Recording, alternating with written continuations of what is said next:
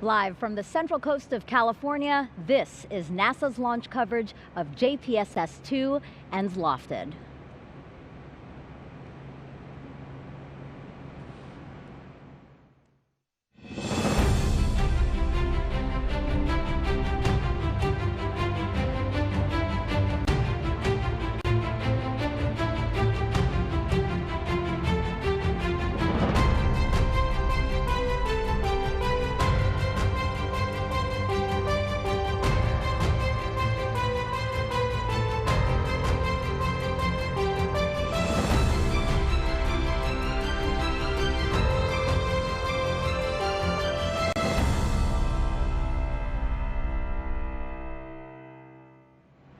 In just about 39 minutes, we'll watch as this United Launch Alliance Atlas V rocket lifts off from Vandenberg Space Force Base.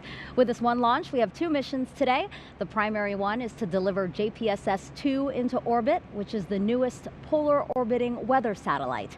The secondary mission is called LOFTID, which will demonstrate an innovative inflatable heat shield. Hello and welcome to Vandenberg Space Force Base in California. I'm NASA's Megan Cruz, coming to you live from the Nerve Center for all launch vehicle and spacecraft processing at Vandenberg. I'm sitting just a few feet away from NASA's Mission Director Center and Launch Vehicle Data Centers, where teams are working on today's launch. Managing the launch is NASA's Launch Services Program, or LSP. Today's 36-minute launch window opens at 1:25 a.m. Pacific time.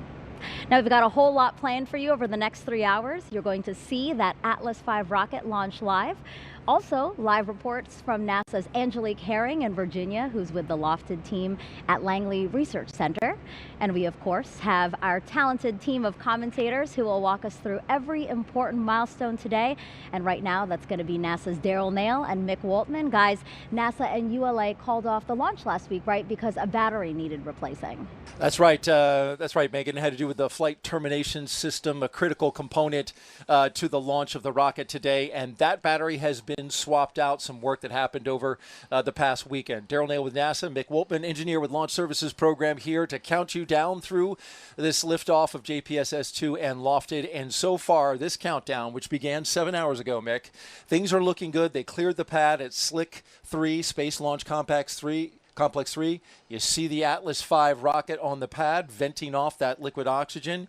They fueled up Atlas V and Centaur and tested that flight termination system. It's all good, including that new flight termination system battery that was replaced, causing that 9-day launch. But there's also an issue that we're tracking now regarding the liquid oxygen in Centaur. Yeah, absolutely, Daryl. The teams came on station early, as you said, and they've been working through these things. The FTS battery, we replaced that with a new battery, and that's going well today. The issue the team's working right now is as they're filling the vehicle with liquid oxygen, they are working a valve issue on the ground. They are still able to maintain filling the vehicle and topping the vehicle, but the team is talking through that, working through their procedures, and we'll see how that resolves here throughout the rest of the count. So it did push the rollback of the mobile service tower just a little bit into the night, but we did get rollback, and we got video of that. And there you see it, time-lapse video of the mobile service tower rolling back from the Atlas V rocket. A beautiful sight here in Vandenberg, California, as you watch that roll back, and especially today, Mick, for the last Atlas V to launch from the west coast of the United States. Yeah, absolutely. Last Atlas V from Space Launch Complex 3, 41st Atlas in this 401 configuration, which I know we'll talk about a little bit later.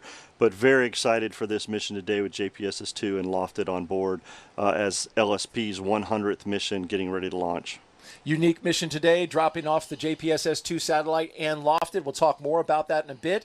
Launch time exactly 1:25 a.m. Pacific Standard Time, 4:25 a.m. Eastern Time. Back to Megan. Now, once in orbit, JPSS-2 will join two other polar orbiting satellites in the National Oceanic and Atmospheric Administration's, or NOAA's, Joint Polar Satellite System. That means the satellites travel back and forth between the North and South Poles while the Earth spins underneath it. This orbit allows the satellites to observe the Earth twice a day, giving us timely and accurate weather forecasts. Sitting on Launch Complex 3 at Vandenberg Space Force Base is one could argue, one of the most valuable single objects on the planet. Once in orbit 512 miles above our heads, its data will save lives, safeguard property, and read the vital pulse of the planet. The 4 instruments aboard the JPSS-2 satellite will provide continuous observations of weather, oceans, global temperatures, forest fires, volcanic dust plumes, and much more. JPSS-2 will join a fleet of other vital Earth-observing satellites, including the first 2 in its series. In all, there will be 4 JPSS satellites launched, ensuring at least 2 continuously in orbit well into the 2030s. Covering the entire planet twice a day helps us plan for severe weather, like hurricanes, floods, and snowstorms. And the data continuity it provides allows us to create an archive of atmospheric temperature and ozone measurements while monitoring our changing climate. JPSS nighttime imagery provides a view of the human footprint on Earth by showing lights from cities, highways, shipping vessels, and gas flares. Patterns we see over time in these night lights reveal how world conflicts and natural disasters impact our energy use.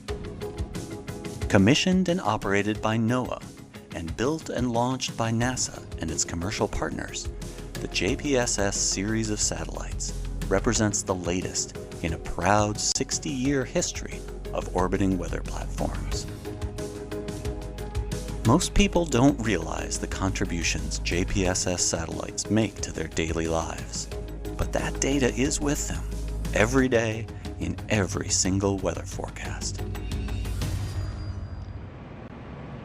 And the Joint Polar Satellite System is working for us as we speak. About an hour ago, Hurricane Nicole made landfall on the east coast of Florida as a Category 1.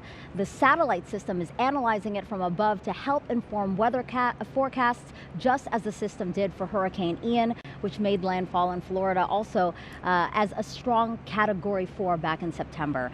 It destroyed homes, businesses, and claimed more than 100 lives. This image right here shows the sheer size of the hurricane, covering all of South Florida.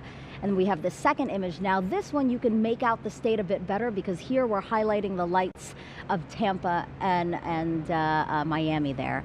So both were captured by NOAA 20, which launched in 2017 as the second satellite in the system. Now let's go over the specs of the soon-to-be-launched JPSS-2. It weighs more than 5,500 pounds at launch. That's roughly the weight of an adult male rhinoceros. And its size, you want to picture a monster truck, 7 feet wide and more than 14 feet tall. But when you deploy its 35-foot solar array, it becomes as long as a 3-story building. Once in orbit, it will fly 512 miles overhead and travel more than 17,000 miles per hour. At that speed, in the time it takes you to watch one movie, JPSS-2 will have circled the planet once. Okay, now JPSS-2 wasn't built in one place. Its main body or spacecraft bus, along with the 4 instruments on board, were built in Indiana, Colorado, and California. Once ready, everything was assembled and tested in Arizona. Finally, it was shipped here to California for launch in just about 31 minutes. Now, NASA's Jasmine Hopkins got to speak with JPSS Program Director Tim Walsh about how JPSS-2 is unique. Joining us now is Tim Walsh, JPSS Program Director. Thank you so much for being here, Tim. Thank you, Jasmine. Love being here tonight. Of course, we're super glad to have you, and it's very exciting preparing for launch. So JPSS is not just focused on forecasting our local weather, but global weather systems. How does that work? So tonight when we launch, we're going to launch due south, almost due south over to the poles. And so we're going to go around the Earth 14 times a day from pole to pole. When we do finish raising the orbit, when we bring the orbit to its final position, we'll be 515 miles off the Earth. And by that, we'll be in a special orbit called sun-synchronous orbit. And in that sun-synchronous orbit, we're in a fixed position relative to the sun. And while the Earth rotates underneath us, we see the whole Earth more than twice a day. Oh, wow. That's exciting. Must be moving pretty fast then. It is quite fast. Awesome. So JPSS-2 is actually the third in this satellite series.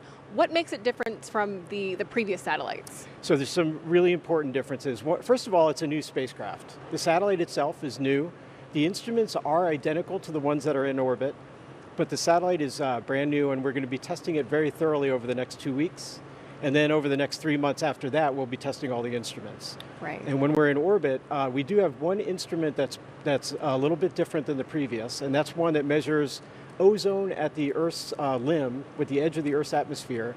And by that, we can get really good ozone profiling of the atmosphere, and it's used, among other things, to provide UV index forecasts. Right, so it's helping us better understand the global environment. Correct. That's fantastic. Correct. So it won't be the last one. JPSS-2 will be followed by JPSS-3 and 4. How are they all going to work together? Well, JPSS, the last S stands for system, and so it's really important to note how we have 4 satellites, 5 if you include our predecessor, SNPP, that all work together to provide a continuous data record from 2011 all the way into the 2030s. And by doing that, we can keep a close eye on how the climate is changing over time, whether it's temperature or other things. And so we could look at severe weather in the near term, we could look at climate in the long term. Fantastic. Tim Walsh, thank you so much for joining us today. Thank you very much. Fantastic. Back to you. A successful launch today will mark the 100th for NASA's Launch Services Program. LSP is based out of NASA's Kennedy Space Center in Florida. The program has matched commercial launch providers with organizations needing a ride to space since 1998. Their uncrewed rockets have flown weather satellites, telescopes, Mars rovers, and more. 3, 2, status check, proceed with terminal sequence, 4 minutes, scouting from launch director. LD is go and 3, 2, 1, 0. Liftoff of the mighty Delta IV Heavy rocket with NASA's Parker Solar Probe. A rocket launch is anything but boring. I mean, it's exciting. No matter how many times I've seen it, it never gets old. When you talk about launch, it never gets old, right? Each mission that we work is different. Each day that we are supporting these missions is different, so it never gets old. And liftoff. There's something about witnessing just the sheer impressiveness, just the power of what it takes to pull a spacecraft out of the gravity well of Earth that we live in and to send it out of Earth's orbit on its way to the moon, Mars, the sun, asteroids, even out of our solar system. I'll never tire of watching that. It never gets old. It really never gets old. Seeing rocket launches never gets old. It never gets old. You always are thinking about what's the next one I could do. This was my childhood dream. This is what I dreamed of doing. And you get to be a part of something that's so much bigger than yourself. And to me, that was the best thing that my childhood self could ever ask for. And to celebrate LSP's 100th mission, we'll learn more about the program and meet more of its team throughout this broadcast. Okay, we are now 26 minutes and counting from liftoff of an Atlas V rocket for 2 missions today. Let's go back to NASA's Daryl Nail and Mick Waltman, who have the latest weather forecast for launch. Yeah, that's right, Megan. We're actually listening right now to the weather brief being given at L-26 minutes and 30 seconds. So it's running a little bit late, but we know that the launch weather officer has put the launch weather at more than 90% go. That's a great sign. Yeah, great sign. Launch weather officer is telling us from the Space Force that everything looks green tonight. All the weather is great. The front that we had the last couple of days has moved through. As you can see in the picture, clear skies this evening. Perfect temperature out there for this Atlas V mission. You can see a clear black sky. Of course, not really. If there were clouds, you wouldn't see them, but we can tell you that at the moment, there's not a whole lot out there. And take a look at the satellite loop to explain. There it is. We are on the central California coast, launching from Vandenberg. You can see a system to the far right that's gone past us. That brought a lot of rain, but it's exiting, bringing us clear conditions. Launch Weather Officer Zachary Zonas says that we could still see some lingering moisture and instability, but it's a very low chance. In fact, his forecast says we are more than 90% go for launch weather tonight, with the only concern for cumulus clouds and temperature. You can see right now we are about 44 degrees outside, that greater than 90% go. Winds are 7 to 12 miles per hour out of the north. And that rain on the ground is actually keeping us a little warmer. So that's a great forecast for today. Yeah, absolutely, Daryl. I couldn't ask for better weather to get JPSS-2 and LOFTID on its way this morning. As for the backup day, Captain Zonas says we are down only a smidge to a full 90% for launch weather, thanks to a high pressure settling over the area and causing a weakening of the winds and more stable conditions. Now, in about 6 minutes at L-19, you'll see the T-clock go into a built-in hold, and we'll talk a little bit about that, but we are T-minus 24 minutes and counting until liftoff. Let's send it back to Megan. Thank you both. So once NOAA's JPSS-2 reaches orbit and we confirm a signal, our focus will shift to LOFTID, which stands for Low Earth Orbit Flight Test of an Inflatable Decelerator. I stress the word inflatable because current heat shields are rigid, made of materials like ceramics or metals. That means the size of the heat shield is constrained by the size of the rocket taking it up.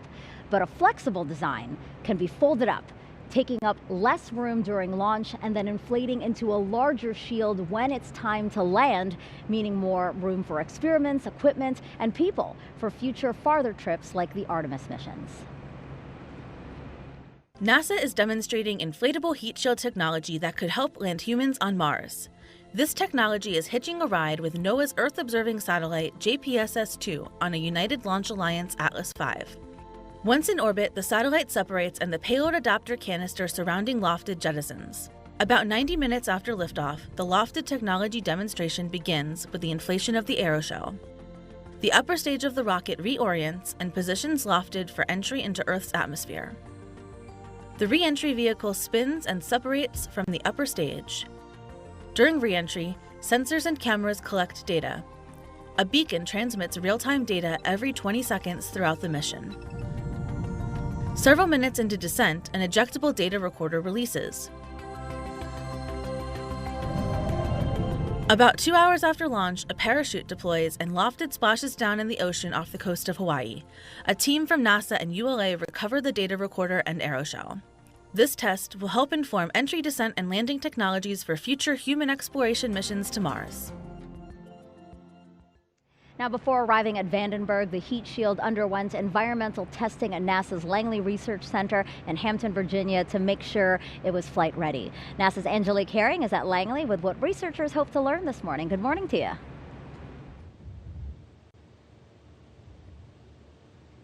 Good morning, Megan. I'm here outside of the Flight Mission Support Center where we've got some members of the Langley LOFTID team here, and they're going to be taking in data from today's exciting demonstration.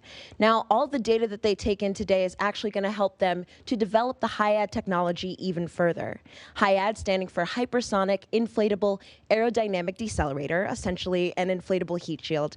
And this inflatable heat shield technology could help us to not only travel farther, bringing more things with us as we continue to explore outer space, but also do so more sustainably, which is incredibly exciting. Now, for today's demonstration, once the reentry vehicle actually powers on, we'll have a beacon on board that will be relaying data to us every 20 seconds. Now, that data, the health and telemetry data, along with the real-time location data, will be monitored right here at the Flight Mission Support Center. Additionally, we'll be getting some imagery and other data coming in from the many different cameras and sensors on board, so make sure you stay tuned in for all of those updates and so much more. Back over to you, Megan. Now, today is dedicated to two very special people. We have a picture of their names engraved on the rocket. There you see Bernard Cutter and Mark Levesque. Cutter was a ULA engineer who had a special interest in inflatable heat shields. He was an advocate for lower cost access to space and the technologies that could make that a reality. Cutter took interest in NASA's heat shield technology, which could enable the safe return of Vulcan rocket engines as part of ULA's reuse program, as well as land large payloads on Mars. But sadly, Cutter passed away in August 2020 before getting to see the inflatable technology in use. We also have Mark Levesque. He was an aerospace engineer and launch conductor for missions launching on Delta II, Delta IV, and Atlas V rockets. After an early retirement from ULA, Levesque worked on special projects for NASA's Launch Services program. After a long battle with cancer, Levesque passed away last year. We're going to talk more about both men's contributions to space exploration ahead in this broadcast. Now, tracking and understanding climate change is a big priority for NASA. So joining me now is Dr. Thomas Zurbuchen, Associate Administrator of NASA's Science Mission Directorate. Good morning to you, Dr. Z. Hey, good morning. Glad to have you here. I want to talk to you about NASA and NOAA. They've been monitoring our planet together for more than 6 decades. What do you think about this partnership? Well, it's one of the most productive partnerships in the U.S. government and frankly worldwide. We've built the spacecraft, we've worked together, and we've also built models. We've done science that we then turn over to NOAA, our partners who are using it each and every day to help our citizens and beyond. Yeah, and specifically looking into climate change like we were talking about, what are the effects of our climate changing so drastically, and how are we as NASA trying to address that? So climate change is a hugely personal thing for all of us. We may not notice it every day, but it's affecting our lives in a direct fashion. Some of the changes are slow. 3, like this much is the water level around the world going up each year, 3-4 millimeters, right, and so forth. But there's also really drastic changes, which are more storms, more fires that really are affecting our property and are affecting lives. And I think both of these really matter, the abundance of these events, but also the slower changes. And tracking it helps us to address it. So that's why we do things like this with NOAA. I do also want to talk about that after JPSS 2 launches, NASA will test this new inflatable heat shield. If all goes well, how could this technology revolutionize space travel? Oh, I'm really psyched about this. Of course, we at the Science Mission Directorate have inhabited Mars with robots for 20 years, and we're there right now with a lander, a rover, its flying companion Ingenuity. But we want to go there with humans. First of all, with Artemis to the moon and then to Mars. But to land on Mars, we need new technology, and it's this LOFTID technology that we believe is absolutely essential for us to do that. So it's a huge step, in my mind, a huge step in the direction of human exploration of Mars. I have a feeling you're going to be glued to the screen watching the flight test today. That's right. I'd like to teleport to Hawaii to see it coming down. Well, take me with you if you do that. Okay, let's. Thank you, Dr. Z. I appreciate your time. Appreciate it, Megan. Thanks. And after JPSS 2 comes other satellites, and we'll talk to you more about that. But JPSS 2 comes a decade after the first one launched in the series. So let's take a look at how that satellite has helped us over the past 10 years.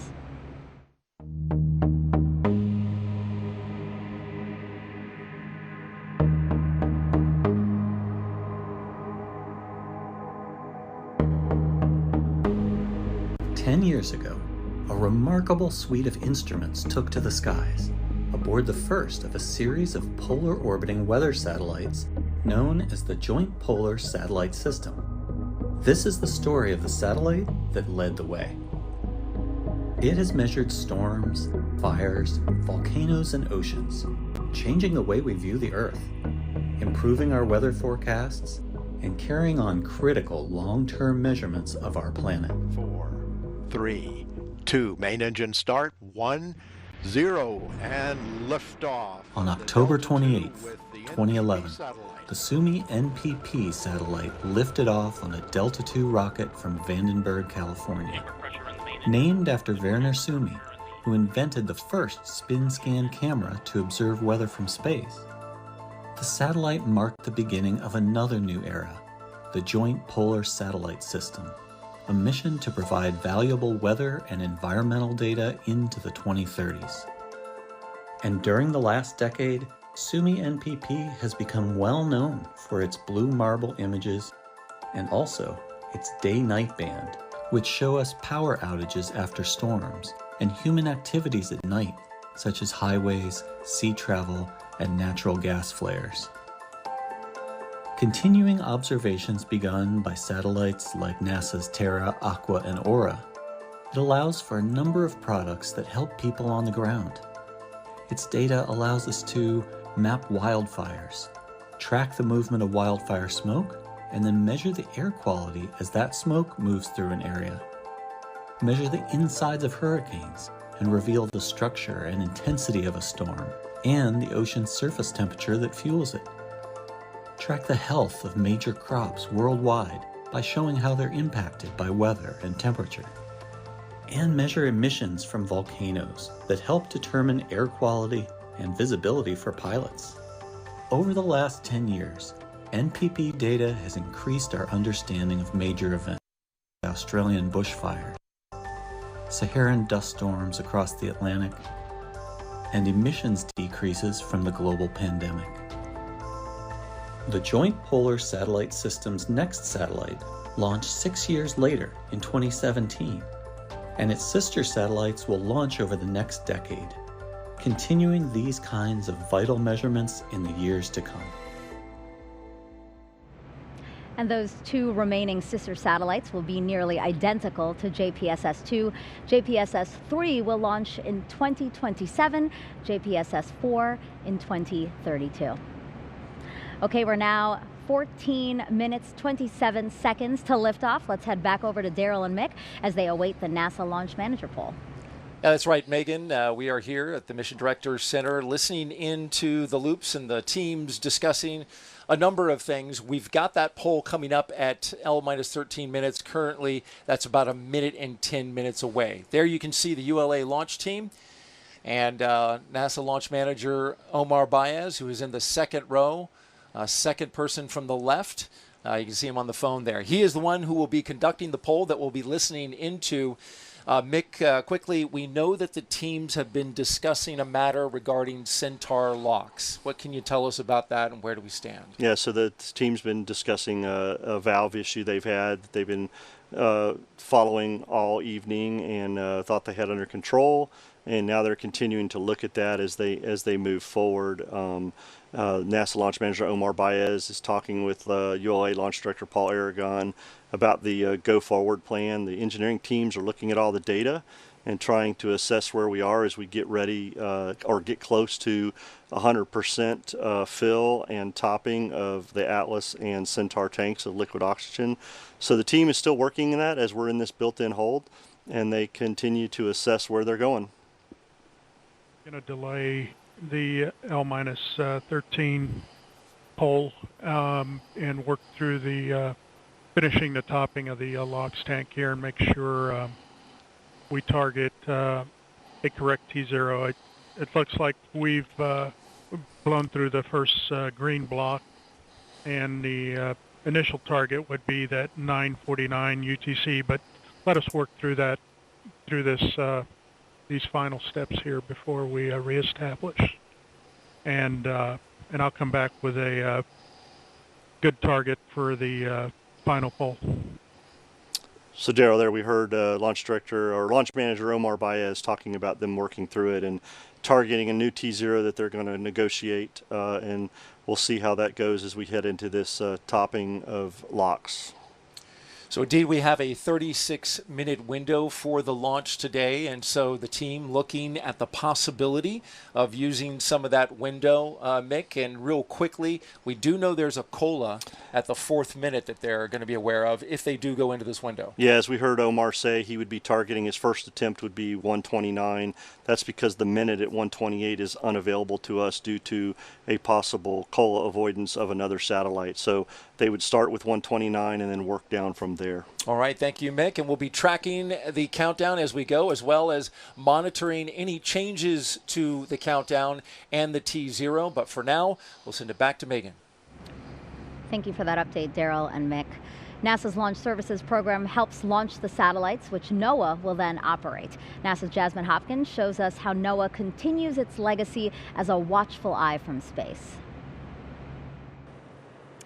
Joining us now is Dr. Michael Morgan, Assistant Secretary of Commerce for Environmental Observation and Prediction from NOAA.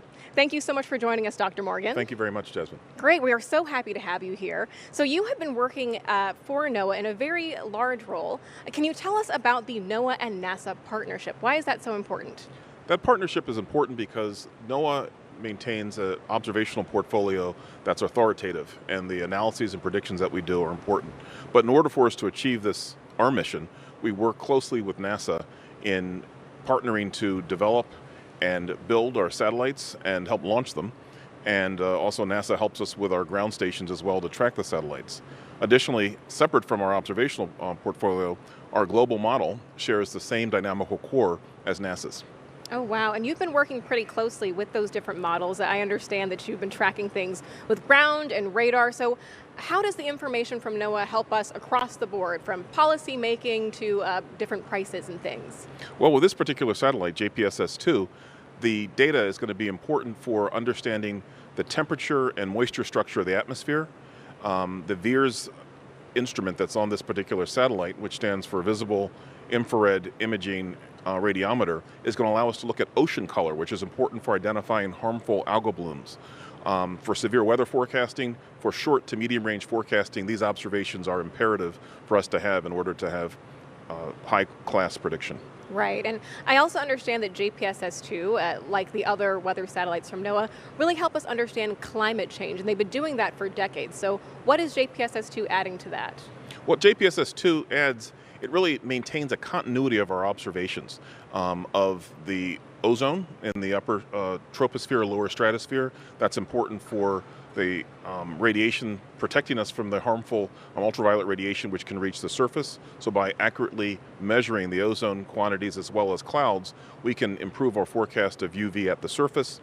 The long climate record that's maintained by these satellites, both for temperature and water vapor, help to build a long, extensive climate record which we can then validate with our models. Fantastic. Dr. Morgan, any final thoughts before launch? As a kid, I got excited about NASA by watching the launches of the Apollo mission, and it was great just prior to launch having an opportunity to walk by the spacecraft and see both the NOAA logo as well as the NASA logo on these machines, on this rocket. Right. And it was just incredible. But the partnership, the work that's been done by NASA and by the contractors and by folks within NOAA to make this a reality, I think is just incredible, and I really thank them for that. Right, exactly. It's great to see this partnership working together for launch. Dr. Morgan, thank you so much for joining us today. Thank you. Of course. Back to you. As we've said, after JPSS-2, we will test a new inflatable heat shield so that we could one day go to the surface of Mars, and LOFTID, that heat shield, will help us do that. But before that, we're returning to the moon. In just 6 days, NASA will attempt to launch this rocket and spacecraft from Kennedy Space Center. You're watching video from when teams rolled it all to the launch pad last week. The Artemis 1 flight test will be the first of increasingly complex missions to eventually return humans to the lunar surface. The last time humans stepped foot on the moon was 50 years ago.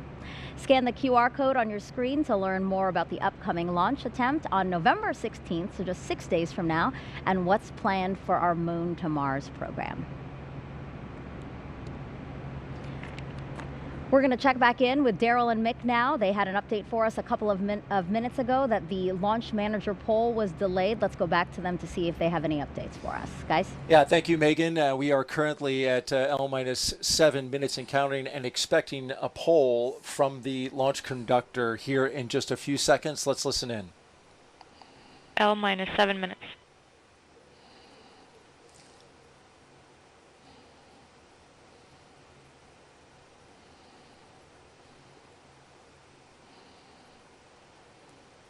Now, we heard some discussion on the loops, Mick. We know that the NASA launch manager poll, which was at L-13 minutes, was delayed by launch manager Omar Baez. We're currently waiting the L-7 poll, but we know they've been working some things. Yeah, working through this LOX issue, which now they have resolved and have a plan forward to do some manual monitoring and some work for topping of the Atlas LOX tank and the Centaur LOX tank. And I believe what we will be waiting on at this point, Daryl, is NASA launch manager Omar Baez and launch director Paul Aragon to come up with a new T0 time. We are definitely off of our 1:25 a.m. Launch attempt. As you heard Omar say earlier, we would look at 1:29 a.m. would be the first one. But based on some of the discussions we heard, I think we're going to be looking a little farther in there as they negotiate this time for a possible 1:36, which would change some of the polls that we are working. That's right. And so, as you mentioned, looking for that new T0, we will continue to see the clock count down. But just again, to repeat what Mick said, we'll be looking for a new T0. Currently, we have a 35-minute window with which to work, and the launch team then corresponds to a 30-minute hold, which they can do at L-4 minutes, where they sync up with the T clock. Talk a little bit about what we're seeing in terms of how that works. The L clock just 60 seconds away from syncing up to that T-4 minutes, where they can hold for a bit of time till they get this new T0 worked out. Yeah, so throughout the count we have these built-in holds. Tonight's were 30-minute holds just prior to cryogenic tanking at T-2 hours, and then of course, as you just mentioned, the 30-minute hold prior to the T-4 and counting. And that we work that on the L clock, which is a clock that continues to count down through the count, and the T time is the clock for liftoff as we get to off. And as we said, the clocks sync up at T-4 time and pick up the count there. But as we can hear on the loops, the team is definitely working to try to figure out that new T0 and where they're going to bring the clocks together. Now let's listen into the launch Below team. 99.55. Roger, probably because they're doing pogo charge, so copy that. LOX 1, LC. Go. Yeah, are you active with Atlas L2 topping? We're still trying to get the film drain valve open with the line chilled. We haven't entered pogo yet. Stand by.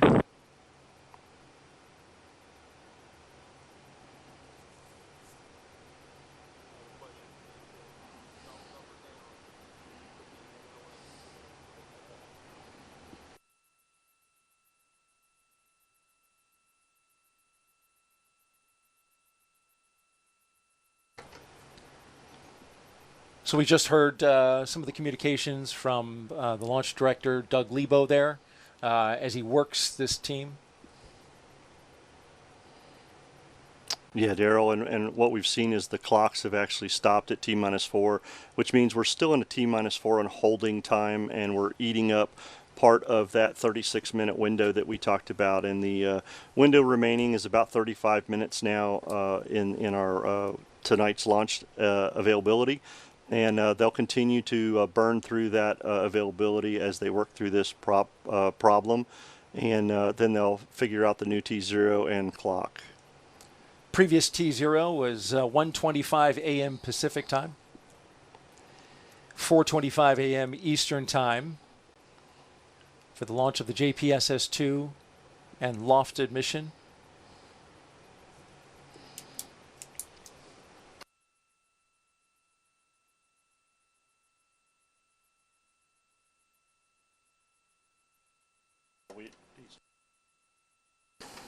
So Daryl, yeah, as we were listening through here, as the team continues to work this issue with the topping, they're at 99.995%, doing some pogo charging on the first stage. That's the topping, just to be clear, the topping of the locks on the Centaur liquid oxygen tank. Correct, yeah. Centaur locks. And so we're doing some pogo charging to get ready for liftoff, which takes away a little bit of locks. And so once that's done, they'll start their slow fill again to get back to that 100%. And I do know that we've heard NASA launch manager Omar Baez talking to the team, spacecraft team, engineering team, and the ULA team, looking for targeting a new T0 a little later this morning. We have not heard the official T0 time, so we're still counting down through that window that remains. We have about 33 minutes left in that 36-minute window of availability today. So we sit at T-4 and holding while the team continues this. And as just so people understand, this is a process. The team has procedures in place, and they are following them to the T. And one of the low priority things is to resync the clocks right now as they work through this issue on the rocket. So once they've worked through that, then the team will come back around and sync the clocks back up and figure out where they're going from there. But we have this T-4 hold in place for this reason, to be able to work things. And of course, as we just continue working through the time, that availability in the window just dwindles down ever so slightly. And you're looking live inside the launch room at the United Launch Alliance headquarters here at Vandenberg Space Force Base, as they currently, as Mick said, working through the Centaur locks issue.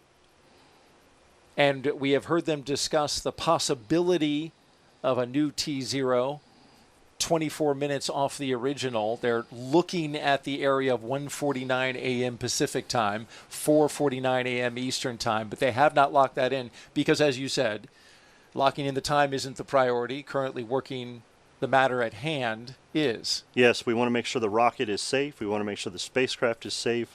We want to make sure everything's ready for launch, and if we need to do something, then we'll work that. So we'll use up as much of the window as we can as we continue to work this issue, and then the team will have to make a decision as we get down in those short strokes of the remaining time.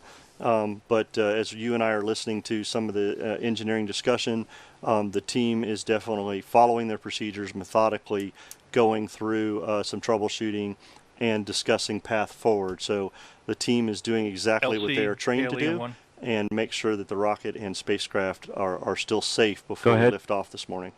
Be advised, we are back into topping and we are picking up with the pogo charge. Roger.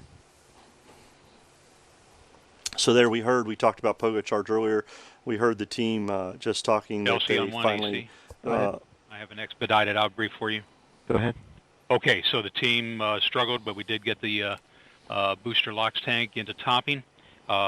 We have reviewed the terminal count sequencing and have no different actions to take because of our condition with the 401 valve.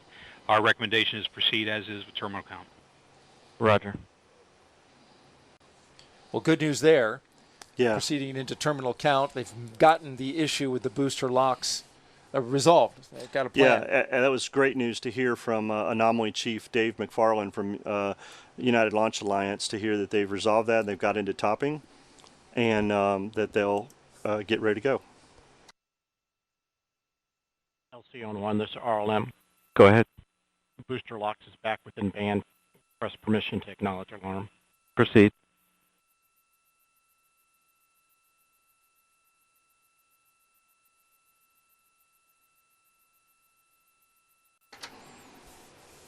So Daryl, yeah, as we get ready to go, now that they've resolved that, we'll see what Omar Baez does with the T0 time, and as he gets ready for polling and working that T0 time and announce that, then we'll reset the clocks to be able to sync up and move into terminal count, as we heard Anomaly Chief Dave McFarland's recommendation to continue. Charge is complete. Roger. So a little more time for the last Atlas V to launch from the West Coast here in California. LC, LOX 1.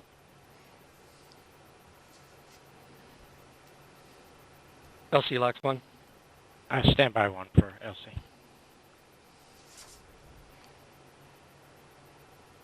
Go ahead, LOX 1. Atlas LO2 at flight level. Roger. So that's great news to hear that booster Atlas LOX is at flight level, and they continue their topping of that LOX in the tank, and so we'll continue to move through the procedure, make sure LOX is filled completely in the Atlas and the Centaur vehicle to then get ready for a new T0 this morning. We are still counting down through the window remaining. Daryl, we have about 28 minutes left in our window this morning. So the team, I'm very happy to hear the team is continuing to follow their process and procedures, work through all the things they need to work through, and get us to a safe launch this morning. And we want to underscore the importance of what was just said there with regards to that flight level for the booster. That was a little bit of a sticking point they were trying to get past, and that's a great sign. Yeah, as Anomaly Chief Dave McFarland mentioned, they were having some trouble with the booster LOX tank and getting ready for topping. They got that resolved and have moved forward. So absolutely, it's a great sign to hear that. And as we move into finalizing Centaur topping and get everything ready for flight levels. And so we await the NASA Launch Manager poll. Omar Baez, in his last mission as NASA Launch Manager for the Launch Services Program, getting a little extra time in the seat himself. Yeah, Omar did announce his retirement for later in 2023 or early 2023. So as you said, his last mission as NASA Launch Manager here on the JPSS 2 mission. and having a little excitement here in the last few minutes of this launch of an Atlas V from Space Launch Complex 3.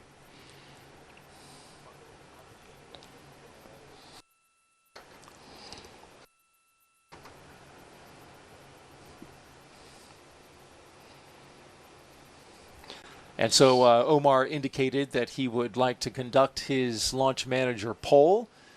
When that is ready to go, of course, we'll bring that to you live as it's happening. We're listening in for an indication of when that might start. At the same time, they're also working on hammering out that new T0.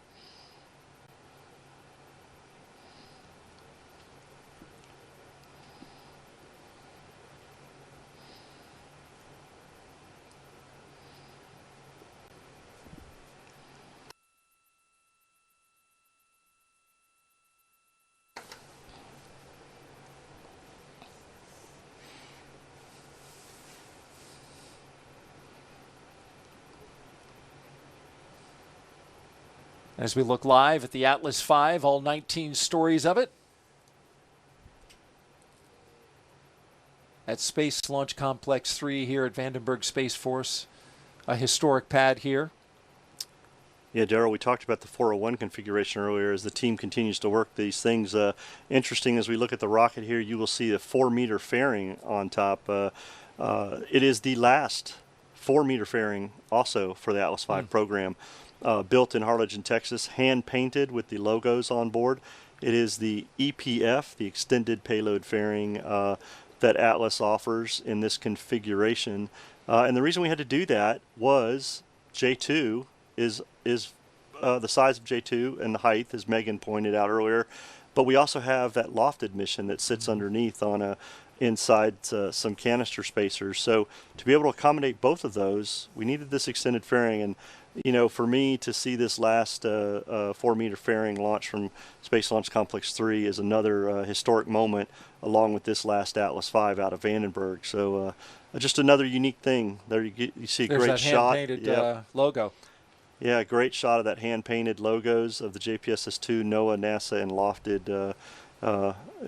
It was pretty cool to watch that being done by the artist who's been doing them for the last 25 years, and so another great historic moment for the Atlas V program. It really is interesting as you look at that 4-meter fairing to think about how it actually has 2 vehicles in there. The spacecraft JPSS-2, which is at the very top of that fairing inside, if you can envision, and then below it is LOFTID, contained in a payload launch adapter and compressed all the way down. Deflated, I believe, is what it's Did called. I say right? inflated? Deflated. Deflated, yeah. That's what's an important difference. LCLD on one. It will Go ahead. inflate. Yes, Let's it listen will. in. Yeah, I'd like for you to coordinate a new T0 of 094900 Zulu. Roger. RCLC. RC on 1. Roger. Please coordinate a new T0 of 09:49 Zulu. Roger, in work. And ALC. LC. ALC.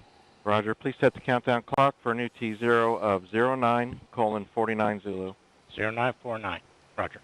So we got a new T0 at 1:49 a.m. Pacific time, 4:49 a.m. Eastern time, as you just heard it called out by launch conductor Doug Lebo, and that's a great sign. We're going to eat into the window a little bit, but we've got a new T0. Yeah, absolutely. We've eaten. We've used up LC, part of that window ALC. remaining. Yes. T0 is set for 094900. Roger. Which gives us about 12 minutes 15, left in the window if we need it. And Copy we're that. now All in the personnel T-4 to the LC on hold channel 1. with about 11 minutes left in the steps are hold. complete in the So procedure we're at through, L-minus operation 15 minutes, Daryl, step coming up. So 50. we should be picking things We are back waiting up to with pick our up normal with, steps procedures. Starting at L-minus 13 minutes at step 60. And so we'd be looking for that NASA launch manager poll at L-minus 13 minutes by Omar Baez, and then we would continue to work our way down.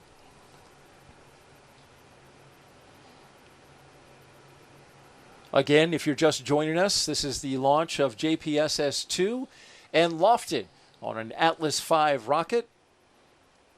off the western coast of California here at the Vandenberg Space Force Base. We've had a delay in our launch, originally scheduled for 1:25 a.m. Pacific time, 4:25 a.m. Eastern time. We've got a 24-minute delay. Our new T0, 1:49 a.m. Pacific time, 4:49 a.m. Eastern time. The Atlas V sitting on the launch pad at Space Launch Complex 3. A historic launch complex. Mick, I know you know it well. And this will be the last Atlas V that will lift off from this pad before this pad gets reconfigured for ULA's next generation rocket, the Vulcan. Yeah, Vulcan Centaur will be the next, and the team will start making mods for that. Just like we did back in 1999 when we modded this pad to go from original Atlas ICBM rockets to the Atlas 2AS, part of the Atlas family, and then extended the mobile service tower for Atlas V as we get ready to launch today. So another great performance by Atlas V here on the West Coast for all the missions that they have launched, and we look forward to closing out this part of the Space Launch Complex 3's history as we get ready to hear from Omar Baez, our NASA launch manager, on his NLM poll. Yeah, let's listen in now to our NLM net, as we call it, the NASA launch manager, Omar Baez. L-13 minutes. This is the NLM on the NLM net with our final launch poll. NASA CE. NASA CE is go. SMA. SMA is go. SMD. SMD is go. NASA mission manager. NASA mission manager is go. LSP. LSP is go. NASA's ready to proceed. So there we heard Daryl Omar Baez complete the NASA poll, getting ready to go into terminal count, and Omar then will report out as part of the launch conductor's poll at L-7. And it was just great to hear everybody giving a go here. That really makes me feel good about the teamwork tonight between the Space Force, ULA, NASA, JPSS-2, and LOFTID, all the teams working together. They had this issue that delayed our T0 a little bit, but they worked through it. They got there. We reset the clock. We're now targeting a 1:49 a.m. Pacific time liftoff, and just hearing those goes gives me confidence that we've worked through these things and we can get J2 and LOFTID on its way. And from the shot there, you can see the liquid oxygen that's being vented off. Flight control LC. Go ahead. Perform launch on time verification. Roger. Venting off the LOX for the first stage in the lower part, the middle part of your screen. And then the venting of the Centaur as well. Atlas is fully tanked.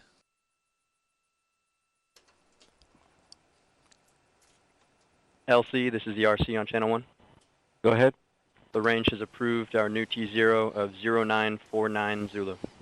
Roger. That's great news. Range, of course, has to coordinate the launch time.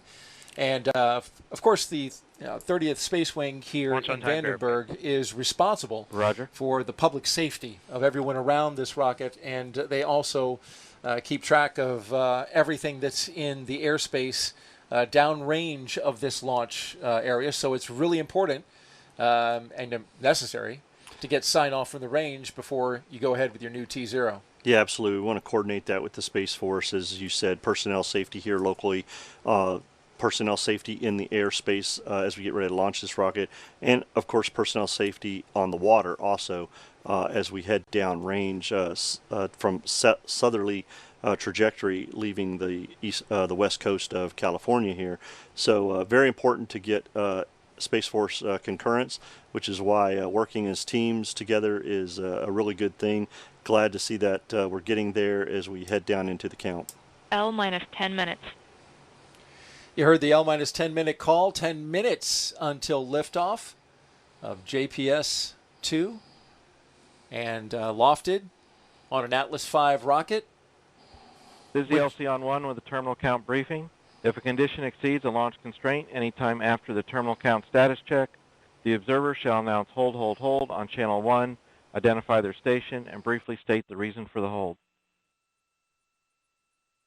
FTS, verify the hold fire switch is in the proceed position. Ready to proceed. RLM, verify redline monitor and event table are in the correct configuration for terminal count. Verify. RC, verify solar radiation acceptable for launch. Verified.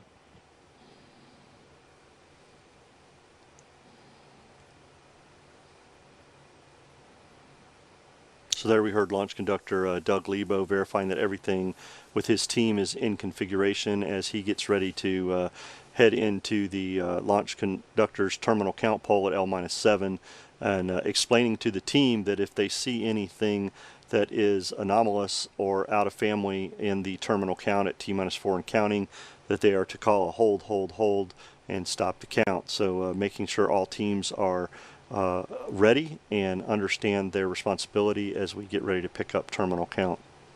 We expect that in just about 90 seconds from now as you look on at the Atlas V rocket in the 401 configuration, the most flown configuration that's been the workhorse of the Atlas V fleet, a rocket that Mick Woltman knows well. It stands at 191 feet tall and weighs 750,000 pounds at launch. It'll throw down 860,000 pounds of thrust at liftoff. Yeah, L-8 Daryl, minutes.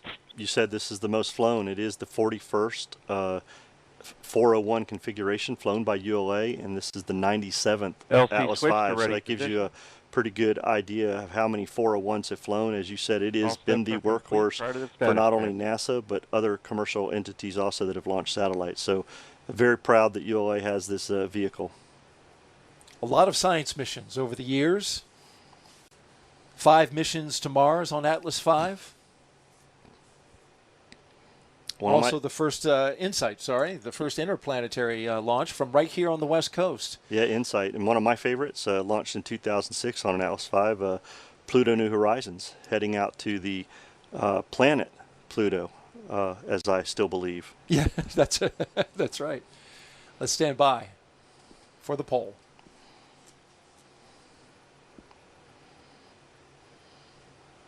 L-7 minutes. Status check to proceed with terminal count. Atlas systems, propulsion. Go. Hydraulics. Go. Pneumatics. Go. LO2. Go. Water. Go. Sensor systems, propulsion. Go. Pneumatics. Go. LO2. Go. LH2. Go. Has gas. Go. Electrical systems, airborne. Go. Ground. Go.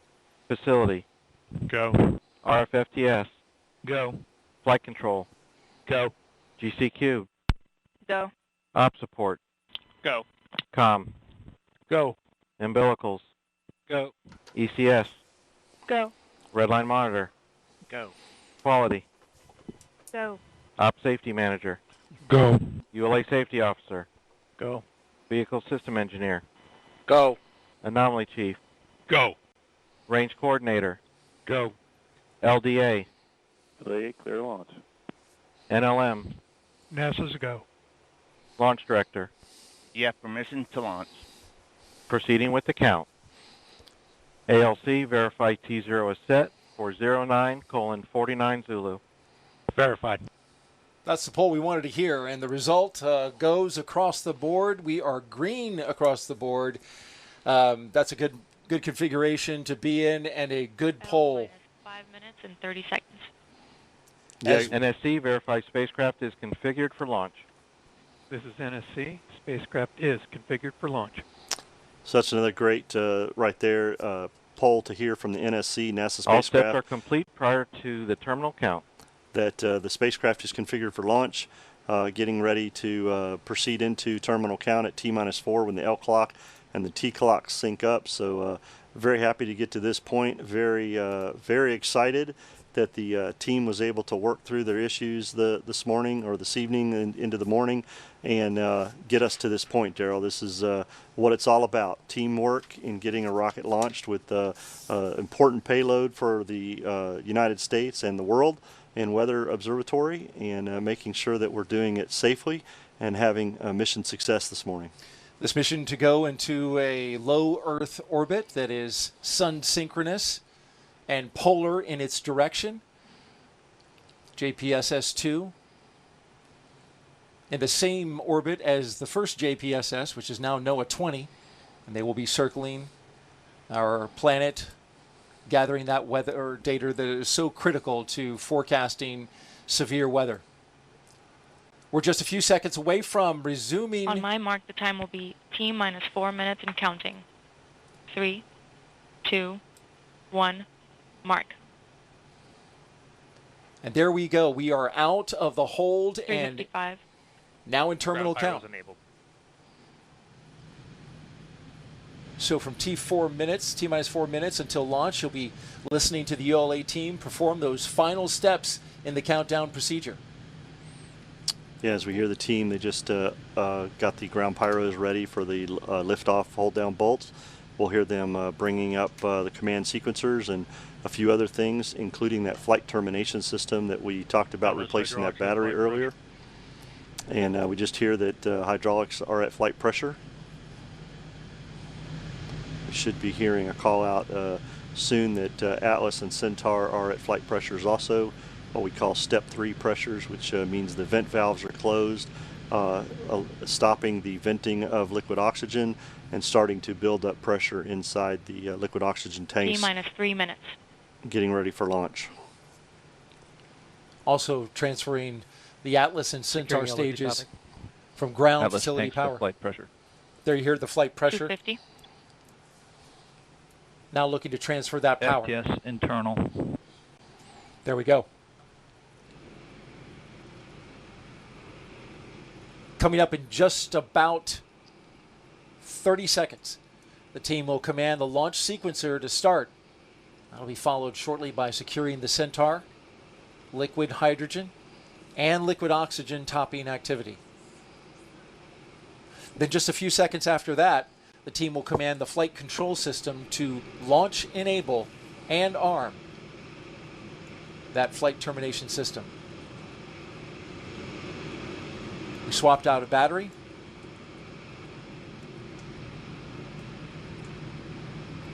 Some folks here at the hangar getting ready to go outside. 159. T minus 2 minutes until liftoff. 155. Launch sequencer start. There we heard the launch sequencer start you talked about. Securing Centaur LH2.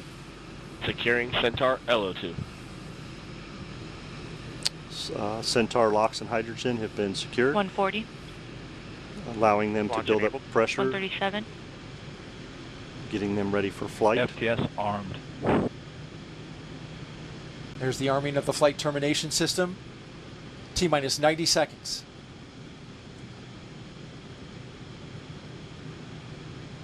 $120. Excitement building here at the Vandenberg Space Force Base in California. We should hear shortly that the Centaur 110. vehicle is at flight verification. Vent valve locked. There's the vent valve shut. Pressures on their way to flight levels. 1 minute. Rock, report range status. Rock, range is green. Great Range is news. green. Yes, range is green. That's great news. Ready to move forward. If you're just joining us, we are just seconds away, 50 to be exact, from launching JPSS-2, a new weather observatory that will track storms across the globe as it orbits the planet. 40 seconds. Stable at step 3. It will also launch LOFTID, a technology demonstrator developing a new way to safely bring large payloads through the atmosphere. The final seconds. 25 seconds. Status check. Go Atlas. Go Centaur. Go JPSS-2. There we go, Daryl. Ready for launch this morning. On a clear night in California, here we go. T minus 10, 9, 8, 7, 6, 5, 4, 3, 2, 1. Ignition. And liftoff. Liftoff of the Atlas V, carrying JPSS-2 and LOFTID, a new weather observatory for our planet, and a test for planetary exploration. Atlas VU has gone to closed loop control. Yeah, Daryl, as you heard Omar Baez say LSP-100 on its way also. We're very happy for this 100th mission the Launch Services Program. Let's listen in as Jesse Gonzalez. And coming up on 30 seconds into flight, vehicle is a half-mile in altitude, 2 miles downrange, traveling at 160 miles per hour.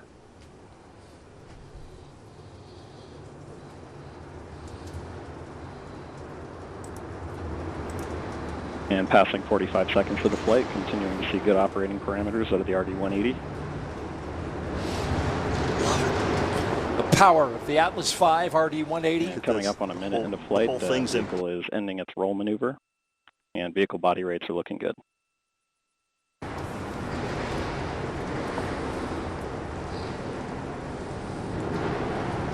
Getting ready and approaching Mach 1.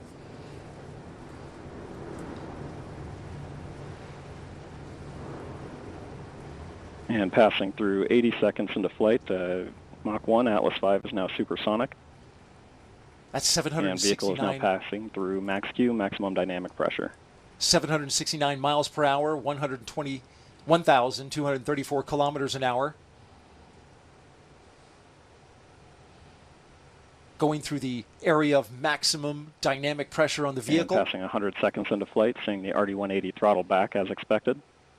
Engine response continues to look good, and vehicle body rates continue to look good at this time. Throttling down just a little bit to reduce Coming the up stress. on 2 minutes into flight, the vehicle is now 12 miles in altitude, 7 miles downrange, traveling at 1,500 miles per hour.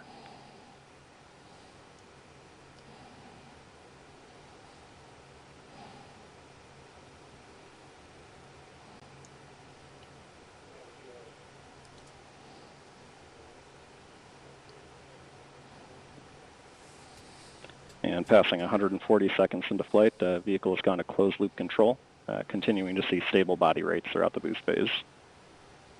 So the rocket was flying in a trajectory that's programmed in, but now closed loop is taking positional feedback from the rocket sensors to get it into the proper line for trajectory. It's going to maintain that ascent line. Beautiful shot there on board. And RCS is now pressurizing to flight levels. A shot from our infrared camera. And the reaction control system has reached flight levels. System response looks good. Vehicle body rates continue to look good as well. Seeing good response out of the RD-180 engine.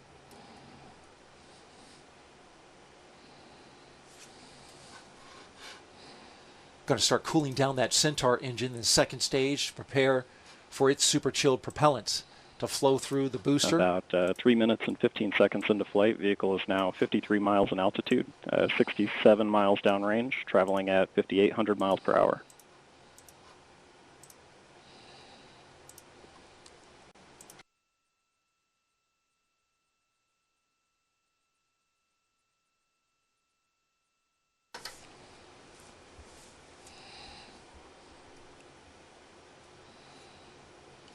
And now seeing the RD-180 throttle back to maintain a 5.0 G acceleration limit.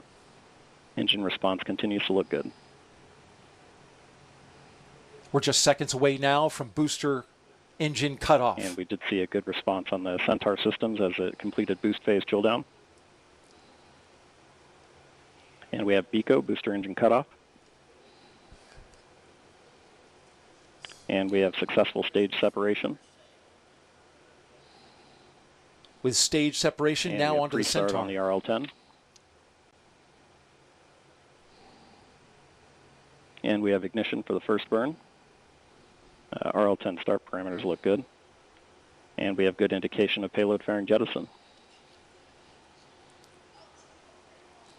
Saw a shot of that booster floating off into space. Yeah, you can actually see the 4-meter fairing going by there too on the video. That's a great thing. Looking at the telemetry data, RD-180 performed very well on the first stage. Separation was clean. Payload fairings, you can see on the infrared video there on the screen, the booster falling away and the two little fairings. Pre-start. And coming up on 5 minutes into flight, this first burn will be about 13 minutes in duration, the first of 3 burns for today's mission. Continuing to see stable RL-10 chamber pressures at the beginning of the burn. And also seeing stable body rates following payload fairing jettison. RL-10's performing very well. Pre-start was good. Ignition came out very well, as we saw in the video, and as the Centaur continues to burn nominally, body rates on the vehicle look very good with payload fairing gone. JPSS-2 exposed to the environments of space. As it warms the motor catalyst beds for operation. Explain quickly what a body rate is. So the body rate's the attitude of Centaur as the vehicle is moving through space. We're trying to keep everything as stable as possible. So we have an X, Y, and a Z body rate on the Centaur, and the flight computer and the RCS system continue to maintain that as we move through to get ready for separation. And now we're moving to ULA's real-time animation. 6 minutes in flight, the vehicle is now 250 miles in altitude, 430 miles downrange, traveling at 9,400 miles per hour. The animation is informed by real-time data. As we watch the RL-10 burn and the Centaur fly, at the top of the vehicle is JPSS-2.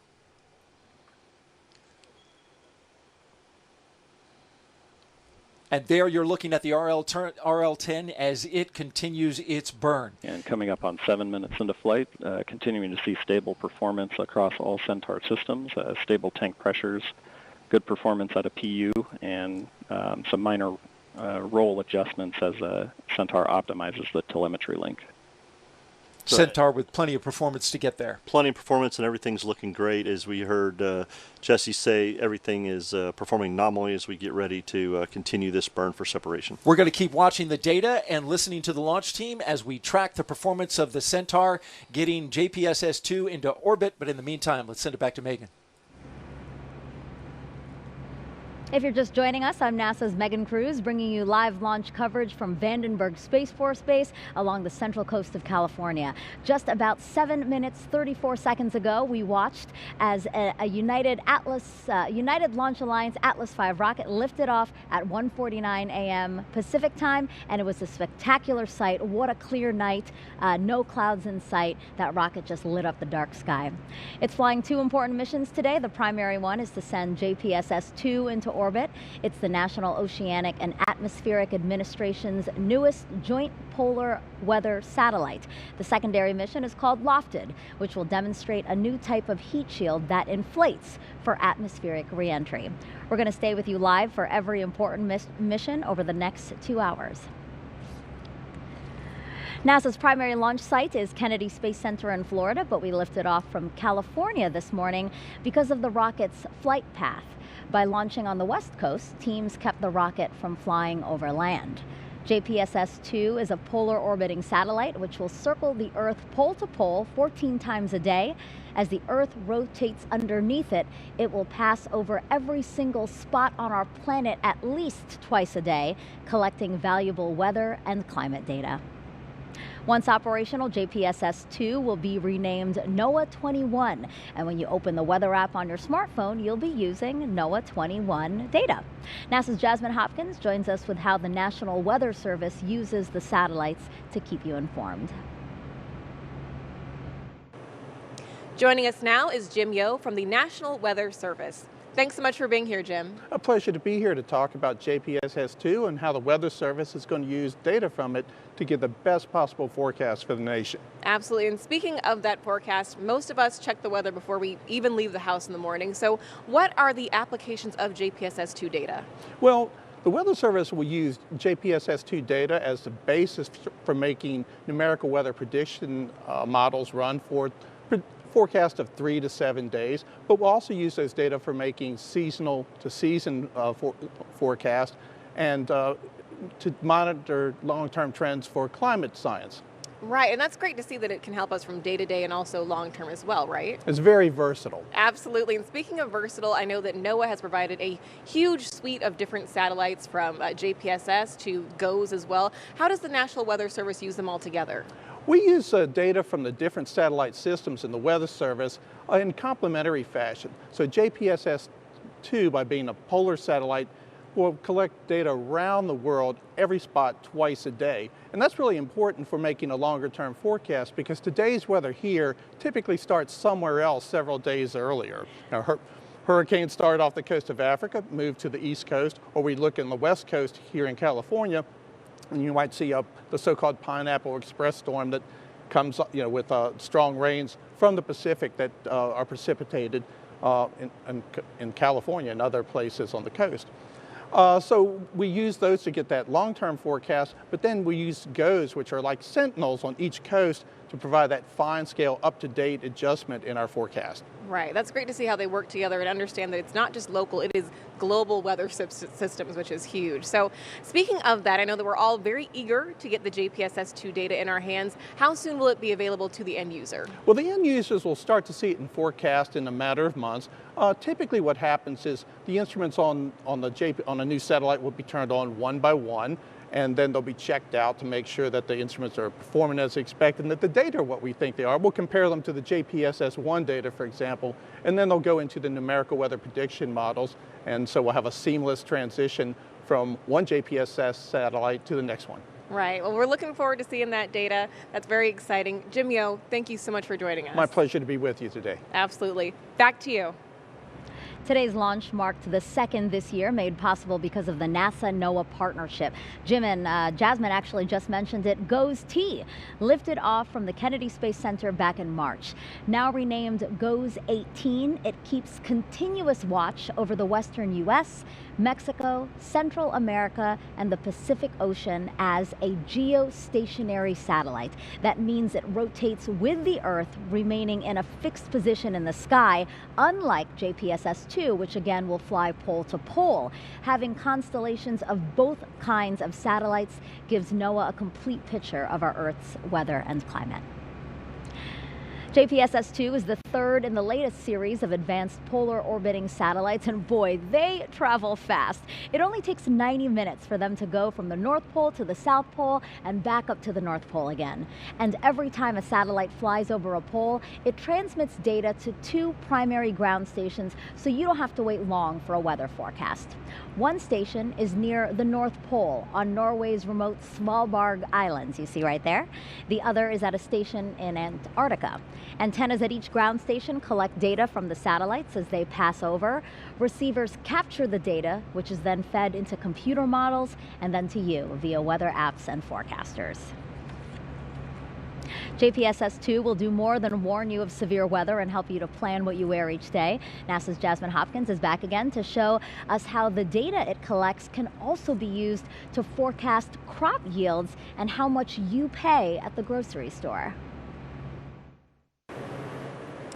Joining us now is Irene Parker, Deputy Assistant Administrator Systems for NESDIS. Now, Irene, what does NESDIS stand for? NESDIS is NOAA's National Environmental Satellite and Information Service. And basically what it does is providing satellite and observational data for the nation, specifically for weather and climate. Wow, okay, a big title. You've got a pretty big job then. So tell me, we understand that JPSS and other satellites like that can help predict the weather, but they can also help us understand rising prices at the grocery store. How does that work? Oh yeah, people don't realize how much this information from this satellite actually affects their day-to-day lives. So for folks like you and I going to the grocery store and you see those costs of that apple or that banana, that information is really coming from and being supported by our JPSS-2 satellite systems. So the data that the JPSS-2 instruments collect, they're allowing scientists to predict droughts, and it also tracks the greenness of crops. And that information goes into a product called the Vegetation Health Index, and that helps people determine how much food supply the harvest is going to actually produce that year. And based off of that, that determines what that price of that apple, that lettuce, etc., is actually costing us at the grocery store. Wow, so it's really helping us in that day-to-day life. It is. They're also helping us better understand our changing climate. How is that working? So the way it's helping us with our changing of our climate is that it is providing us continuous data records for the past 40 years. So NOAA has been basically operating polar satellites since the 1980s. So what's really key is that we continue these observations, and the JPSS-2 satellite is going to continue these key observations to be able to monitor the climate change. So basically it's tracking data such as changes in our temperature, sea ice, clouds. It's tracking ocean color information, and all that information is being used by scientists to determine how the climate is evolving. And what it really is also doing is it's actually even taking information above the Arctic, and it's able to see how the Arctic is changing. So you can measure how the change in the sea ice has been happening over the years. And that really helps the scientists and the community to see how climate is changing around the world. Irene, that is awesome. A lot of great data that we're getting from these. Thank you so much for joining us today. No problem. Thank you for having me. Absolutely. Back to you. We're now just moments away from main engine cutoff. Let's go back out to Daryl. He's been monitoring the launch team for us. That's right, Megan. Thank you. Back here at the Mission Directors Center, joined by Mick Woltman, engineer with Launch Services Program. I'm Daryl Nail, as you mentioned, and we are tracking the JPSS-2. A little over a minute remaining in the burn, continuing to see very good performance out of the RL-10. That's a good sign. RL-10 burning well. Continuing to see very stable Centaur body rates. Yep, very stable flight for Centaur through this whole burn. It's about 12 minutes, 51 seconds, roughly somewhere in there, as we get ready to come up on main engine cutoff 1 for this first burn as we get ready for JPSS-2 separation, Daryl. So we've been watching the telemetry live here on the animation from ULA through their SDK. Things look really well. Yeah, the burn expected to last right around 13 minutes, putting JPSS-2, the Joint Polar Satellite System 2, into its proper polar sun-synchronous orbit. You're looking at animation reflecting real-time telemetry. Just now T-minus 20 seconds until that burn is finished. And standing by for MECO shortly.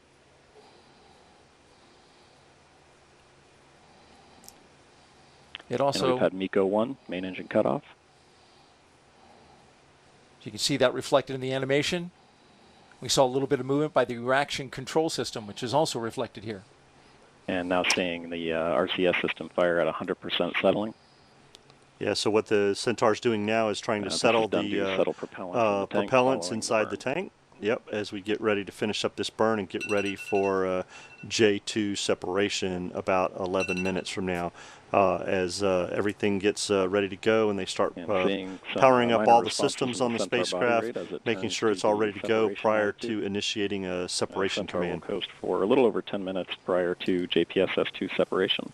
All right, so that direct inject just a few minutes away. We're going to monitor the progress and continue to do so. In the meantime, let's send it back to Megan.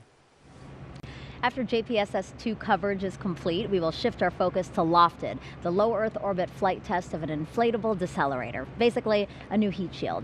We will have live commentary of that demonstration right here on our broadcast, but right now here with me is Tanya Laughinghouse. She is the program manager for technology demonstrations at NASA. Good morning to you, Tanya. I got to ask you, why is this new inflatable heat shield so unique?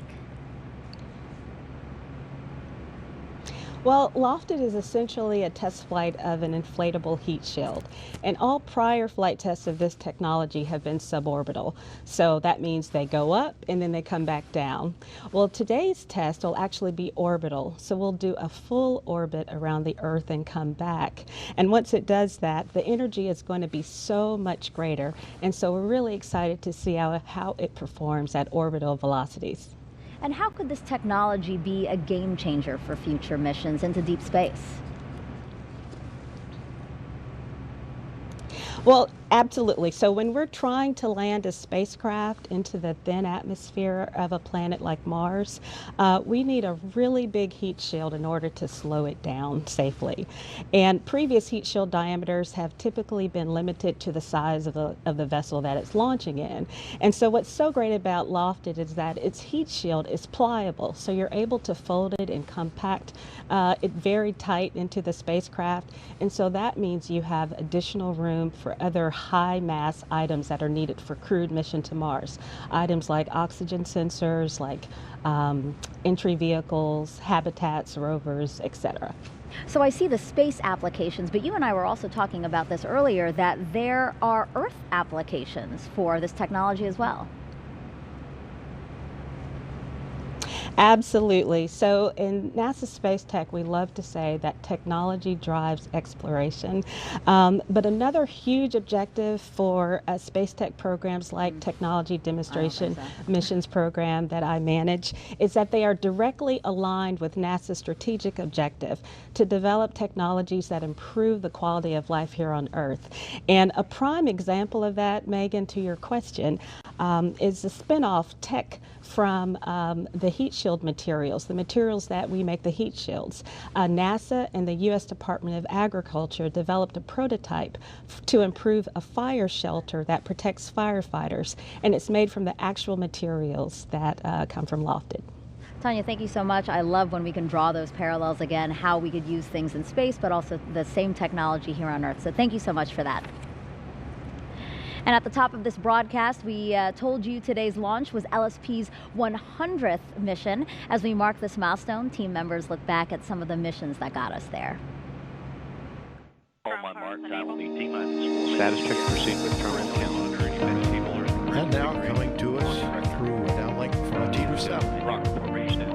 T-minus 10. Inlet 5002, T0 is planned for 0205. And liftoff. You never forget your first. And my first mission I worked was the demonstration of autonomous rendezvous technology. Basically, it was demonstrating the technology of autonomously docking to a spacecraft in space. At the time, I didn't really understand or know what that technology was being used for, but now that technology is being heavily used today. My first assignment was Lucy as a backup integration engineer. I felt overwhelmed at first, but I started to realize I had the full support of my management team. I had all of their years of experience that I could count on as sort of standing behind me. We hit our mark. We launched on the first second of our planetary window that we've been targeting for over 3 years. Sojourner was my very first. Ever since that mission, I've been a part of every other rover that has landed on Mars. Spirit and Opportunity. I was also the launch director for MSL and Curiosity. So those are always something that I could look back and say, wow, I was fortunate enough to be in the right job, to be able to do this and do my little part to make that happen. After experiencing my very first LSP mission, I think is when reality hit me that I get to be a part of this incredible team that's making history, really, and is helping all of humanity, which is amazing. The heat shield test we'll see later today is led by NASA's Langley Research Center in Hampton, Virginia. Let's head back over there with NASA's Angelique Herring, who's with the LOFTID team. Angelique, tell me, what are they preparing for now?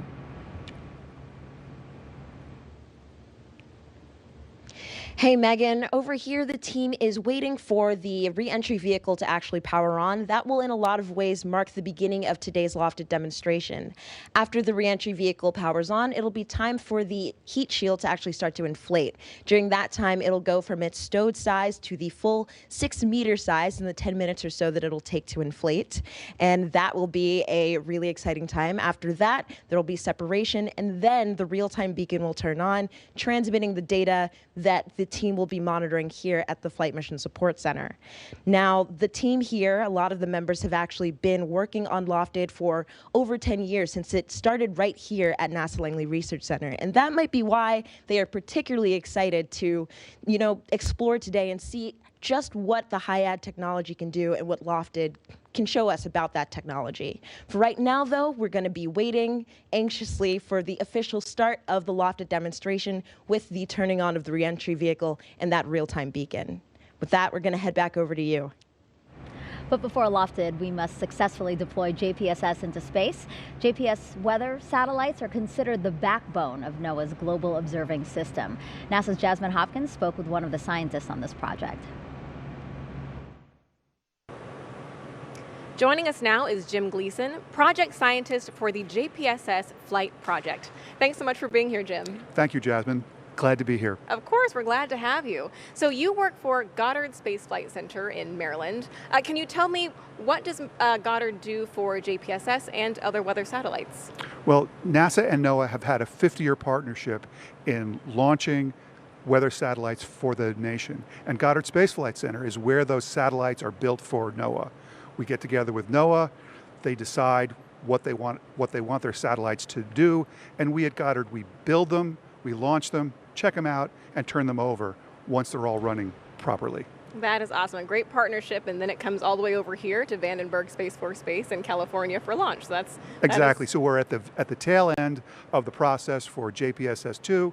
We'll have a successful launch and checkout, and then the JPSS-2 data will be joining all the rest of the polar satellite and other satellites in the NOAA system to make the products and forecasts that everyone depends on. Exactly, and just as you mentioned that satellite system, JPSS-2 has 4 very complex instruments on it. Can you tell me your role and your focus on those? Well, each of the 4 instruments does something special for NOAA. They're incredibly complex. They measure the temperature of the atmosphere, they measure the temperature of the surface of the ocean, various look at how green the vegetation is, aerosol, smoke. Complicated instruments are hard to build.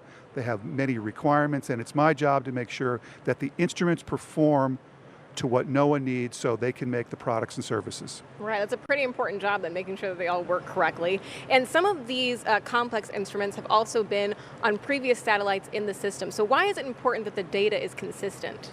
Well, there's 2 kinds of consistency. There's the consistency of JPSS-1 and JPSS-2 and hopefully 3 and 4, so that the forecasters have a kind of data that they're used to and they don't have to change their weather models too much to adjust for the new data. They like a consistent product. From a long-term perspective, we have invested in satellite data to measure the Earth for decades. And by putting those satellite data records together over the decades, we can understand if there's any change. So we are connecting data from the POSE satellites in the 70s to the JPSS satellites in the 2020s. Wow, that is awesome. Very consistent data over decades. Decades. Yeah, absolutely. Jim Gleason, thank you so much for joining us. Back to you. Okay, we're now minutes away from JPSS-2 separation. Let's head back on over to you-know-who, Daryl and Mick. All right, thank you, Megan. Yes, we are here awaiting the separation of JPSS-2, just seconds away. Mick, this is the big moment.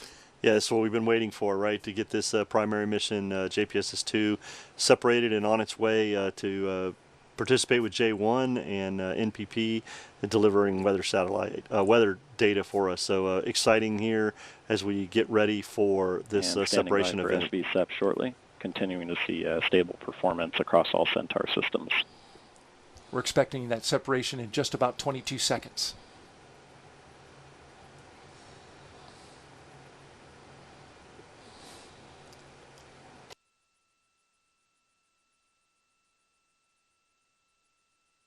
And we've had good indication of separation of the JPSS-2 spacecraft.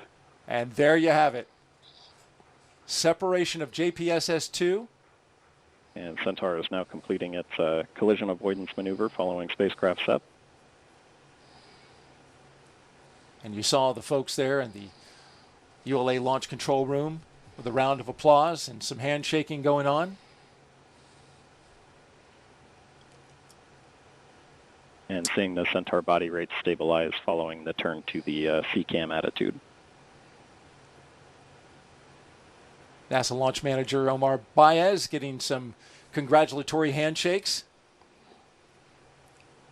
JPSS-2 project manager Andre Dress there congratulating Omar, and I know Andre's very happy as well as the JPSS team to have J2 separated and on its way.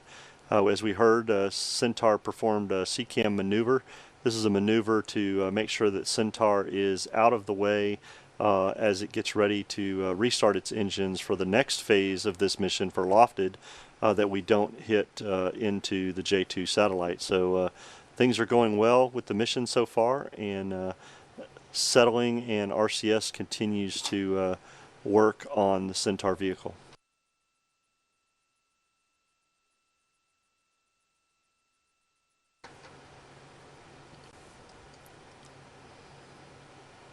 Mission manager Sean Daly there at the far left of your screen.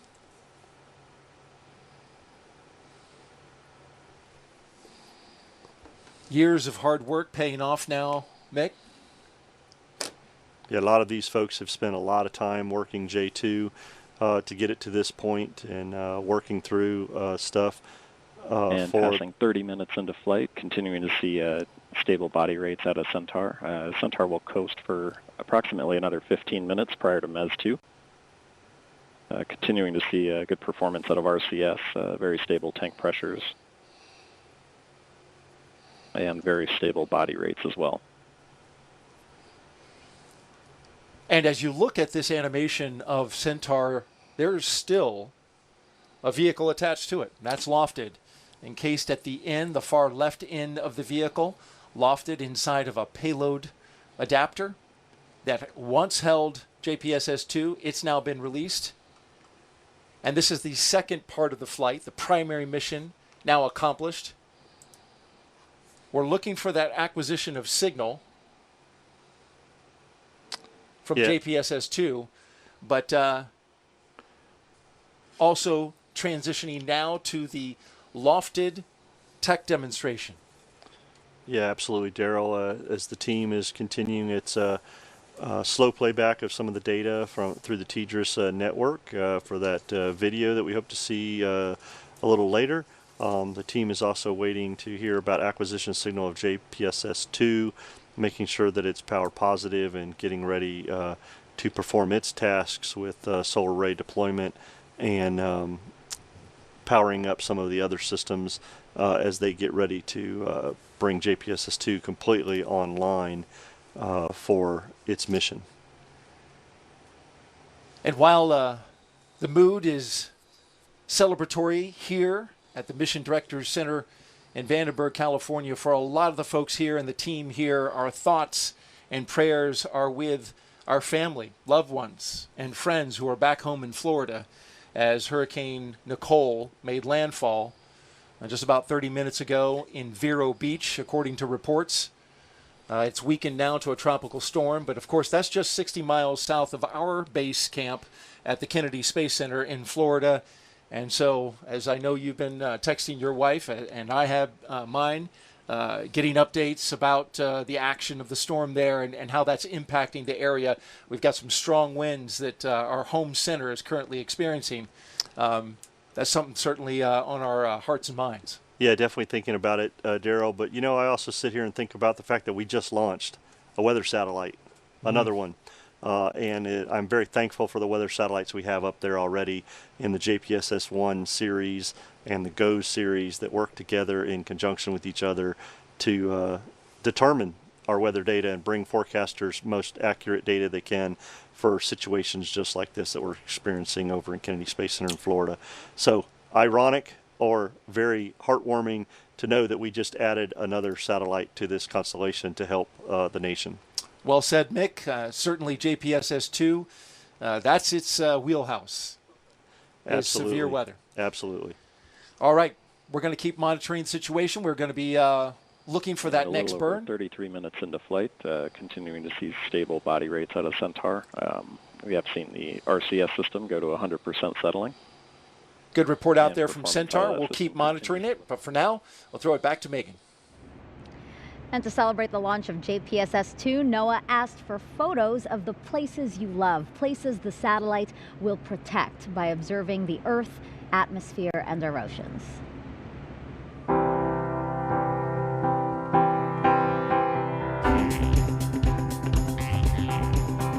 Still resides homecoming.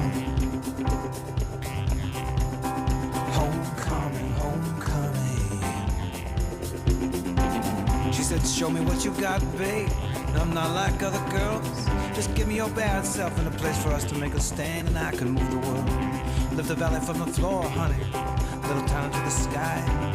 They'll say that it's a miracle, and you'll know damn well they're right. Damn well they're right. Homecoming now.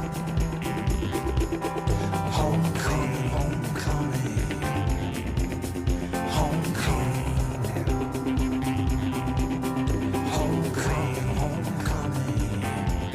Still resides. Still resides.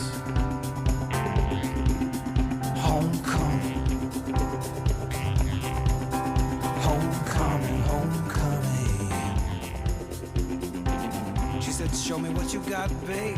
I'm not like other girls. Just give me your bad self in a place for us. To see the rest of that video and all of the pictures you shared with us, because we got a ton, just take a look at the screen there. We're going to put up a QR code. You can scan that QR code to see the rest of the pictures. It's really worth the watch, and again, as a reminder of how beautiful our planet is and why it's worth protecting. Real quick, here's my picture of a place I love.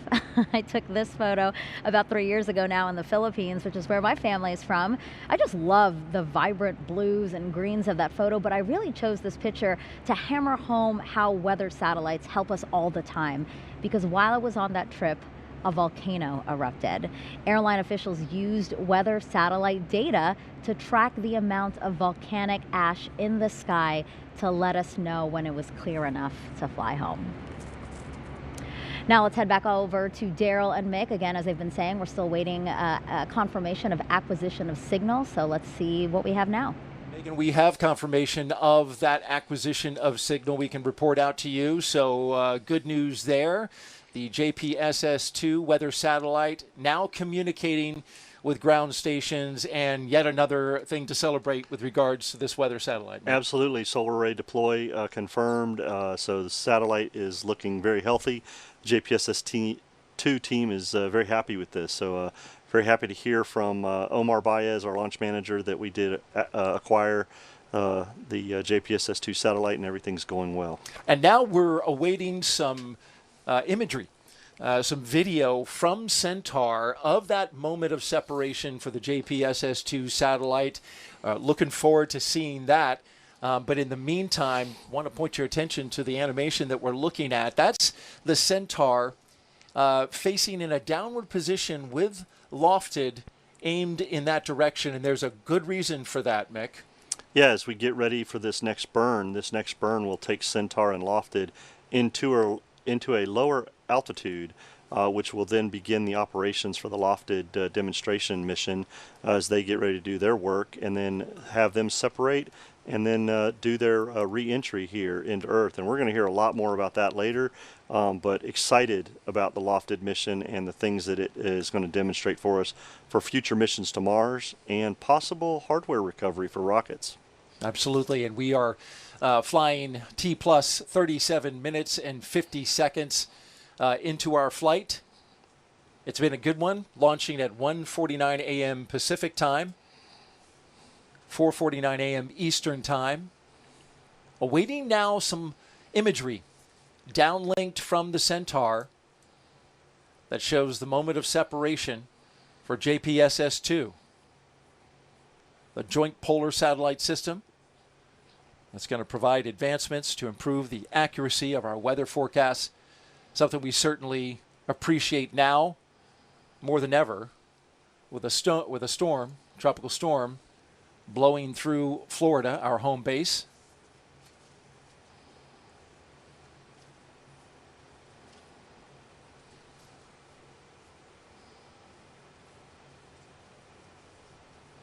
Again, we have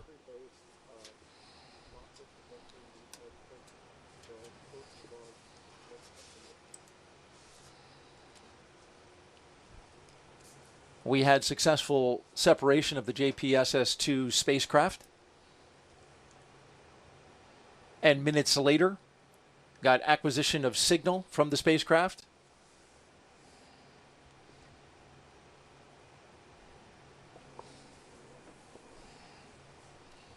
The Atlas V 401 rocket delivering that JPSS-2 into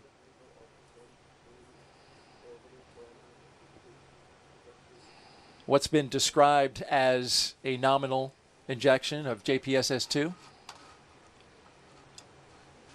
And coming up on 40 minutes into flight, about 6 minutes remaining in the coast, continuing to see good performance from RCS. Very stable Centaur body rates near null, and very stable battery voltages and temperatures as well. We talked about a number of dedications, Mick, in the pre-launch portion of the show. I want to revisit one of those, and that's the dedication to Mark Levesque. In 2007, Mark accepted a position with United Launch Alliance at Vandenberg Air Force Base, where he worked as a test conductor, an anomaly chief, and achieved his lifelong dream by rising to the position of launch conductor for missions launching on Delta II, Delta IV, and Atlas V rockets. Levesque retired early, but was diagnosed with cancer in 2018 and passed away 3 years later. Mick, I know you knew Mark well, worked with him for a number of years. It's nice to have this mission dedicated to him. Yeah, the team, NASA LSP team and the United Launch Alliance team are very happy to have Mark's name on this rocket. He was an incredible engineer, incredible mentor, incredible friend to a lot of us. Mark was one of the smartest guys I knew on the launch ladder logic in the electrical systems here at Space Launch Complex 3. I had the privilege of working for Mark in 1999 when we launched AC-141 off of this pad, and for several missions later, not only as a NASA employee but a ULA employee. And his dedication to space and to continuing that education to others was just amazing. Mark was an amazing guy, and he will be missed by all of his teammates. And his wife was here to watch the moment. Here sitting in the VIP section. Glad that she could make it here. In the meantime, we'll continue to monitor the progress of Centaur and LOFTID. I'll send it back to Megan at the host desk. And Mark Levesque was one of 2 dedications today. Let's meet the man who today's heat shield flight test is dedicated to.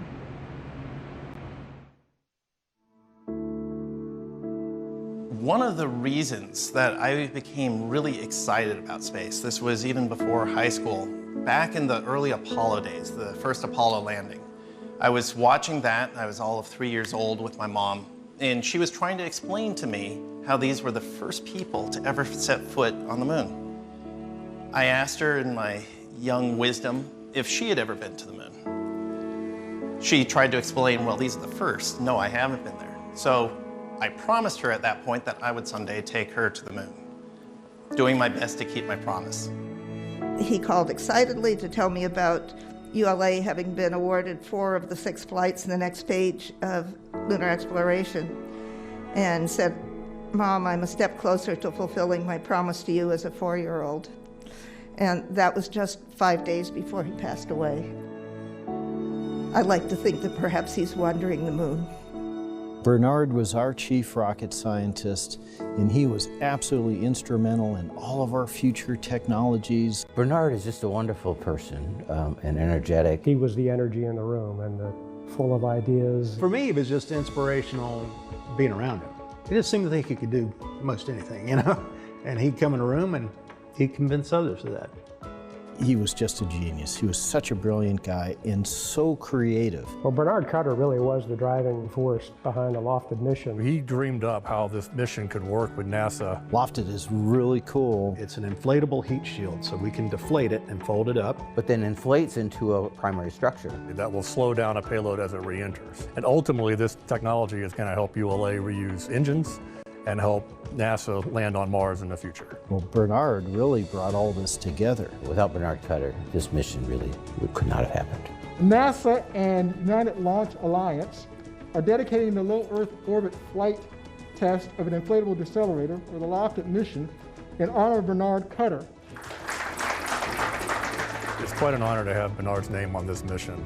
And part of it is because of his enthusiasm about this mission. But I really think it's bigger than that. It's his enthusiasm and his influence across the whole industry. He was somebody who was always envisioning ways to get humans into outer space. And we can see how one person with vision, hard work, and just enthusiasm can make a huge difference. His legacy is in the ideas that he's been planting for the last decade and will get developed for the next 20, 30 years. Bernard planted all those seeds. What touching tributes to both Bernard and Mark. I know it means a lot to their family and friends to be able to remember and honor them today. Let's head back over to Daryl and Mick as we approach MES-2 and MECO-2. Yeah, that's right, Megan. Main engine start 2. We are awaiting that. It's just a few seconds away on the clock here. 45 minutes and 41 seconds. And currently we're just... the motor performance pre-burn sluice. Just about 40 seconds away from that burn. It's a short burn, this second burn of the Centaur upper stage. And with we have fuel pre-start on the RL-10. Lofted attached. It'll be 42.9 seconds. A short burn. Yeah, we just need this short burn to get to that And lower we have LOX altitude. pre-start on the RL-10. And we hear that we have pre-start with LOX and getting ready for ignition.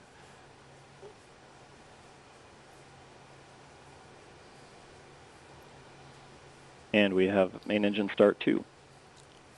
Okay, now RL-10 operating parameters are looking good, stabilizing very quickly. And Centaur body rates are stabilizing nicely following the burn. And we have MECO 2. So just like that, the burn And is RL-10 over. shutdown parameters look good for the second burn as well. And just want to point out that this is a unique view that we're looking at. In terms of an animation, you don't often see a second stage pointed down. That's correct. and doing a burn. That's correct. And in this case, we're doing that for a specific reason, right? So that Lofted can get in the position they need to do their work and then get ready to separate. We'll see that a little bit later as they demonstrate that work. Now let's take a look at some video that we just downlinked a few moments ago. This was of a huge milestone, the release of JPSS-2. There it goes, from the Centaur upper stage off into space. And you can see in that picture right there, Daryl, not only is J2 separating from the stack, but that whole stack of metal that we see that it's separated from, Lofted is inside those adapter cones and protected right now. And that's a beautiful sight to see J2 move away from the Centaur as we get ready for this next portion of this mission with Lofted. And there you see Centaur in its deorbit burn to get to the right trajectory to drop off Lofted, which is at the bottom end of the Centaur, in its payload launch adapter. When that's released and the cover comes off. And seeing the Centaur body rate stabilize as it reaches the PTC roll rate. We'll get some inflation. Continuing to see very good performance out of RCS and very stable tank pressures and battery voltages as well. Yeah, so as we see this, Daryl, Centaur is moving into position to get ready for Lofted's work and separation.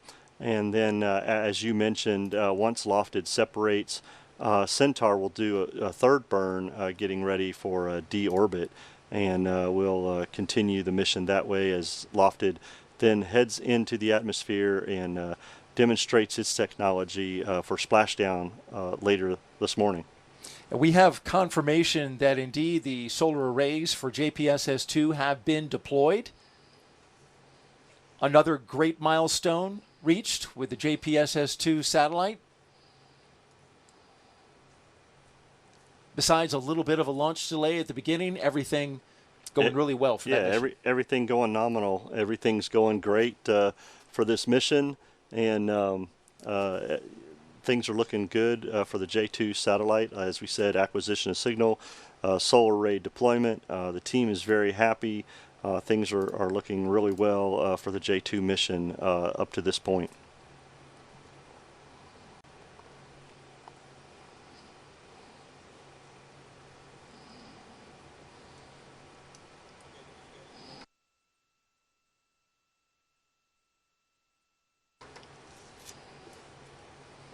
And so now with and coming up on 15 Centaur in in flight, position initial review for of the that MECO third 2 burn, we want to say very goodbye close and to thank flight you prediction. to Mick Woltman, Launch Services Program Engineer, for riding shotgun and giving us your insight and commentary. You spent a lot of time with Atlas V. You know it well, and you were able to walk us through the early issue, and we really appreciate it. Yeah, appreciate it, Gerald. It's always fun to be with you guys talking at a launch, especially this last Atlas V from Slick 3. It has a special place for me, having started my career here, and I always enjoy doing commentary with you, my friend. So thanks a lot, and enjoy the rest of the mission. Same here, Mick, and I appreciate the words, and thank you again. And so with that, we'll send it back to Megan and continue tracking the Centaur and Lofted. I love having Mick on the broadcast. It's always good to have him. You, Daryl, you're okay. Sometimes I like you. Well, as we await LOFTID, here's a closer look at the new inflatable heat shield by the numbers. It weighs 2,400 pounds, and that's about the same size as an adult male crocodile. It's about 20 feet across. That's the size of one shipping container. It is made up of inflatable rings, 15 times stronger than steel, and can withstand temperatures in excess of 2,900 degrees Fahrenheit. That is hot. And as Mick and Daryl have been talking about, today was the last Atlas V rocket launch from the West Coast as ULA gets closer to launching Vulcan rockets from here in 2023. Atlas V has been America's longest servicing active rocket and part of the Launch Services program for more than a decade. As we mark 100 launches with LSP, here's how the team describes working together through all those successful missions. Status check to proceed with terminal count. Switch to the ready position. We have a go from NASA Launch Manager Tim Dunn. Go out. T0 is planned for 0205. Lift off. It's been said many times, I'm not the first, won't be the last, but we really consider LSP to be a family. And by being kind of small and flexible and agile, we really have grown incredibly tight over the now 24 years that we've been a program. Working with LSP is working with family. It's not even like family, it is family. There's a lot of stress in the jobs that we have. We are trying to make sure that a spacecraft gets launched successfully where it needs to go for people who have worked on it, their whole lifetimes. And so that's a lot of pressure on the people in the organization. And so when you accomplish that launch, you've done it together as a team. And so we all come together like a family to solve the problems and to get the mission done. And we're all working to achieve the same goal. The one thing I love about it is we make each other better. It's not just about the launch day, but the little things that we do all day, every day that make the workplace enjoyable. I actually got hired on during the pandemic, and even though I was not meeting people like I normally would, I got to experience that family atmosphere even virtually. And so I think it's something that really it's woven throughout the fabric of the program. And so there's a culture within LSP where people don't have to look behind their back, afraid that someone's going to step on their back to get to where they want to go, but instead, there are people who have your back and are pushing you forward so that you can be successful and so the program can be successful. And so that's where that family atmosphere comes from. It's talked about, but it's not just a saying, it's a lifestyle, and so it's really cool to be a part of that. LOFTID project is managed and funded by NASA's Space Technology Mission Directorate. I got to speak with Technology Demonstrations Director Trudy Cordes. So Trudy, tell me about the Space Technology Mission Directorate and why testing an inflatable heat shield was so important to you guys. So Megan, in space technology, we say often technology drives exploration. And we don't just say that because it's a fun motto or a cute catchphrase. We really say it because we mean it. We are looking to invest in technologies that will enable future missions. We have a lot of planning on the books right now and the Moon to Mars objectives for missions that are really just on paper at this point. But without missions like LOFTID, we're not going to get there. These are enabling technologies. Sure. So at a broad level, we're looking to enable those future missions that we need to get done. But then at a more basic sense, we're looking just to see, does the technology work? It's the first time we're putting it together at 6 meters, which is about 20 feet. We're going to, put it through atmosphere, in this case, the Earth's atmosphere. In technology demonstrations, we put everything we can together at a system level. We test as much as we possibly can on the ground, but at some point, you have to put it in the environment in which it's supposed to operate. And so when this gets demonstrated, you could think of the Earth's atmosphere as our giant test chamber to be able to do that. Yeah. So let's talk a little bit more about those future missions that this could enable. How could NASA use this technology for us to do things that we have yet to imagine? Sure. So this technology is in the category of what we call entry, descent, and landing. It'll enable us to land larger payloads than ever before. And and so, for example, you need an atmosphere. So missions to Mars, Venus, Titan, the largest moon of Saturn, become possibilities for us. But much larger payloads, we could actually land at higher elevations, for example, on Mars than before with our robotic missions, because it can decelerate faster. So it opens up a whole host of possibilities for us. Okay, so possibilities for NASA. What about our commercial companies that we often work with? Yeah, so I'll just mention we've enjoyed a lot of really great partnerships on LOFTID. And I know you have other people that you're talking to about that, but JPSS2, NOAA, our science mission directorate friends have all been really great with this collaboration with us, but most especially United Launch Alliance. So ULA recognized that this technology that we were working on could benefit them. And so they approached us, and they want to use it to bring back the first stage engines for their Vulcan rocket. If they can do that, once they successfully do that, that lowers the cost of access to space. It lowers the cost of their launch vehicle, which then we can purchase. Other government organizations who purchase launch vehicle services can do the same thing. So it becomes a win for them, a win for us. And frankly, in technology demonstrations, we love it when a plan like that comes together. Yeah. And it certainly has in this case. Oh yeah, nothing better than a win-win situation. That's right. That's right. And that's what's happened here. Trudy, thank you so much. Thanks, Megan. Nice to be here. Heat shields have evolved over time. Earlier spacecrafts had one-time use heat shields that charred from the intense heat of re-entry. Space shuttles were protected by heat-resistant tiles, which could be reused if they weren't damaged. And now this morning's flight test will demonstrate a flexible heat shield that could, as Trudy said, revolutionize space travel.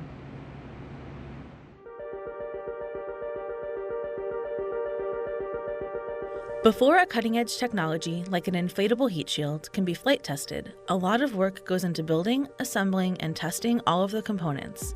Here's how low Earth orbit flight test of an inflatable decelerator, or LOFTID, was readied for launch. The inflatable structure, made up of tori, or rings, was built and put through static load testing to ensure its structural integrity. A payload adapter separation system was developed and tested using air bearings on a flat floor, like an air hockey table, to simulate a space-like environment. At launch, LOFTID is packed inside the payload adapter used to connect JPSS-2 to the rocket. After JPSS-2 separates, the payload adapter separation system will jettison the container. The inflation system, designed to slowly expand the aeroshell, was tested using an inflatable simulator that uses the same amount of air as the flight aeroshell. Each inflation test was run as the system would operate in flight. This procedure ensured the inflation system will respond as intended during routine operations and potential anomalies. The aeroshell was integrated with the rest of the re-entry vehicle. The vehicle is comprised of several stacked segments that link the inflatable structure to the inflation system, flight electronics, ejectable data recorder, and parachute system. A matchmate test verified that all the hardware from both NASA and the United Launch Alliance fit together and aligned properly. This also served as a rehearsal for the final integration procedures. Electromagnetic compatibility testing ensures the spacecraft does not emit radio frequencies that could interfere with anything on the integrated launch vehicle, and that LOFTID won't be harmed by any electromagnetic radiation it may experience during launch. A complete system test was conducted inside a 60-foot vacuum sphere that can simulate a space-like environment. A full test of the flight sequence was run under vacuum exactly as it will execute during the flight demonstration. Once the inflatable aeroshell was repacked, its weight and center of gravity were measured. Determining these characteristics is important to ensure the spacecraft will perform as expected during flight. LOFTID also has an ejectable data module that provides a redundant source of data from the sensors and cameras on board. The EDM has undergone many functional tests, as well as a series of practice recoveries. With LOFTID in its launch configuration, it was vibration tested to ensure no damage will occur during the intense launch and re-entry process. LOFTID underwent one final test to ensure it was fully functional before being packed and shipped to Vandenberg Space Force Base, its final destination for launch.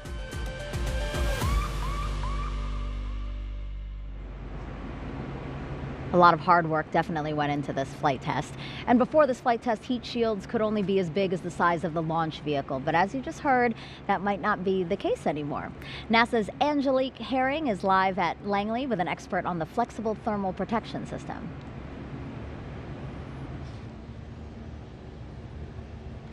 Yes, I'm here outside of the Flight Mission Support Center with Stephen Tobin, the lead thermal engineer from the LOFTID demonstration. Stephen, it's so great to have you here this morning. Good morning, Angelique. Thanks for checking in. Absolutely. So, Stephen, I know that we're still a few minutes away from the reentry vehicle actually turning on. What is the team going to be doing here at Flight Mission Support after that moment? So we're going to be on our consoles looking at sensor data that's coming down, transmitted from LOFTID near real time. We have all kinds of sensors all over the LOFTID aeroshell, and many of them are temperature sensors that are embedded within the layers of the thermal protection system. We also have heat rate and pressure sensors on the nose of the vehicle. So I'm going to be looking at a critical subset of that sensor data and reporting out to the team on the thermal response of the aeroshell and also comparing to our thermal models predictions. That'll be incredibly exciting. There's a lot of data going on there. How are you going to use that in order to determine the success of today's demonstration? Well, I'm going to be looking in particular at the temperature sensor data in between the flexible thermal protection system and the inflatable structure. So we call that the interface. And if it's okay, I can show you a sample of the flexible thermal protection system. Absolutely. Just to run you through the layers and give you an idea of what I'm looking at. But this is the actual half-inch of material that is protecting the inflatable structure from the heat of reentry. And this is a sample of the inflatable structure skin. So first of all, we have a very strong woven ceramic outer fabric that protects the softer underlying insulation layers from direct aerodynamic heating and shear forces.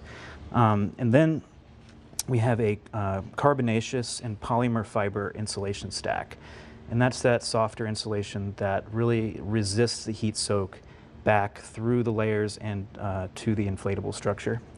And then finally, we have our impermeable gas barrier. And this is preventing hot gas from flowing through those porous insulators and directly impinging onto the inflatable structure. And this interface between the gas barrier and the inflatable structure is really the most critical thermally because it's where it'll reach a maximum temperature on the inflatable structure. So I'm going to be looking at the sensor data here at this interface and looking to see where it peaks up and then starts to trend down. And once we see that, and we also see that the inflatable structure is holding pressure nominally, then that is the indication we need to see that the LOFTID RV reentry vehicle has indeed survived the extreme heating and structural loading of reentry. And what an exciting moment that'll be. Can't wait. With that, we'll head back over to you, Megan. Nearly 5 minutes away from testing NASA's new inflatable heat shield. Daryl Nail is now joined by NASA engineer Sean Hancock to provide live commentary about this portion of today. Yeah, thank you very much, Megan. And we welcome in, as you mentioned, Sean Hancock, the payload adapter, LOFTID payload adapter lead engineer. We appreciate you being here, sharing your expertise with us. You'll be here for the duration of the LOFTID tech demonstration, and this is an exciting mission. Yeah, this is a first of its kind. It's the first orbital flight for a HIAD, so we're super excited. We're really glad to be in space.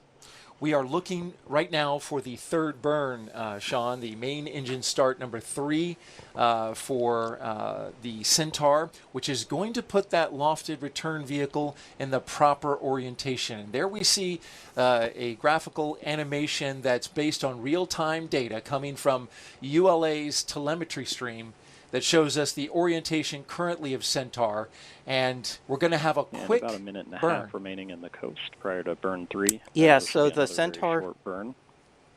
Continuing to see very stable Centaur body rates near null in preparation for the burn, and good performance across all other Centaur systems as well. Yeah, go ahead, Sean. Okay, yeah, so the Centaur is going to turn main engine forward. It's going to conduct a very short burn that's going to slow the Centaur and the spacecraft down sufficiently, and that will allow us to be on a trajectory where we re-enter Earth's atmosphere, and we'll start our mission. And we are just a little more than a minute away from main engine start number 3. This will be a very brief burn, approximately 17 seconds. The PU motor performance pre-burn slews again. You can see LOFTID. It is contained within, Sean, your payload adapter at the end of the rocket, represented in the animation. Again, getting Centaur into that third burn will help deorbit the payload and the Centaur. And this is kicking off what is a really exciting mission, John. We have LOFTID stands for Low Earth Orbit Flight Test of an Inflatable Decelerator. Yeah, so the LOFTID payload, we're residing inside the payload adapter, and we're going to conduct this deorbit burn right now. There we go. There's the main engine and start. And our antennas come up to very stable operating pressures. That deorbit burn, just a few seconds long. And standing by for MECO shortly.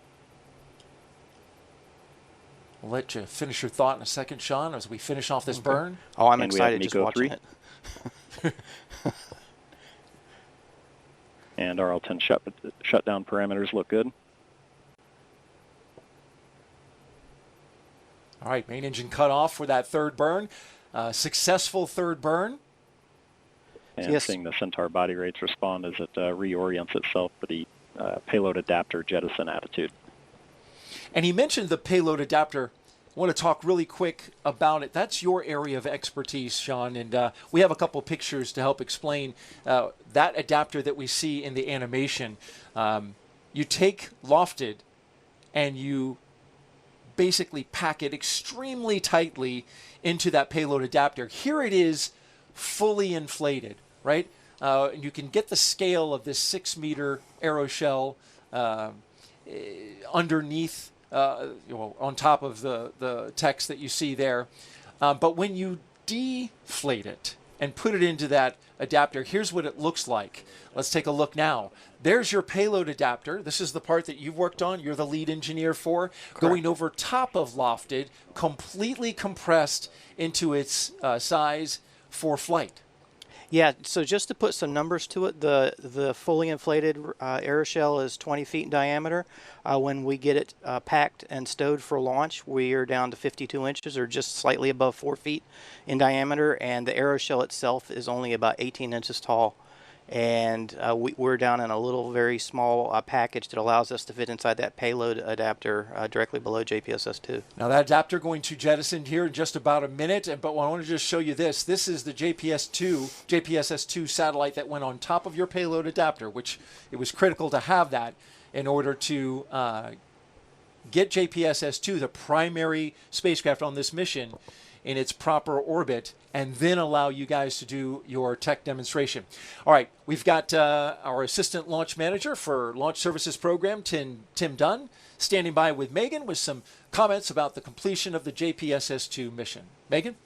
Yeah, so let's talk with Tim Dunn here, the LSP launch director, Tim Dunn, who assisted with the launch today. You know, we confirmed acquisition of signal, so that marks the 100th successful mission of LSP. How are you feeling about that? Oh, I'm feeling great.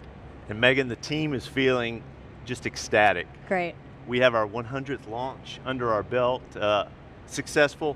Not to mention, we did confirm solar array deployment, and we are already acquiring the sun, and we're power positive on the spacecraft, so JPSS-2 is off to a great start. That's fantastic. I want to know how Omar Baez is feeling. You know, he has been with LSP for 24 years. He's about to retire. This was his last mission as the NASA launch manager, right? That is correct, yeah. I backed Omar up on this one, and he went out in style with the primary mission, and he's feeling great. I leaned over to him before I left console and I said, Omar, is there anything you would like to tell the NASA community? And he just had the biggest grin on his face. So Omar's done just amazing work. Here's some great pictures of O. And I've been able to work with him for the last 12 and a half years, and he's just amazing. He knows so much about what we do in LSP to mold the launch team and get us ready for today. Days just like today, and launching these rockets and putting these very critical spacecraft on orbit. Yeah, you know, we do such important work here to advance a lot of science. So of course we just saw JPSS-2 putting that into orbit. Now we're about to transition into LOFTID. LSP has a role in that. So what we would call LOFTID a ride share to the primary payload of JPSS-2, and our integration team was instrumental in making sure all of the launch requirements were satisfied to safely integrate LOFTID alongside JPSS-2, making sure that we took care of J2 because it was the primary payload, but we also wanted to ensure that LOFTID would have every ounce of mission assurance that we could provide to it. Sure. And we're really looking forward to the end of the mission with LOFTID separation. That's going to be really exciting. And real quick, what's next for LSP? So what's next is the SWOT mission, Surface, Water, Ocean Topography, really exciting international collaboration mission with the French. It's going to happen right here from Vandenberg, December 12th, on a Falcon 9 rocket with our launch provider SpaceX. So we're very much looking forward to that one. That sounds great, Tim. Thank you so much, and I'll see you at SWAT. All right, sounds good. All right, let's go back out to Daryl and Sean for more updates on LOFTID. Megan, thank you very much. Back here at the Mission Director Center, we've had a number of milestones that have passed through the LOFTID series of events, and a couple of them, we want to name those out, are that payload adapter. It's been jettisoned. The cover has been released, and Sean, that image there shows us that LOFTID has been inflated. Yeah, so the payload adapter separates, that releases some pyro inhibits that allows us to remove a restraint cover over the stowed aeroshell, and then a minute later we start inflating the aeroshell, and we're into the inflation sequence. We'll start with a soft start that slowly flows air or nitrogen into the aeroshell, and then move full open and start a fast inflation. Here's a data screen that we'll be tracking, Sean, that will allow us to see the milestones as they pass. Of course, the LOFTID is going to be sending data, sometimes sporadically, to the crew on the ground, and that in turn is translated into this screen that you see here, where we have an expected milestone and then a detected milestone. Talk a little bit about that. Yeah, correct. So this screen here has all the major milestones. A lot of the major milestones we don't have any way of verifying with data from the vehicle, so they're just marked as expected based on the time elapsed in the mission. The ones that show up as green, we actually have data that comes back from the spacecraft that tells us that this event has occurred. And while we have a couple minutes, we're waiting for the next milestone, the one that we're expecting, and that's the spin-up of LOFTID. This will be where Centaur will start spinning, start rolling over to get that LOFTID return vehicle to get stabilized. Correct. Yeah, so once we get up to about 3 or 4 psi, we call that maneuvering stiffness. The inflatable behaves more like a rigid body, and the Centaur can spin us up to around 3 RPM, and that will provide us with gyroscopic rigidity so that when we're on our ballistic reentry trajectory, we're a stable vehicle. Absolutely. And while we have a moment, we want to call for a photo, just a light moment for your team, Sean. This happened out at Space Launch Complex 3 earlier this evening. Yes. There's LOFTID engineer R.J. Bodkin proposing marriage to Jenny Shook. And they did this just before launch today.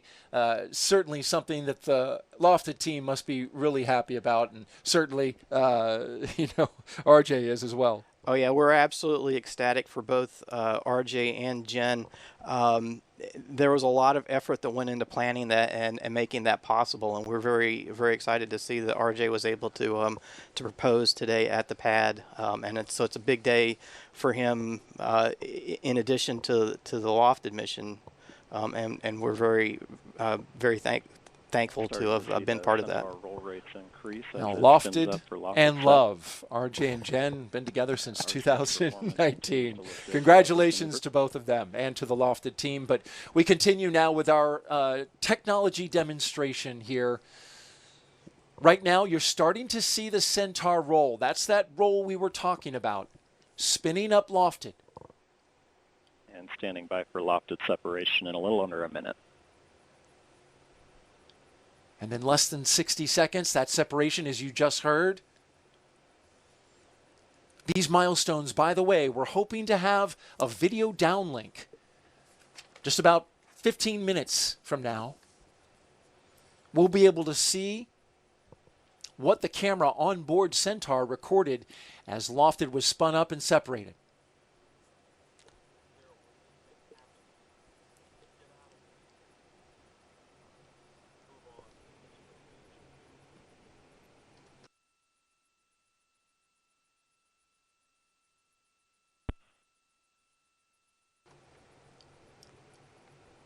And we have successful indication of separation of the LOFTID reentry vehicle.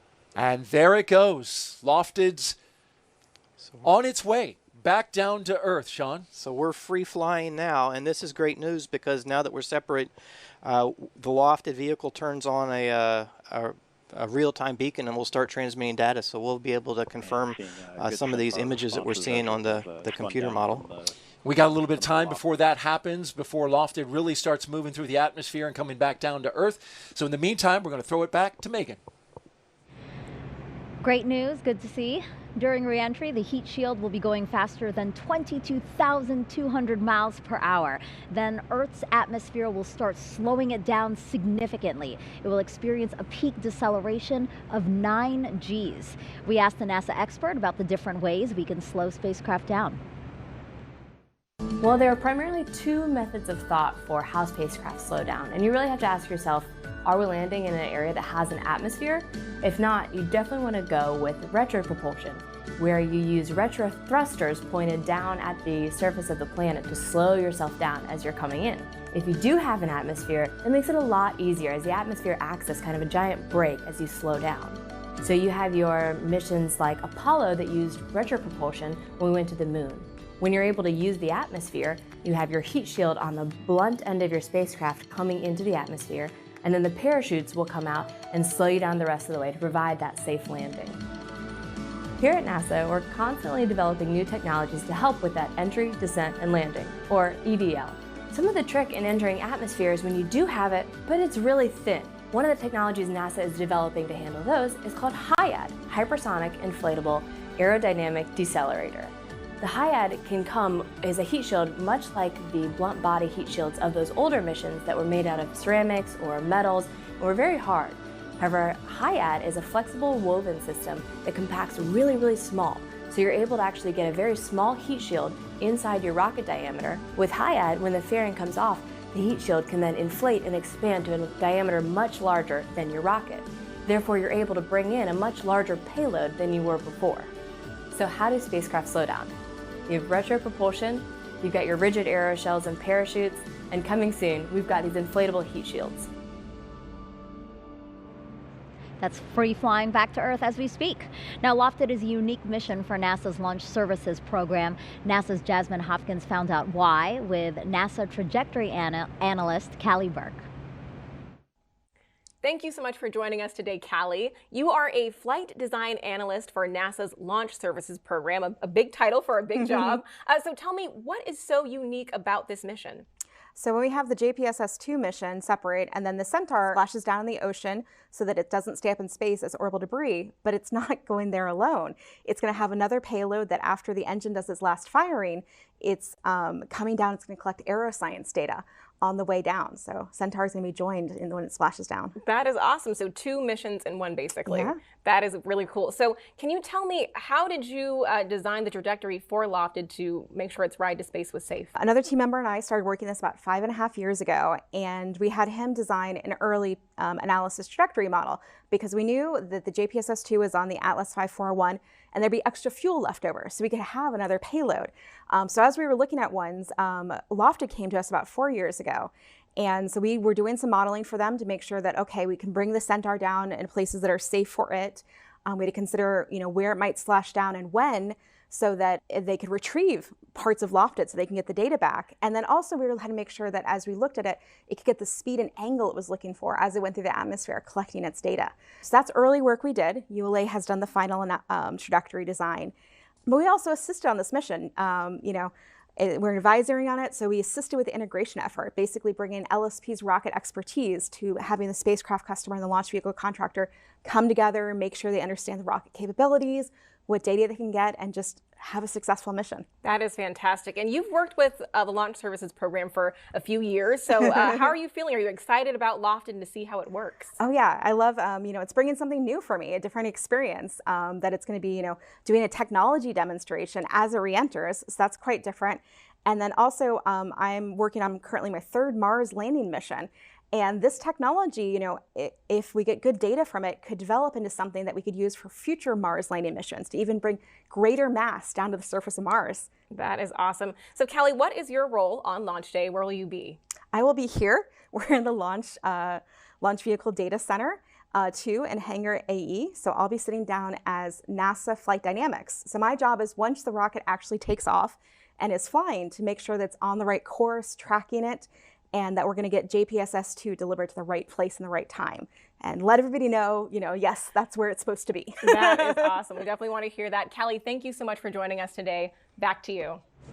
Callie was great. She really explained again why this is so unique. Usually after acquisition of signal for the spacecraft, that is end of mission for our partners over at the Launch Services Program. But now they are actually helping to bring something back down, and that is the LOFTID demonstration. So we've been talking about this throughout the show. This flight test could have many applications for NASA moving forward. So to talk more about that, I spoke with Michelle Monk, NASA's acting chief architect with the Space Technology Mission Directorate.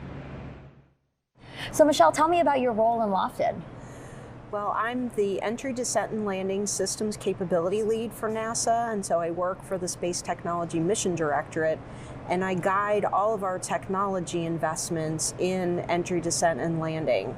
So I'm constantly looking at the missions of the future and what NASA is trying to accomplish with both science and human exploration, and what we're going to need to accomplish those missions. Yeah, why is it so important to keep advancing those entry, descent, and landing technologies like this inflatable heat shield?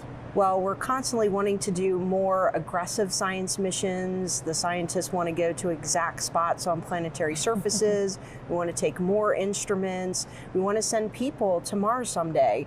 And so advancing those technologies and making steady progress is really, really important to where we want to go as an agency and as a society. Mm-hmm. What about you personally? What are you most looking forward to when it comes to possibly using this technology? LOFTID is such a key milestone in our progression of the hypersonic inflatable aerodynamic decelerator technology. We've done ground tests, and then we've flown at the 3-meter scale. We did more ground tests, and now we're going to fly at the 6-meter scale. And so this is really a key step in the progression to a human Mars mission, which I've been working on since I got to the agency a very long time ago. And so that's really the holy grail. We want to make humans an interplanetary species, and the HIAD is the perfect technology to help us do that. Yeah, and humans on the moon is something, yes, to look forward to, but also a lot of science experiments are going to be facilitated because of a mission like that, right? Oh, absolutely. The scientists are really wanting to go where the water is, but they want to go to new places too, like the Highlands. And an inflatable decelerator with its larger size really enables us to land at higher altitudes on Mars than we've ever landed before. Mm-hmm. So this is really going to help us accomplish a lot. That's exciting. Absolutely. Michelle, thank you so much. Thank you. And now let's talk to somebody else who's also with NASA's Space Technology Mission Directorate, again, which is managing today's flight test. We're talking to somebody who's been at the forefront of that, helped create that mission directorate, and that's its deputy administrator. So let's go on over to Angelique Herring at Langley, where she got to watch this historic test. So good morning to you both.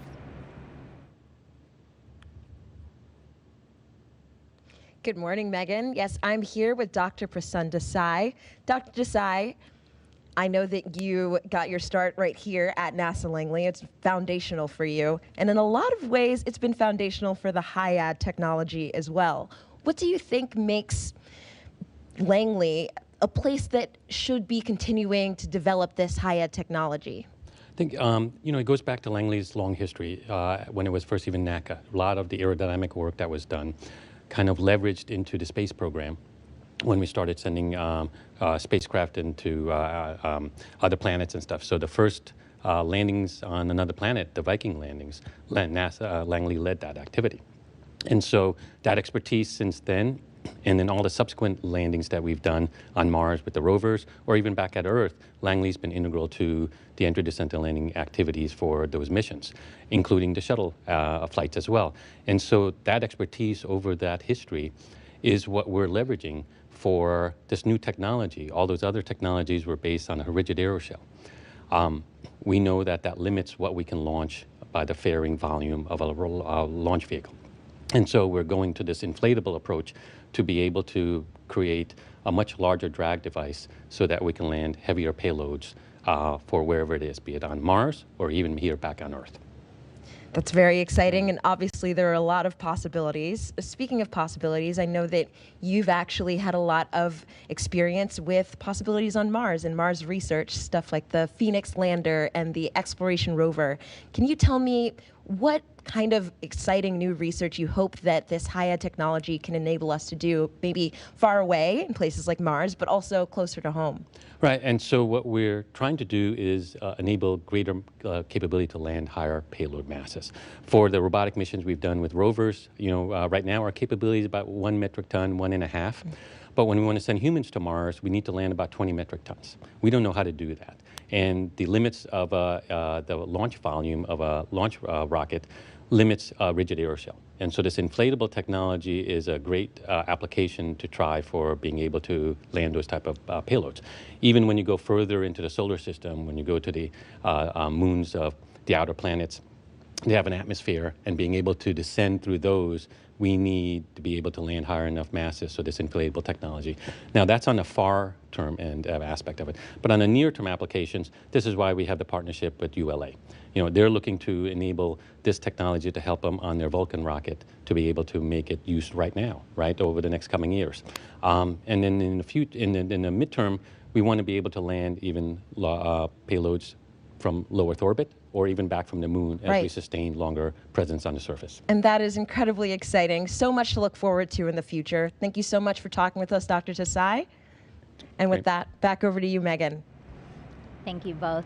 So the plan is for the heat shield to splash down in the Pacific Ocean about 500 miles off the coast of Hawaii. That's where Kahana 2 is waiting right now. We shot this video of the 220-foot-long recovery vessel before it left Honolulu 2.5 days ago.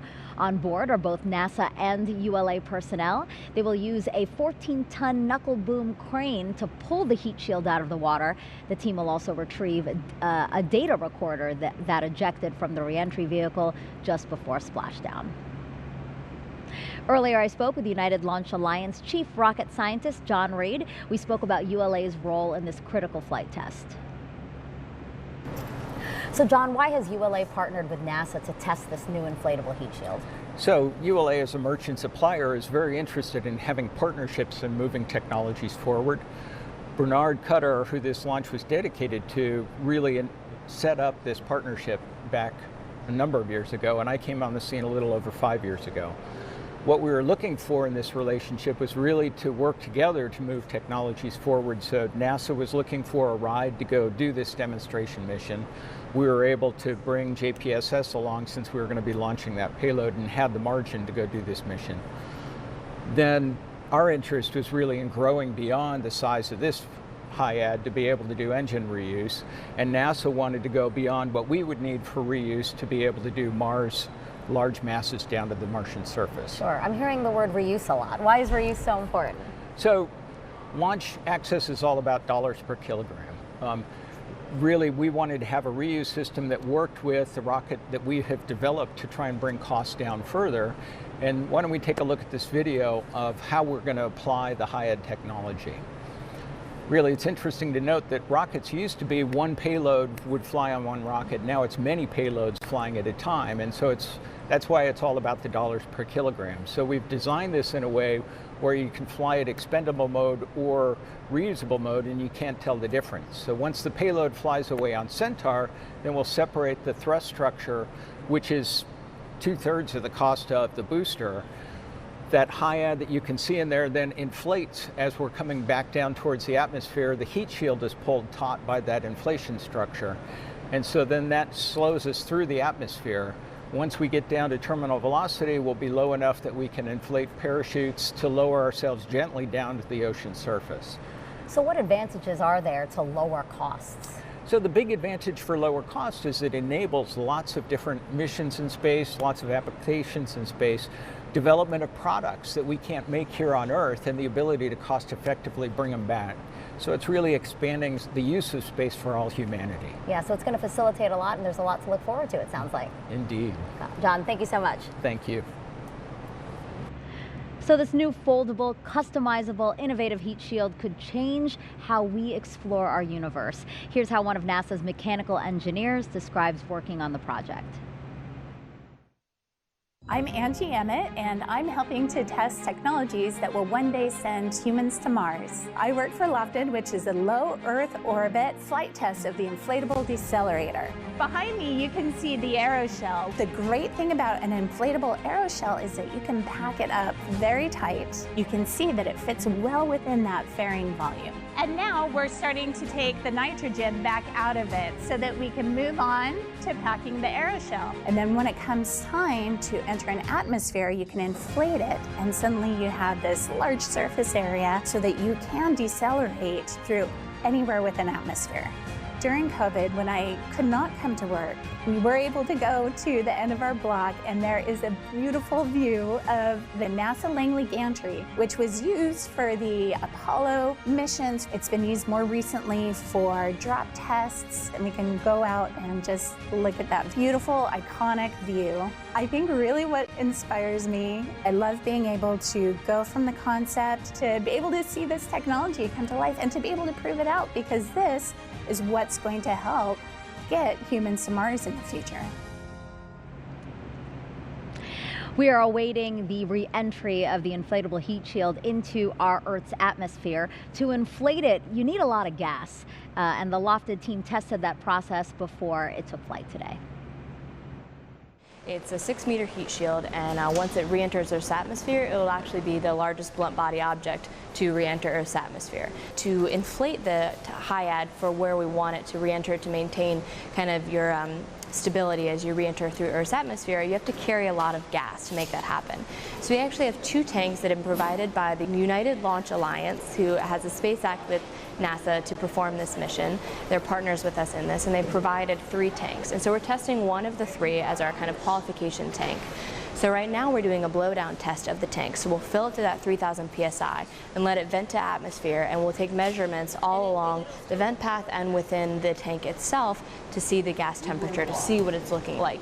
So then we'll use that information and data to correlate our models to get a better idea of how it's going to respond in flight. And the cool thing about HIAD is that it is actually on the new cutting edge cusp of technology for heat shields. So traditionally heat shields are made with metallics or ceramics, and they can only be, they're pretty firm. So if your rocket is about this big in diameter, your heat shield can also only be that same size. So LOFTID is interesting because it actually can compact to a much, much smaller size and then inflate to much larger than anything you would see traditionally. And this helps us in the form of drag. For example, if we're going to Mars, the atmosphere is very, very thin, and so we want to create more drag as we're coming in. So the larger heat shield enables that technology. Time to go back to Daryl and Sean. I know that we were expecting some new videos of the test, right, guys? That's right, Megan. We are here inside the Mission Directors Center at Vandenberg Space Force Base, monitoring the progress of LOFTID as it returns to Earth. And so far, so good. We've seen some imagery. We're going to show you that in just a minute. But let's get everybody caught up on where we are. ULA completed their part of the mission with the Centaur and the Atlas V. They got JPSS 2 in the proper orbit. And then they steered LOFTID after deorbiting from the JPSS-2 orbit, coming down a little bit, and then releasing LOFTID, separating from the Centaur. And we were able to see and visually confirm that we had full inflation of the return vehicle, as well as good separation. Yeah, so we've seen the videos. So far, everything is working just as we hoped it would. We've payloaded good payload adapter separation, good inflation, good spin up, and then we saw the Centaur release the LOFTID spacecraft, and it is falling towards Earth right now. It's impressive. I know that this is the first time that this this technology has been taken into orbit in space and then returned. So I know that there's a lot of anticipation and maybe some anxious feelings about the return. Yes, we were very well. There was some discussion within the group about how it would inflate, because we've never seen this inflate in an orbital sense, and so we were very happy to see that it inflated and there were no snags or anything. This was one of the highest risks parts of the mission. Exactly, and there we see the replay of the moment of separation. The LOFTID return vehicle coming off of the Centaur, heading back towards Earth. This is not a view you often see. Centaur coming to a standstill after putting LOFTID back, and there it is, falling back to Earth. Yeah, so we're falling towards Earth. We're going to start accelerating, and then we'll enter Earth atmosphere around Mach 25 and then continue accelerating until we hit the atmosphere sufficiently to begin slowing us down. As an engineer, Sean, when you look at that, that looks like LOFTID when it was fully inflated on the ground. We don't see any snags. It looks like completely a complete inflation. Yeah, it looks absolutely perfect. I don't think we could have hoped for anything better than that. And of course, LOFTID inflated with compressed nitrogen gas. Big moment for the team there, and we know that certainly there's got to be some very proud engineers right now on the LOFTID team to see that the initial part of this operation is confirmed to be on its way. Absolutely, we're very excited. All right, we'll continue to monitor the progress of LOFTID as she falls back to Earth. In the meantime, let's send it back to Megan. Really cool to see that video, not just animations, again, that real video of a significant part in this test demonstration today.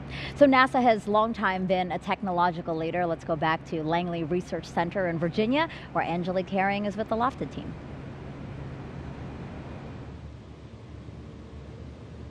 Thanks so much, Megan. I'm here with Rohan Deshmukh, the flight mechanics lead for the LOFTID demonstration. Rohan, good morning. It's so great to have you here with us. Good morning.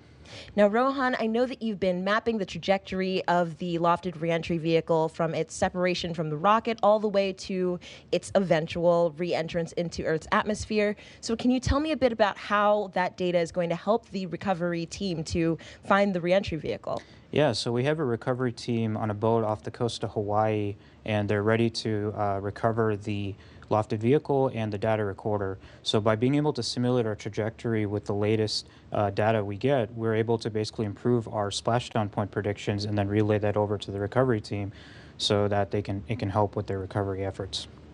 That'll be really great. I know that recovering the vehicle is going to get us back a lot of really exciting data. What piece of that data are you most excited to see? Yeah, so as a person who works on flight mechanics, I'm definitely biased to getting the GPS data so we can reconstruct the trajectory, see how well it flew, and then compare that against our simulation models so we can, kind of see, is our simulation, did we hit the bullseye, or do we need to, kind of improve upon it? But yeah, definitely looking for that GPS data. It will definitely be a thrill to get back all of that data, start crunching those numbers. And for now, we're going to send it back over to you. Thanks, Rohan. LOFTID and JPSS-2 were both payloads on today's 100th LSP launch. Recently, another LSP mission launched the world's first planetary defense test.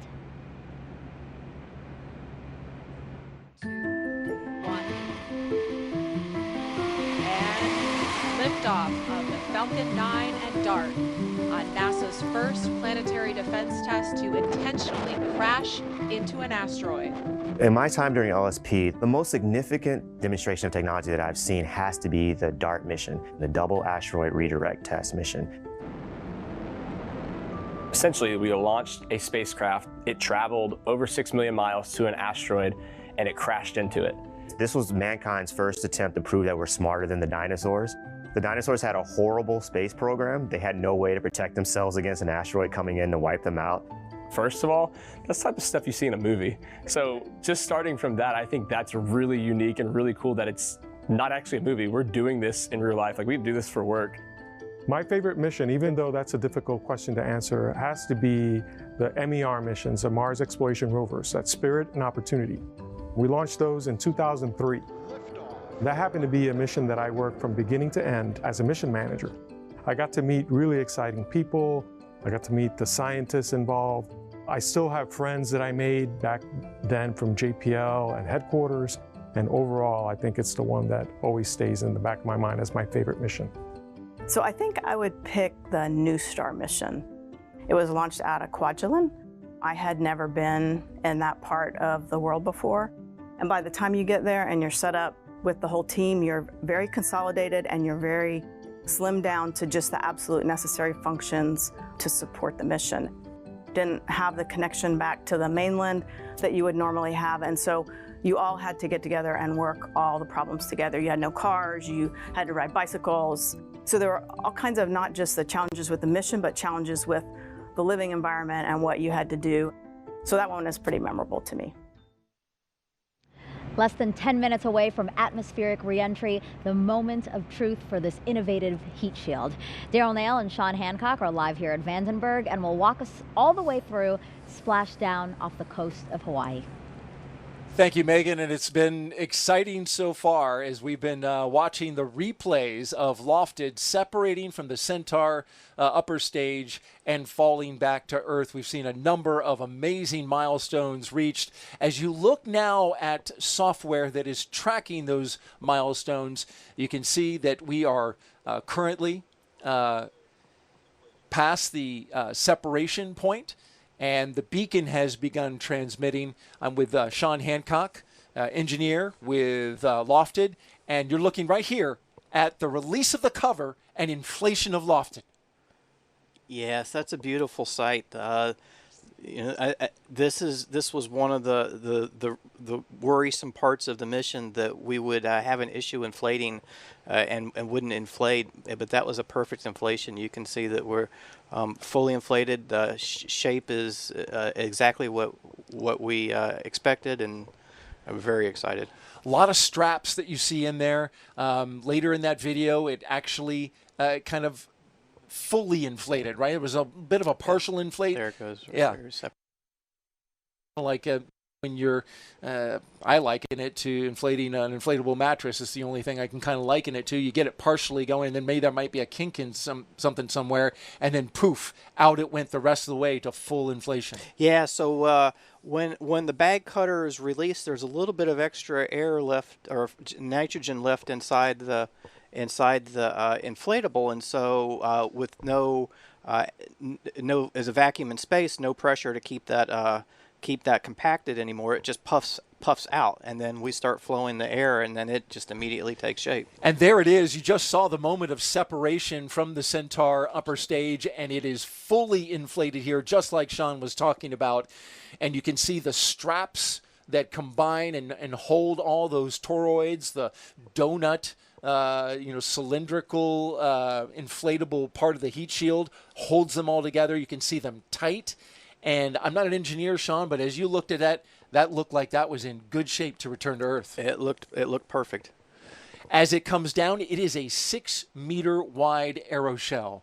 And so the reason for that, quite large, is to catch a lot of the atmosphere, which it is getting ready to do right now, right? And slow down to scrub off a substantial amount of speed, take on heat of large objects that are coming back. And I thought it was interesting. You made the comment, and it was quite appropriate when we were off air. We've got a moon launch coming up, right?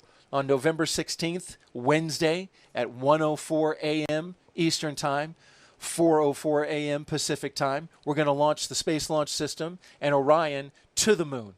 But the technology that we just saw released in that video, that's going to help us get stuff back from the moon. Absolutely. The high-ed technology will serve as a technology to deliver payloads back from cislunar space, so back from the moon into Earth's atmosphere, where we can either put it in a low Earth orbit, or even bring it back down to the surface. So it's really the second part of the story for the Artemis.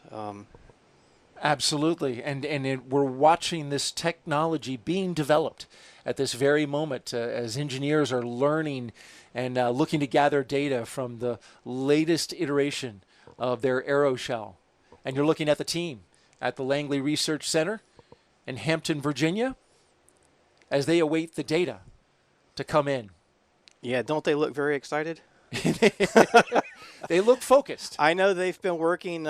They've been working super hard, and so yeah, I'm sure they're eagerly anticipating receiving some data from our spacecraft. Let's talk about that just a little bit, Sean. The data that is being transmitted from the LOFTID return vehicle, it is sent from a beacon. Yes. And it, first of all, has some basic data like position, location, but also some a little bit more robust data that comes through the Iridium satellite system and then into this particular program that we're looking at now, which is marking us through the milestones. And there it is, another page from that software. We haven't gotten data yet, but there's a reason for that. That beacon is not exactly, it's hard to lock on as it's kind of tumbling back down to the Earth. Correct. Yeah. So the real-time beacon is sending a very minimal data set so that we can track the progress of the spacecraft through the flight. If it sends that data through the Iridium satellite network, and that requires a line of sight from an antenna on the back portion of our vehicle up to the satellite, and then it has to have a 30% signal strength. And then we have to remember, we've already seen that our spacecraft is rotating at 3 revolutions per minute, and there's a bit of a wobble, or it's called nutation, associated with our flight. And so it's fully expected that we will have we could have limited data through the real-time beacon, and we're okay with that. We're okay with that because we are recording the full scope of data and the video on 2 data recorders that reside within the vehicle. One of those is an ejectable data recorder, and it will be ejected from the vehicle after we're through with the experiment. And it looks like we just got the word for go for the re-entry interface? Yes. So I just heard we're at re-entry interface. So re-entry interface is defined 125 kilometers or 410,000 feet. And this is the point where we start to experience the effects of Earth's atmosphere. So the TPS on the aeroshell is going to start heating up from this point on. We're not quite deep enough into Earth's atmosphere yet that the density is sufficient to slow us down, so we're going to continue accelerating. We're going to accelerate up to around Mach 29. At that point, the Earth's atmosphere will be dense enough that it will start to slow us down. And we expect that LOFTID is about 78 miles above the Earth's surface, coming down and just starting to heat up. We just got a call out that we would expect at this point in time that we've reached about 10% of peak heating. Yeah, so that means that we're starting our temperature pulse. So we have two pulses that we're planning to experience: a heat pulse where the temperature on the aeroshell goes up rapidly and then falls back down again, and then there's a pressure pulse where the dynamic pressure from the velocity and through the atmosphere creates a load on the surface of the aeroshell. We have been flying for an hour and 47 minutes. That started us off with the launch of the Atlas V, JPSS 2, and LOFTID.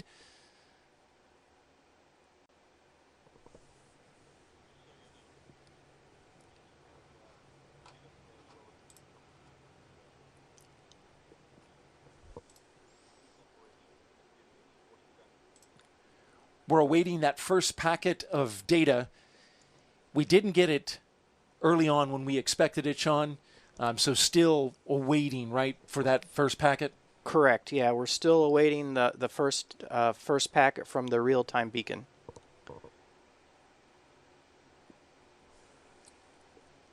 And we just got word that the recovery ship, the Kahana 2, is in place. And we are expecting that at this moment, we reach peak heating on the LOFTID return vehicle. Now, we don't have the data confirmation, it's important to point out. But in the timeline of events, we're expected that we've reached max Q, the maximum dynamic pressure on the return vehicle. Okay, so yeah, we've passed through peak heating at this point, at least predicted peak heating, because as you mentioned, we don't have data to confirm that yet. But that's the point at which the vehicle has maximized the rate at which it converts its velocity into thermal energy, and we expect a maximum heat rate of about 40 watts per centimeter squared. And then after we hit the max heat rate, we expect the temperature to continue to rise for about another 17 seconds on the surface of the aeroshell, and hit somewhere around 2600 degrees Celsius. And then I just heard an announcement that we're through max Q as well, and that's our maximum deceleration. So we're experiencing 9 Gs, and we've slowed from Mach 29 all the way down to Mach 10, and we're continuing to decelerate. We are currently 1 hour and 50 minutes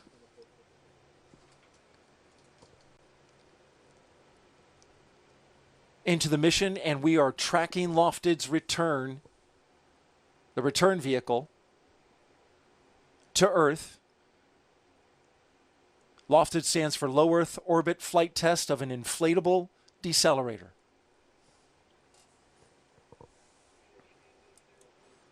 At this moment, we would have expected that we're back down to 10% of peak heating.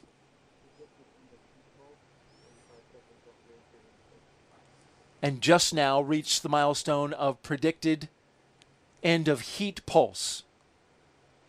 Yes. So this is the end of the significant heating. It has gone through the atmosphere. Oh, we just got an RTB packet. And really heated up, and just got word we got a data packet in, folks. Sean's dialed in with the software. There you can see some engineers pretty excited about that.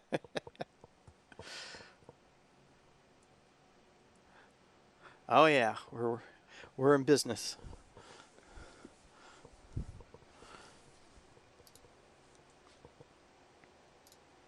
Yeah, so at this point we're really through the hard part of the mission. We've gone through the heat pulse, we've gone through the pressure pulse, and we're just slowing down until we go to the parachute.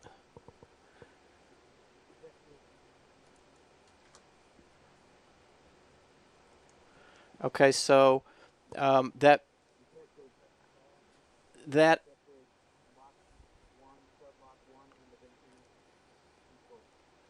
we just got the call out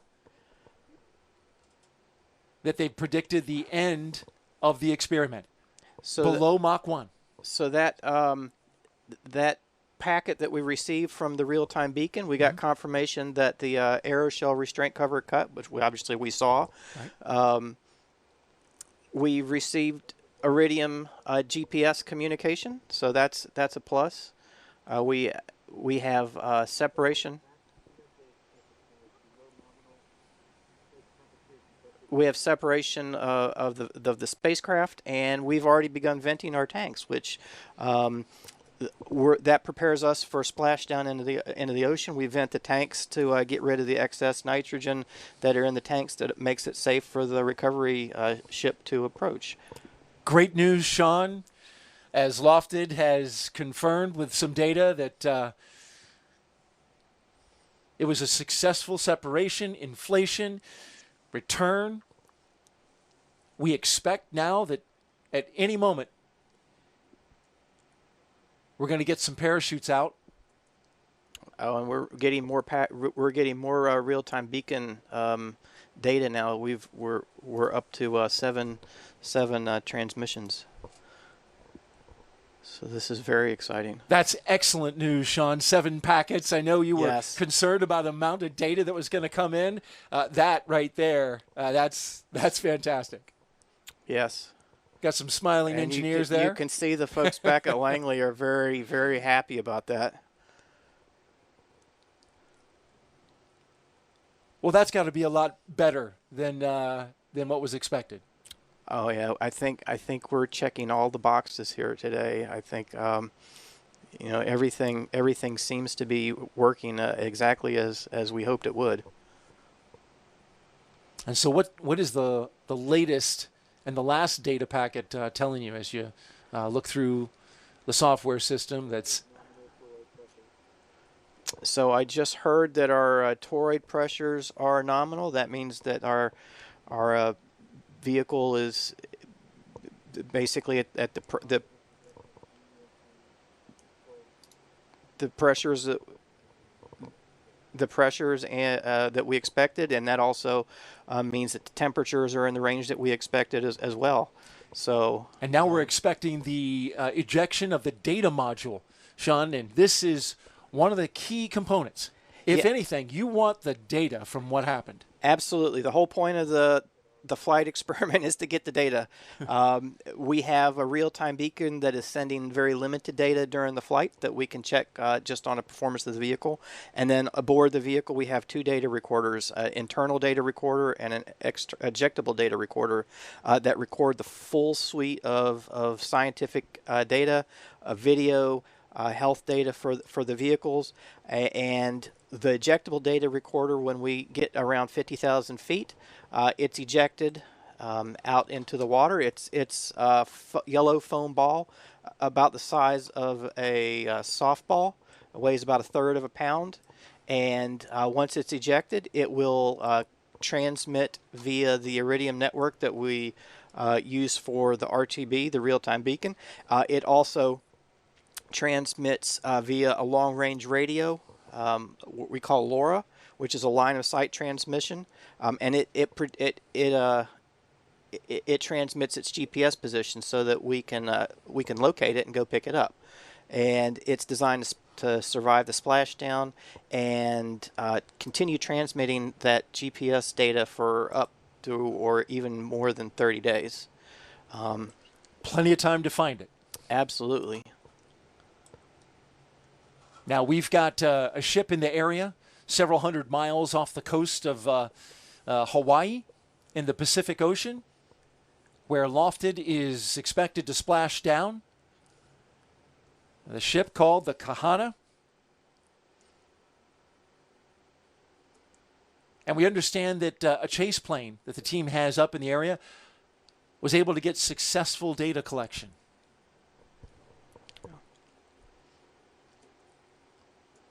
We're currently searching the skies with an infrared camera mounted on the Kahana 2.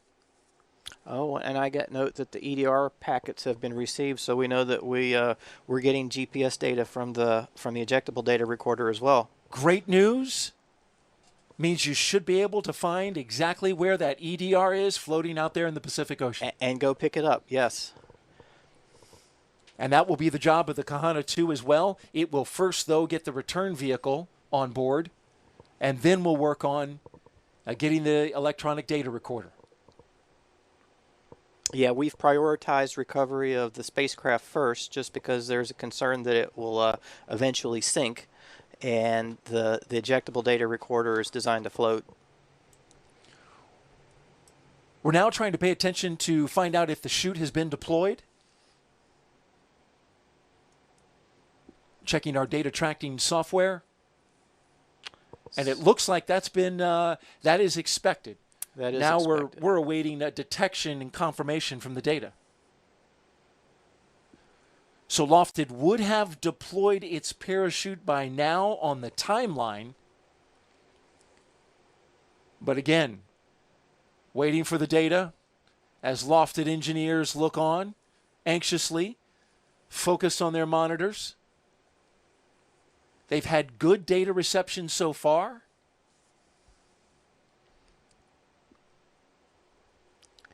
So, what do you see, Sean? I'm just checking the timeline here.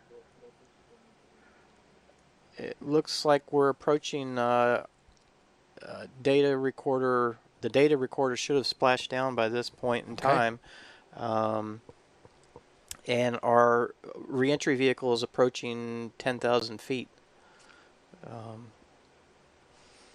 The second stage of the return of this vehicle, not necessarily part of the technology demonstration, but in order to get it, you needed to throw some chutes out, slow it down, and be able to recover it, slow it down, get it into the water, and as you were describing, be able to grab it with the Kahana 2, which has a crane on the back of the boat that is able to articulate over and capture that vehicle. There you can see we've now had an expected, we've mentioned that, the expected parachute deployment, hoping for a green on that dot to the far lower right-hand corner of your screen.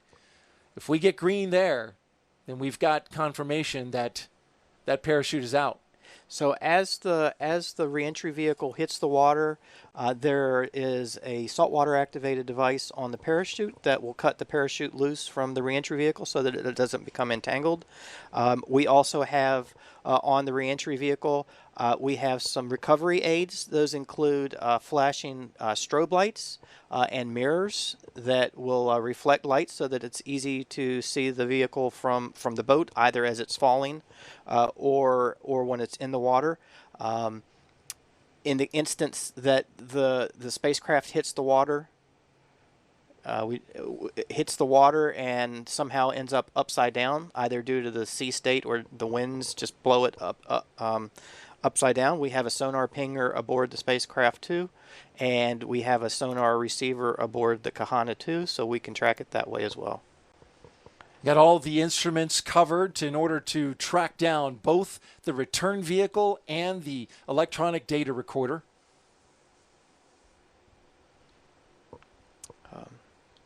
I will note that our recovery ship does have balloons, weather balloons in the air with relays for the LORA line of sight long-range radio system to help them locate the Oh, good. Oh, good. Heard that another packet of data came in. Yes, so that's the locator beacon packet. That's telling us the GPS coordinates on the reentry vehicle. So we know the location of the reentry vehicle. And so just to summarize, we've got the location of the reentry vehicle and that of the electronic data recorder. Both are down in the Pacific Ocean, several hundred miles away from the coast of Hawaii. And you're looking on your screen there, that's an actual location marker.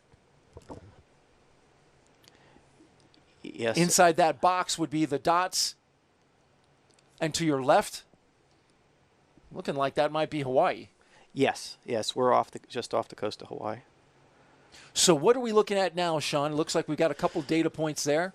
So there's going to be a data point for the locator beacon, which identifies the position of the spacecraft in the water, and then another dot that will represent the location of the Kahana 2 ship. And then the lines that you see there represent the landing ellipse, the predicted landing location of the spacecraft, and it looks like it's very close to the center of that predicted landing ellipse. So that's great. I mean, I think we've had a completely successful.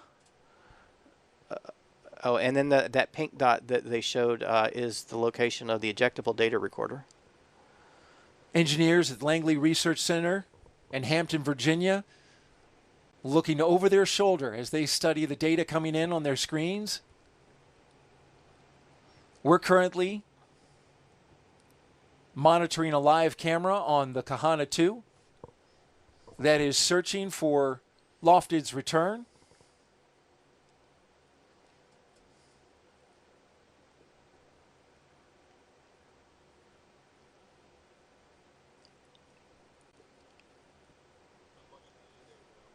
So far, at this point, I just got a note from somebody aboard the Kahana 2 that they saw it fly overhead. Wow. That's Well, that must have been pretty exciting. They got a notification I just saw a little while ago saying that there was activity in their area over top of the boat.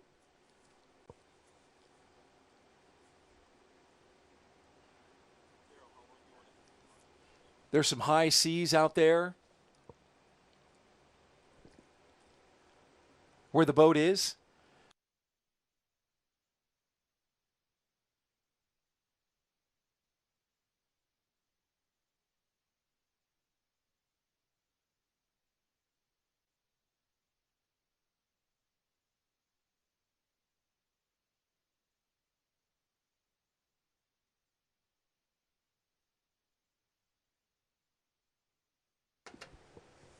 And you're looking now live at the camera on the Kahana 2 that is scanning the skies for LOFTID. But you made a statement just a couple minutes ago, Sean. We do expect that both the LOFTID inflatable decelerator is in the ocean along with that electronic data recorder. We have received data back from both the locator beacon aboard the spacecraft and the ejectable data module that was ejected, and we've got GPS coordinates on both of those. That's excellent news. And so our camera is looking for both of those in the water now. You can see the seas out there in the Pacific Ocean. They're bouncing. We got a report from one of our crew members on board that it was a bit of a rough ride to get out there, but now they're out there and they're searching the water for the return vehicle. As Sean mentioned, they have data. They know where both the decelerator, the inflatable decelerator is, and they know where that electronic data recorder is as well. And so as they continue to scan the ocean, we want to take a look at a very pivotal moment in this entire mission, Sean, and that was an advancement in the technology that we hadn't seen up until this point in time, and that is the release of LOFTID from space. And there it is.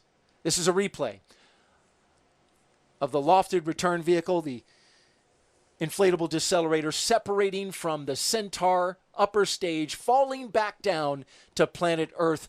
A little bit looks like somewhere over the Middle East, maybe the Mediterranean Sea. Yeah, that's the inflated spacecraft. Again, the aeroshell looks exactly like we hoped it would. I mean, you commented to me off the air that it looks like it would on the ground. Exactly. And as we look at it, it's important to point out, as we've just been saying, that we have both LOFTID and the electronic data recorder, which was ejected from the inflatable decelerator before it splashed down. Both are now down in the water, transmitting GPS location so that the recovery ship, ULA's Kahana 2, can track both of them down and pluck them out of the water. And inside both the return vehicle and the data recorder is valuable data to the LOFTID team. And I'll just note that I did get a note from the recovery ship. They have received the GPS data from the ejectable data recorder, the locator beacon, and the real-time beacon, and they're currently plotting a course to the locator beacon, which is aboard the spacecraft, to avoid the ejectable data recorders so that they don't accidentally run over it. And there was a priority given, right, on which one to pick up? Yes, absolutely. Again, the priority is to get the spacecraft first, because there is a risk that it could sink, and we would like to recover it if at all possible. And then once the spacecraft is recovered, then proceed to the ejectable data recorder, which is designed to float and can continue transmitting its position for 30 days. As we look at the data screen that the engineers are looking at, you can see the plots on the left and what those colors represent on the right.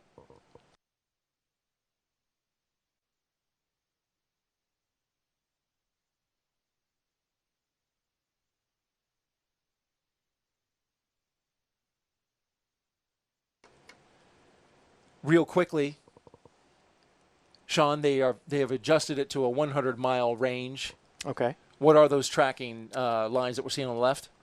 Yeah, so the straight lines again are the landing ellipse, the outline of the landing ellipse where we predicted the spacecraft would land. The dots represent the different beacons. So the pink dot is the ejectable data recorder. There's a gray dot that represents our ship. We purposely kept it out of the way of the landing spacecraft because we didn't want the spacecraft to accidentally land on the ship. And then there's a green dot that represents the locator beacon, which is the spacecraft. Yeah, and they're tightly populated inside of that expected landing area, which is great And news. there And we take go. a look at this, folks. This is live video from the Kahana 2. As our camera seeks to focus, you can make out what appears to be a parachute and a return vehicle. And we lost the focus on it. We'll stay with this shot and see. Kind of see it. If it clears up. Saw it briefly for a moment. And I guess from what we expected, I'm a little surprised to still see it up in the air, Sean. Well, I don't think this is live video. You I think this is replay? Yeah, I think this is recorded video. Oh There yeah, could be a delay in the signal, but there it is. You can definitely see the aeroshell, and it's bright because it's warm, and then the parachute up above it. The red hot bottom of the accelerator, the decelerator rather, the inflatable decelerator, and above it the parachute fully deployed. And I have the recovery vessel has the vehicle under chute on video dead ahead. So apparently this could be live. So this and is live video then? It still could be falling under the chute. Okay. Well, this is a big moment. We're going to stay with this.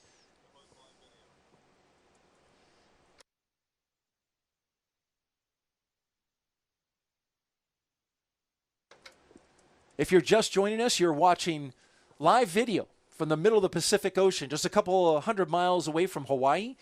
We have a GPS camera tracking the return of the LOFTID return vehicle from outer space.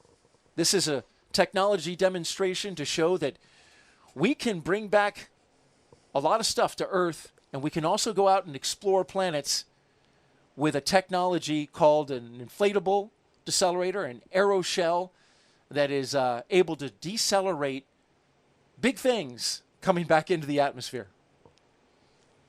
Yeah. I think we've demonstrated that the HIAD will work at from an orbital velocity, very high energies, and that gives us the capability to return very large masses or land on planets with very thin atmospheres.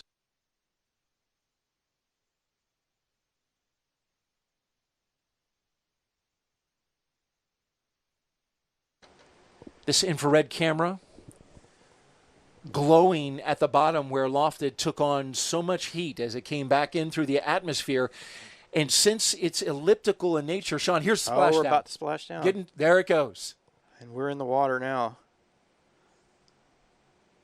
And you can see the parachute now collapsing, no longer suspending LOFTID because it is down in the water.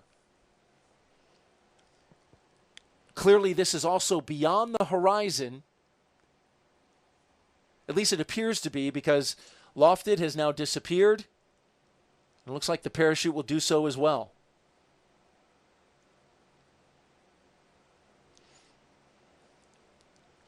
And you know, if we have this shot, Sean, the Kahana 2 is not too far away from getting the return vehicle. It is not. They commented that they're watching it descend. So, you know, that gives us great optimism that we'll be able to get to the vehicle before it sinks. And there you can see that it. optimism reflected in the room there at the Langley Research Center. Congratulations to the LOFTID engineers who are giving the congratulatory handshakes and high fives all around the room.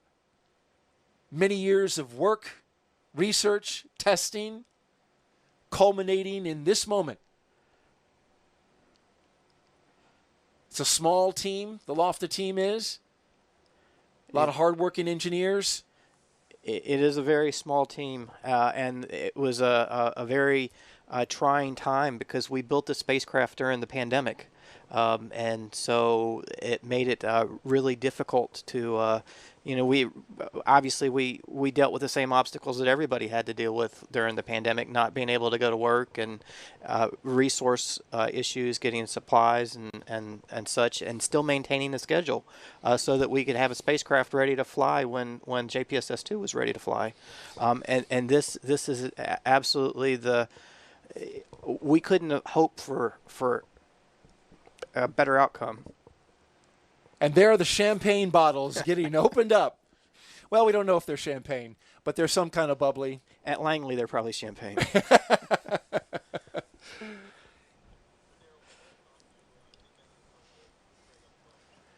Now, Sean, we've got a member of the crew that is on the Kahana 2. We've got a live connection established with him. In addition to that video that we just saw, LOFTID come down into the Pacific Ocean under a parachute. And so now let's go out to Megan, who is in communication with that member on board the Kahana 2. Megan? Wow, this is just amazing. I'm so glad we got that live footage. That was amazing to see, as we said, the heat shield coming down, parachutes bringing it down softly into the Pacific Ocean, and waiting nearby is the Kahana 2. That's the recovery vessel that's going to get not only the heat shield but also the data recorder that was ejected. So let's go there where we have Greg Swanson. He's the LOFTID instrumentation lead, and he's on the boat right now. Greg, set the stage for us. Where are you? What's happening? Did you see with your own eyes splashdown? Oh man, yeah, no, this is super exciting. Everybody's lots of high fives, even some low fives. I think I saw Steve Heaps dance a jig. Everybody is really excited right now. I didn't get to watch the splashdown because I was waiting on the phone, but yeah, a lot of excitement once we saw that video of it deployed and released successfully. And then, of course, getting the data packets after the entry pulse because we knew that meant it survived, and of course, seeing then the video of it actually coming in and splashing down. And so, yeah, we're about 500 miles off the coast of Hawaii, and we're headed towards the RV. It should take about 45 minutes to get there right now. Oh my gosh. So here's video of the boat. We can tell this is a camera that's showing the back part of the boat. You are on the boat. I'm going to apologize. So sorry that you didn't get to see the splashdown because you were on the phone with us. But we really do appreciate you taking the time to talk to us and kind of telling us what's next. So I know that there's the heat shield and there's also the data recorder. What happens next in terms of the recovery mission? Yeah, so Sean touched on this briefly already, but we're going to go after the RV first, the reentry vehicle, because that's not really designed to float. So we have a minimal time to go get that and recover it. And once we have that recovered, we'll go after the ejectable data recorder, since that is designed to float and ping for up to 30 days. So we have some time to grab that one. But our main focus right now is trying to get to the RV and get it on the boat. I know you have the GPS coordinates for both. Where are you in relation to those coordinates, and how quickly do you think you'd be able to recover both? Yeah, I think I heard about 5 miles. 5 miles away, so it's going to be about 45 minutes to get to there. It looks like, I think we were actually able to see in the video that it's landed nose down, which is great. We don't have to worry about it being turtled and having to deal with that to get it out of the water. So, and the seas are actually cooperating pretty well. We should be able to put in the 7-meter boat. A couple of us will go up on that and get the RV all prepped and ready to be lifted onto the boat. And I know you can't see it, but right now viewers are watching the live video again that we were able to record. This is a replay of that live video that we were able to put up. And we can see the heat shield being brought down again softly by parachutes that were deployed.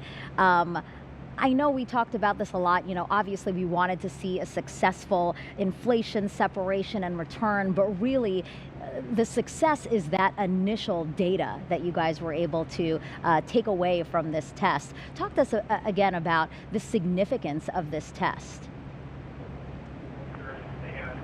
Yeah, I mean, this is spoken about a lot so far. It's our first orbital of this technology. Our other tests have been suborbital, so and it's also a much bigger scale. This is a 6-meter aeroshell compared to the 3 meters that we've tested suborbitally in the past. So kind of a couple big steps there in testing. And so, yeah, this is a great opportunity to get flight data to see how it actually performed. We know it performed well enough to make it down, which is great, but the actual data that's on board will tell us how well it performed during entry, and we'll be able to, not only refine our analysis tools, but also probably improve some of our fabrication techniques of these inflatable heat shields.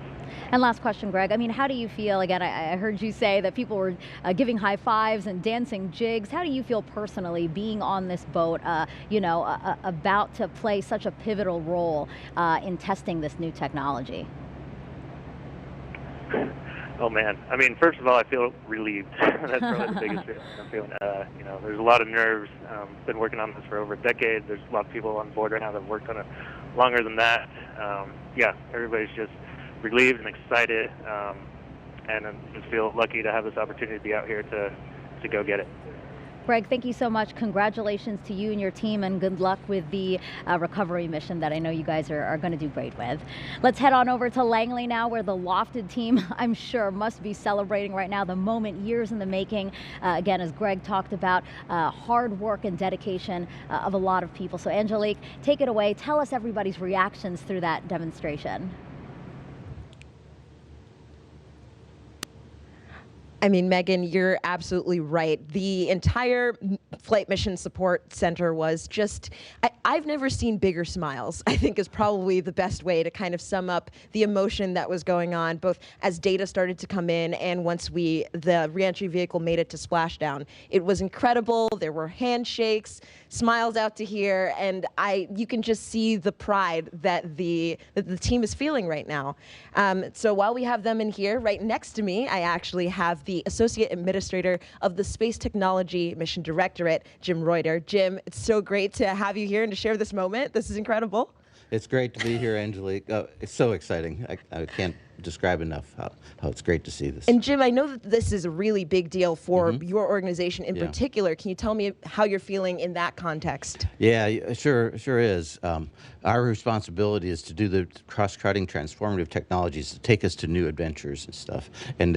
And one of which is, of course, bringing humans to Mars. This is one of the most critical technologies that we're establishing right now, and with this mission, by all accounts, we've established that first successful orbital launch and recovery, and so it's just a critical part of what we're doing. And earlier we talked a bit about the different potential uses for this technology. How soon would we be able to start, putting this into use? Yeah, it'll sort of depend naturally on where the investments and stuff. The first practical use is probably on returning large cargo and rocket engines from space. Right. That's one that probably in the next few years or so that we'll be seeing. And then along the way, we'll be doing more demonstrations that get us to Mars. And of the many different applications of this technology, which one would you say you're the most excited about? Well, I will start by saying I really get excited about things where we have a partnership between and have multiple uses for the same technology, and really, especially when it's a commercial and a NASA use. But I can't lie. There's no better coolness factor than landing humans on Mars, or taking or enabling landing in the highlands and stuff of Mars, and so it just doesn't get better than that. Absolutely, from here to Mars. Well, it's been so great having you here. Thank you so much for taking some time to share in this moment with us all. And with that, we're going to send it back over to you, Megan. Thanks, Angelique. And I'm actually going to send it back out to Daryl and Sean. I hear that they have more to report about this test. It sounds like the recovery vehicle, the heat shield is only a few miles away from the recovery vessel. Yes, that's right, Megan. It really worked out. Sean and I were just talking about that earlier. When it came down into the water, the data suggested that they were only 5 miles away between the Kahana 2 and the landing location of the LOFTID return vehicle. That was a lot closer than we expected it to be. Yes, we expected it to be a little bit of a ride for the boat to get to the vehicle to recover it, and some of that was just deliberate so that we wouldn't risk the vehicle coming down on the boat. So this seems to work out very well in our favor. That the spacecraft landed so closely to the boat. And now the ULA Kahana 2 is steaming towards the return vehicle, the inflatable decelerator, which is down in the water.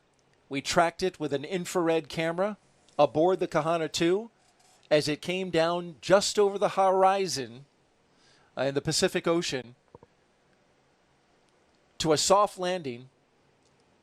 And that's critical for the LOFTID team, which wants to gather the data that is inside that return vehicle. And I heard Greg say, who's aboard the ship, that it landed nose down, and that's a good thing. Yes, definitely a good thing. When we planned for the recovery, we looked at multiple scenarios. Nose down is obviously optimal because the parachute harnesses are on the backside of the spacecraft, and that's how we plan on lifting it aboard the Kahana 2.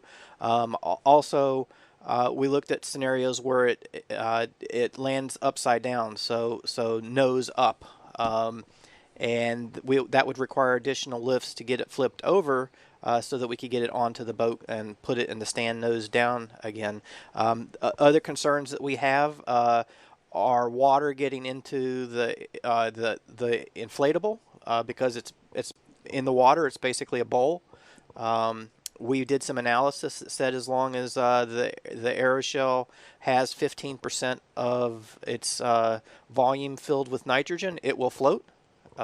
So we're very confident, based on that landing that we saw in the video, that it should be in good shape.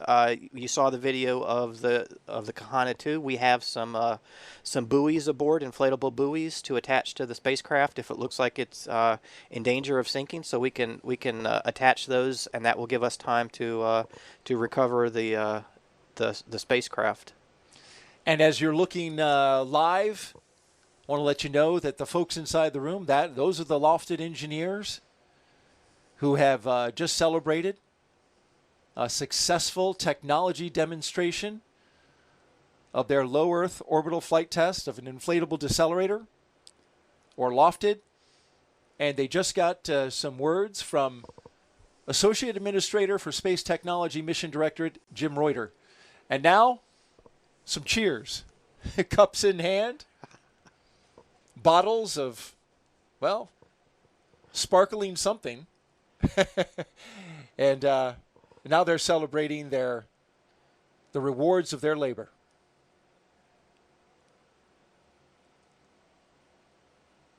For a mission that had such a great deal of uncertainty, brand new technology being tested, coming back from space for the very first time, I can only imagine how rewarding it is for you and for those folks that we see in the room. Yeah, so this is, we're a space technology demonstration mission, so it's very high risk, very high reward. So there's a lot of concern that something won't work, and maybe the mission doesn't go as planned. But just from what we've seen here, it looks like everything went as well as we could have hoped, and very high reward.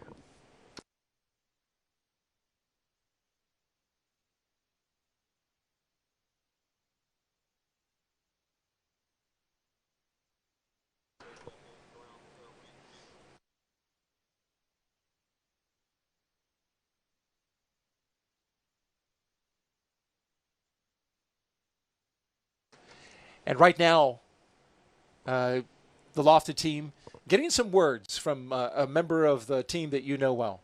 Yes, Ron Mirsky is he's the head of the Atmospheric Flight and Entry Systems branch. So that's the branch specifically that deals with the entry, descent, and landing.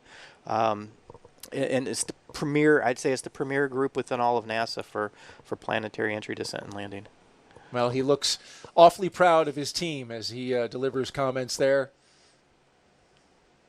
And with cups in hand, they are ready to celebrate in these early morning hours out there in Hampton, Virginia, where it is currently 7:17 a.m. Eastern Time, 4:17 a.m. Pacific Time here on the West Coast, where we launched LOFTID just about 2.5 hours ago.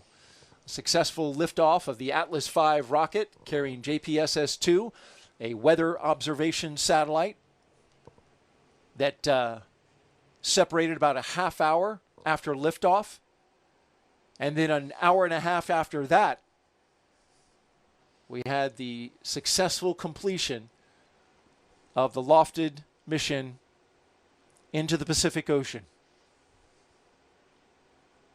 Oh, it looks like we have a video from the ship of the RV on the water, although I'm having technical difficulties getting it. We've got a number of cameras on the ship, and one is a gimbal, and another is fixed on the boat. We're going to bring you live imagery. Right now, we plan on trying to bring you the recovery of the LOFTID vehicle as the LOFTID team in Virginia goes bottoms up in celebration of the completion of their mission. Let's listen in to Angelique Herring, who is interviewing one of the members of the LOFTID team.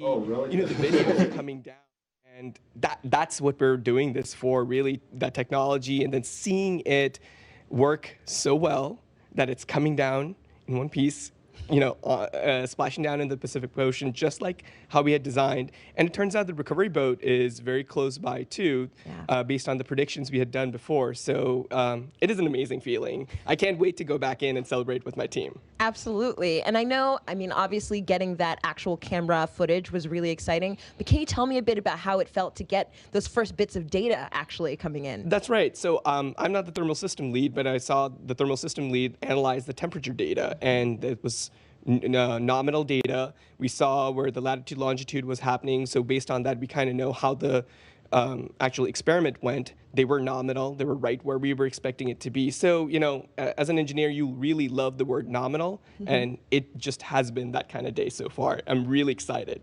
For the layperson, Sam, what does nominal mean? Nominal means that when we make prediction, we expect it to be somewhere, and then we expect maybe it can be off by a little bit. But if you're right in the middle, that's nominal, and that's what it looks like we're doing so far. That is incredibly exciting. As that data comes in, what will you and the team be doing? Well, from my team, I'm part of the trajectory team, so we will be looking at the data sets that we got while we were coming down and also on the recovery device.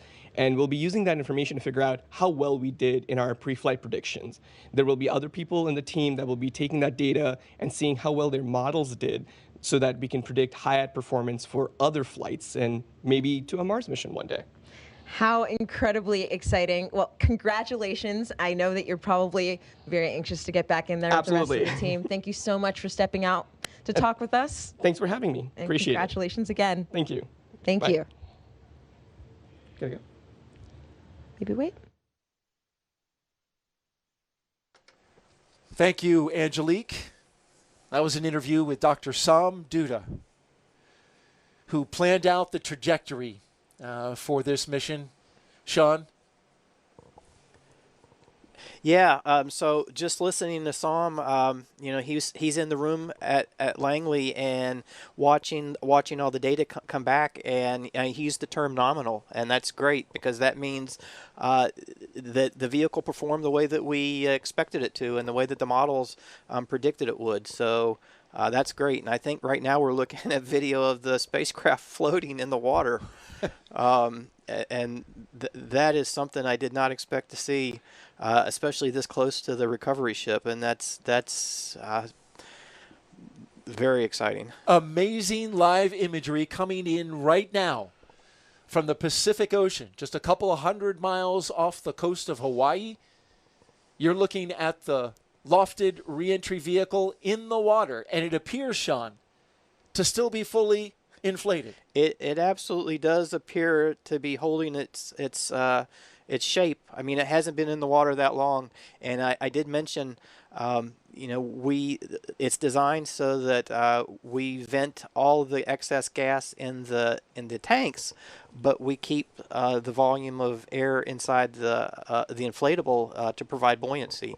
And it looks like the landing was soft enough that it didn't cause any tears or anything, and that it's still maintaining its shape very well. I do see it bobbing up and down, so hopefully we don't get a lot of water inside of it, but the recovery vessel is very near to it, so this is very positive for recovery.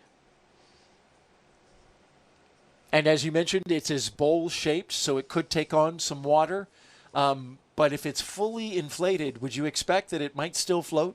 Yes. So we did analysis early on in planning the mission, and that analysis showed that 15% of the aeroshell volume, if it was filled with nitrogen still, then the vehicle would float. We have factored in the potential that the spacecraft gets water in it, especially in that bowl area for the lifts. And so we have some scenarios where we would, if it's got water in it, we would lift it up and dump that water out before we lifted it onto the boat, just to reduce the weight of the load on the crane. I don't recall if we discussed this or not, but when the spacecraft hits the water, the parachute cuts away, and you can obviously see the parachute has cut away, so the spacecraft can't get entangled in it. There are 4 risers coming off the back of the spacecraft that go to the parachute. There are 20-foot risers. Each one of those risers has a 4-inch loop in it, and lifting it ideally could be as simple as putting those 4 loops over the hook of the crane and just lifting it straight up and onto the deck. Well, that would be a continuation of just the nominal mission that we've seen so far from the very start of this, which has done nothing but cause elation and pride for the LOFTID team as we look live at the LOFTID return vehicle in the water in the Pacific Ocean. We're getting imagery from the Kahana 2. This is United Launch Alliance's vehicle. Of course, they're partners with this mission. Launching LOFTID into space after the primary mission, JPSS-2, was accomplished, and then dropping off LOFTID to come back into the Earth to prove out a technology demonstration that you can come back with a large aeroshell back to Earth and safely splash down as it just has right there as we're watching it in the Pacific Ocean. Now, you mentioned something that I thought was interesting. The team on board the boat is going to make a decision on whether or not to go pick this up. So kind of talk me through what that decision-making process is. Yes, so there was some discussion early on. Hawaii is 3 hours behind us, so it's still dark there. And we discussed whether we wanted to pick the spacecraft up at night for safety concerns. We all agreed that will be the captain's decision as to what he feels safe. So we're waiting to see what happens. Now we do have, if they do decide to wait until daylight to pick the spacecraft up, we do have inflatable buoys to attach to it to keep it floating while we wait.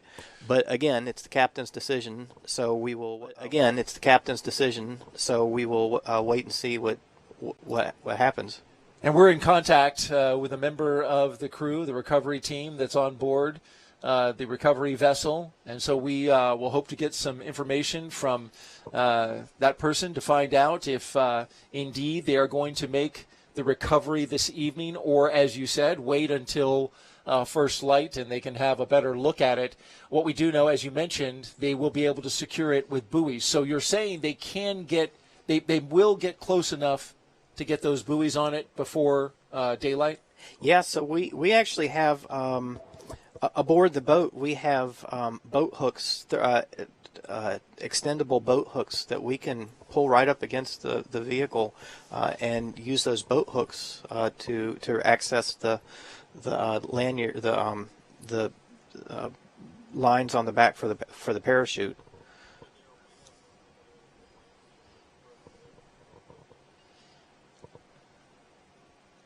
All right, Sean, let's take a break for a moment and talk to another member of the successful LOFTID team out in Langley, Virginia, Hampton, Virginia, at the Langley Research Center. Angelique, take it away. Yes, I am here with Ron Mirsky, the branch head of the Atmospheric Flight and Entry Systems Branch. Branch. Quite a mouthful. It is a mouthful. Now, Ron, can you tell me, speaking of mouthful, you had one of the widest smiles in the entire room as the data was coming in, and also as we were getting to splashdown. Can you tell me what you were feeling and how you're feeling right now? Just incredible. This has been many years. The team that we've had here has been struggling very hard, had a lot of issues to overcome, and did it just brilliantly.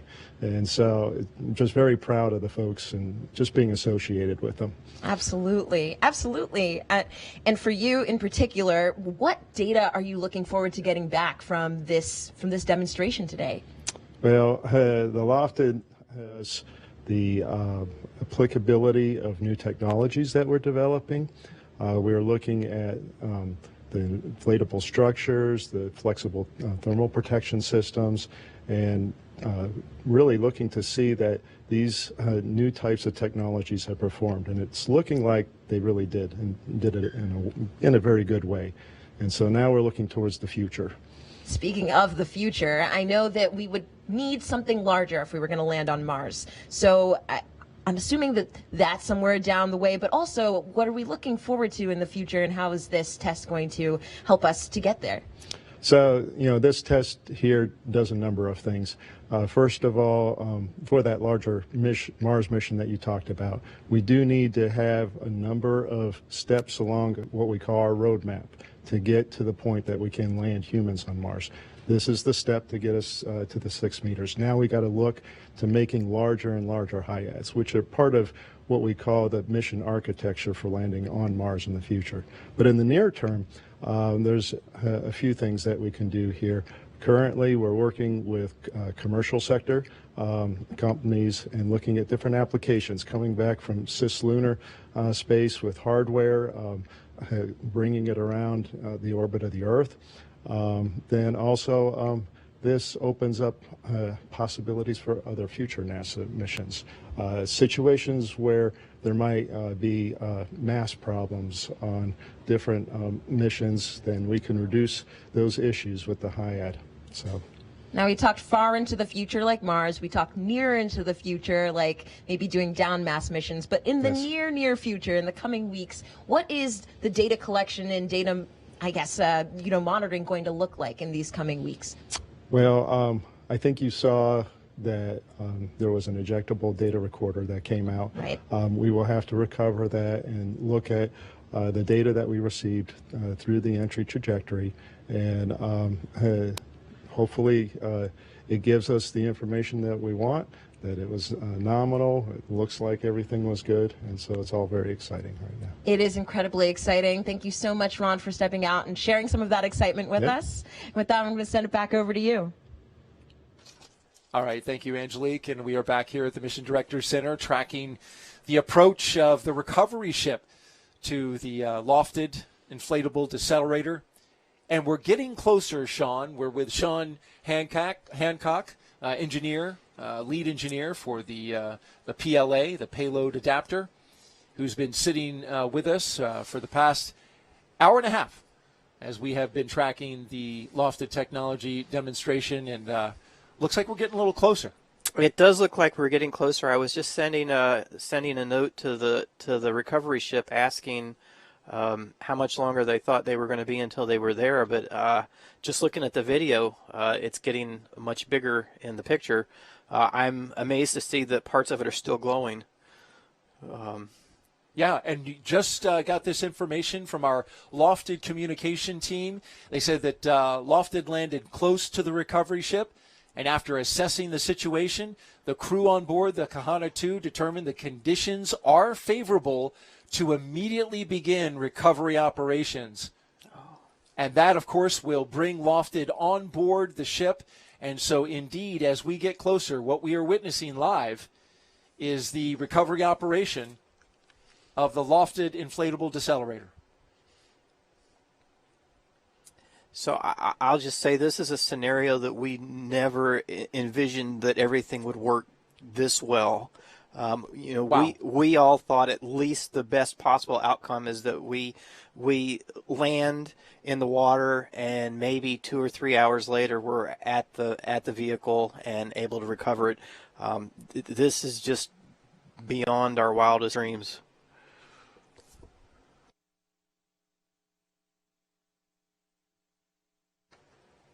And while it looks like it doesn't appear that we're moving, we indeed are. This ship is making progress.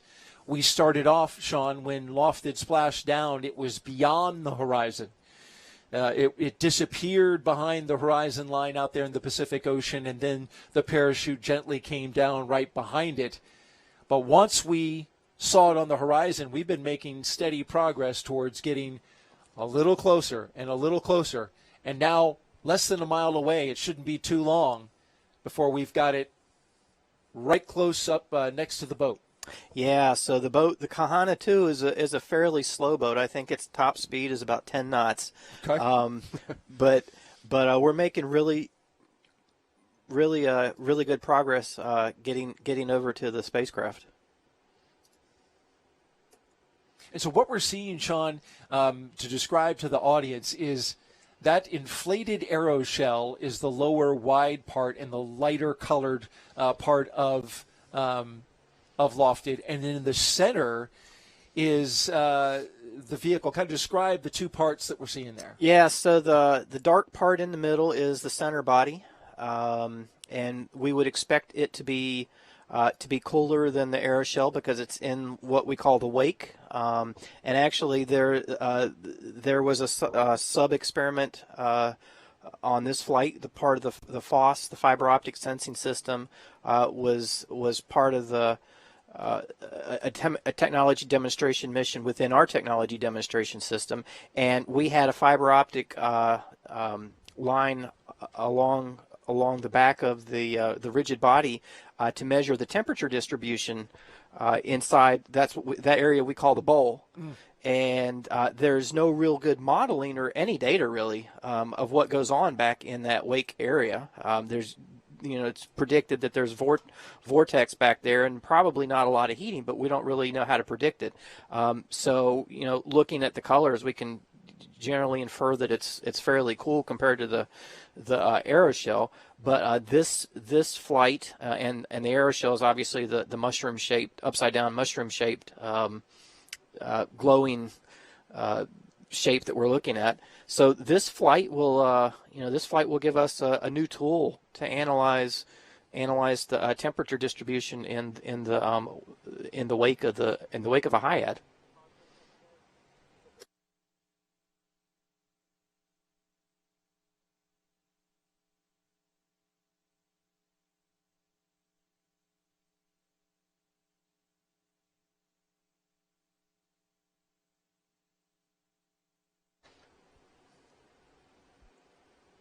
If you're just joining us, we are tracking the recovery of the return vehicle from the LOFTID technology demonstration. It is in the center of your screen, floating out of the middle of the Pacific Ocean.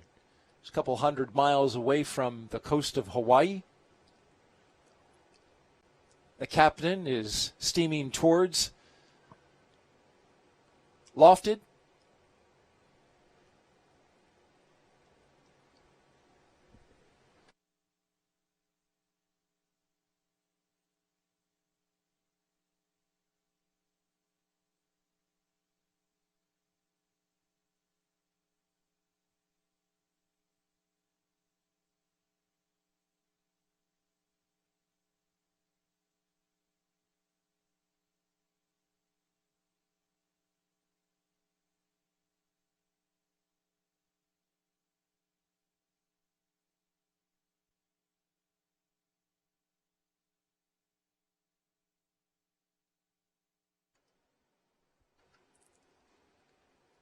And as we continue to get closer,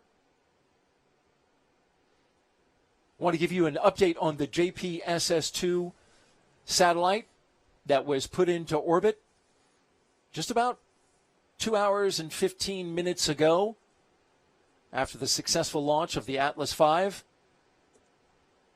At this time, we understand the team has not yet received data to confirm JPSS-2 solar array deployment. Now, there may not be an issue, but the JPSS-2 team, NASA and NOAA, are monitoring closely the telemetry data as it becomes available.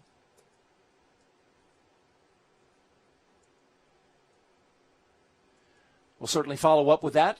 You can go to our blog on JPSS-2. You see it at the bottom of your screen, blogs.nasa.gov/JPSS-2. Again, blogs.nasa.gov/JPSS-2.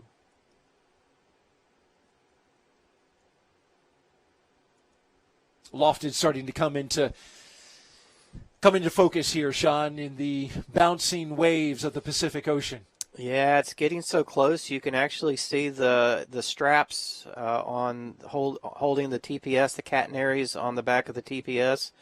You can see our cameras on the aft side of the spacecraft. You can make out a lot of detail. Now, don't want to put you on the spot, but I am. Part of that LOFTID return vehicle is glowing. We know this is an infrared camera, so it's tracking heat signatures. What's your take on just your observation on why that edge, the left part, the left side edge is glowing?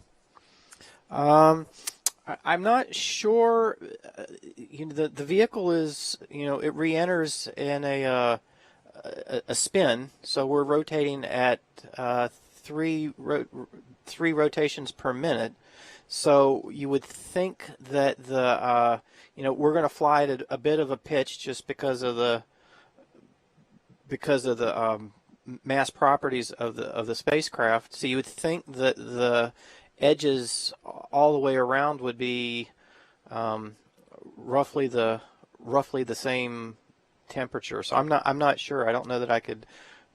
But again, I'm probably not the right person to ask that question to. Well, this much we know. We know that it's reflecting off the water, and there's a fair amount of moonlight out. We just passed a full moon just a few days ago, and so the team has the benefit of having a pretty bright moonlight out there at the moment. They do. And I'm looking at the video, and it looks like 180 degrees opposite from that one side. The other edge is also glowing similarly. And as our camera recalibrates, give them a moment to reset the shot.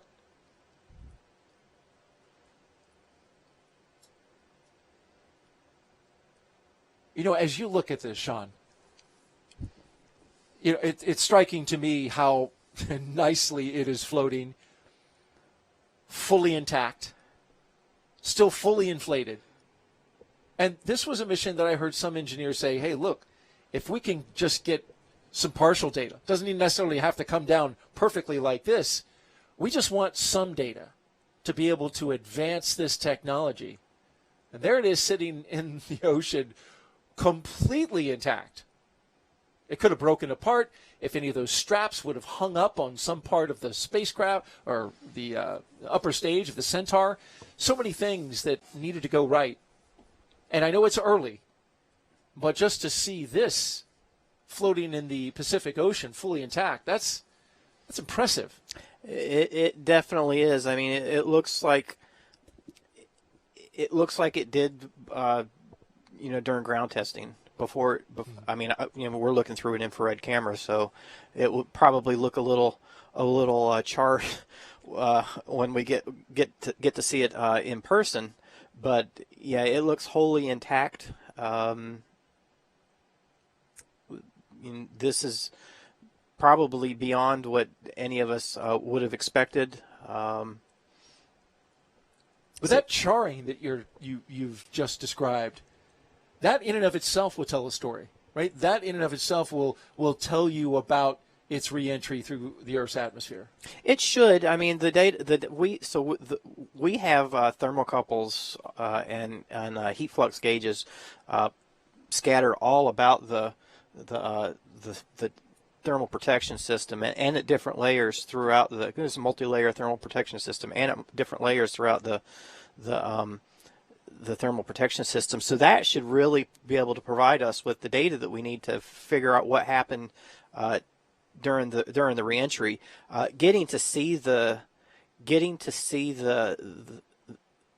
spacecraft and the surface and the charring and whatnot really will help us see how the materials behave when exposed to that environment. So that's really part of the value of getting the spacecraft back is, just being able to see physically, what happened to the spacecraft because of the environment that was in, and then the instrumentation should be able to tell us what the environment is.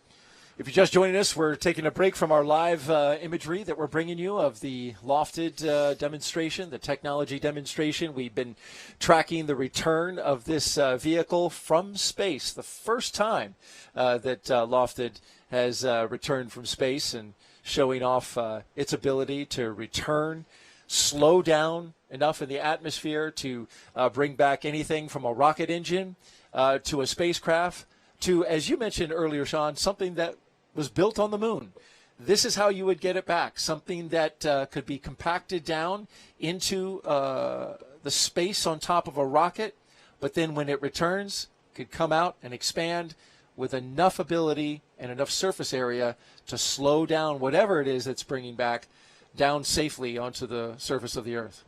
Yeah, and really, aerodynamic decelerators are the way to go when you're talking about atmospheric entry. Studies have shown that an aerodynamic decelerator can reduce the amount of mass that you have to take up to low Earth orbit by half versus using a propulsive system. So, this is a major step forward in technology. Weight is everything when it comes to space flight.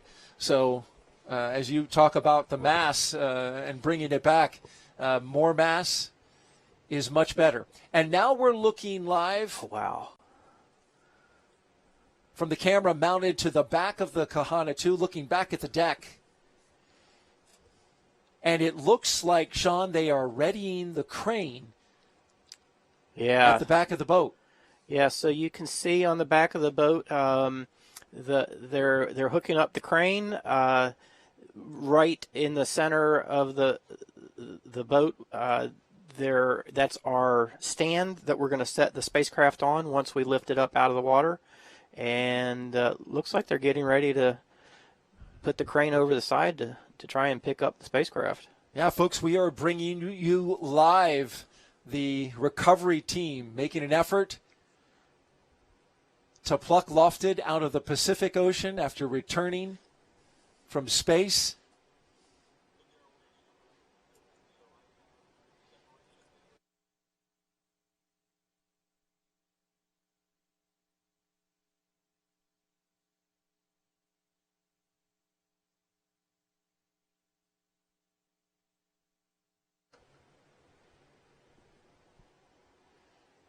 And Sean, this operation, it does take some time. So we would expect this crew to be working at this. It's not going to be instantaneous. They got to be very careful about bringing something out of the water that presumably looks like it's in about 6 to 10 foot seas. Yeah, so we do have procedures that are written, and that generally adds to the time because we want to be careful. We don't want to do anything that could risk the spacecraft, especially now. So yeah, I fully expect that this will take a little bit of time and effort to get that out of the water and onto the boat. And so let's review for the audience how we got here. It all began with a launch at 1:49 a.m. Pacific time. With this, and then about an hour later, the separation of LOFTID, the low Earth orbit flight test of an inflatable decelerator. This is an inflatable heat shield. They can compact down into the size of the fairing on top of a rocket, but then expand as you see it here, rotating as it falls back to Earth to potentially one day bring back spacecraft, hardware, people back to Earth that have come from either another planet or the moon. And then this shot the return of LOFTID under a parachute, the bottom glowing red hot on the infrared camera after it returned through the searing heat of reentry, 2,600 degrees Fahrenheit, marking a signature in the sky that we were readily able to pick up with our camera as it fell gently down into the Pacific Ocean. The parachute then falling delicately down. And now we have a fully inflated, LOFTID in the water behind United Launch Alliance Kahana 2 as the crane in the back of that boat now seeks to bring LOFTID on board.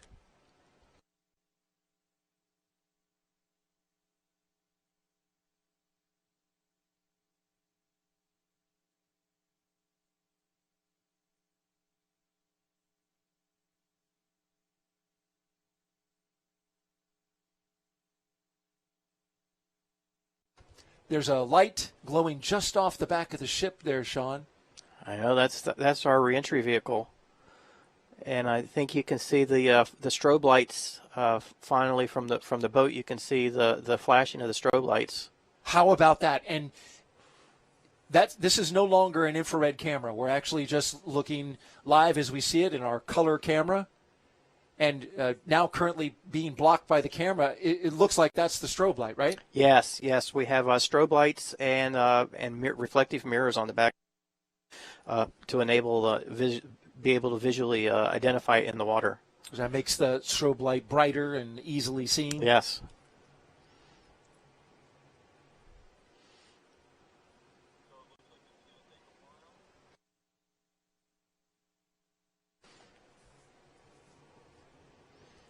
Well, Sean, you can certainly see the glow from the beacon, also illuminating now the center of LOFTID. An impressive technology demonstration. You know, the technology in and of itself is already impressive. The ability to go to other planets, Mars, come back from the moon, bring things that were built on the moon back on Earth. But to see it happen so, as you guys like to say, nominally, which means everything is as good as an engineer could expect it to be, must be just an incredibly proud moment for you and the LOFTID team. Oh, it is definitely a proud moment. It's beyond expectations, and you know, we're so excited to have been able to take part in this, and just think of the, you know, all the benefits that this is going to lead to for future exploration. And we will continue to track what happens out there in the Pacific Ocean, just a couple hundred miles off the coast of Hawaii. There'll be much more. Tune into our blogs that we follow and social media online. We'll bring you all the imagery of the recovery when we have that in hand. Oh my God. But for now, Sean Hancock, LOFTID engineer, I want to thank you very much for joining us. It was a pleasure to be beside you as we track this mission from outer space all the way to back home here at the Pacific Ocean. Daryl, I really want to thank you for the opportunity. I'll just say right out of the gate, I was terrified of doing this before it started. But this has been a blast. It's been, you know, one of the funnest things I've gotten to do, and getting to see this successfully go through this mission and share it with you and then the viewing public has been really, really great. Well, thank you very much for those words. Appreciate that, Sean. Thank you. Megan, we'll send it back to you. Great job, Daryl. Sean, thank you so much for that. If you're just joining us, we are actually wrapping up NASA's live coverage of JPSS-2 and LOFTID, which launched from Vandenberg Space Force Base here in Central California less than 3 hours ago. NASA and its partners accomplished a lot today. Let's show you some video again. This is live video of the recovery ship that's in the Pacific Ocean off the coast of Hawaii. You can see in the distance there lights bobbing up and down in the water. That is the heat shield that we tested today as part of the LOFTID project. And this recovery vessel with NASA and ULA team members, they are so close to getting to that heat shield and being able to bring it aboard onto the ship to further analyze it. And then after that, their mission isn't over. Then they recover a data recorder that was also ejected. They'll be able to get some more data from that. And then 9 months more of just seeing how successful this test was in testing this new innovative technology that could really change the way we explore our own universe. It launched aboard an Atlas V rocket, the last Atlas V rocket to launch from the West Coast.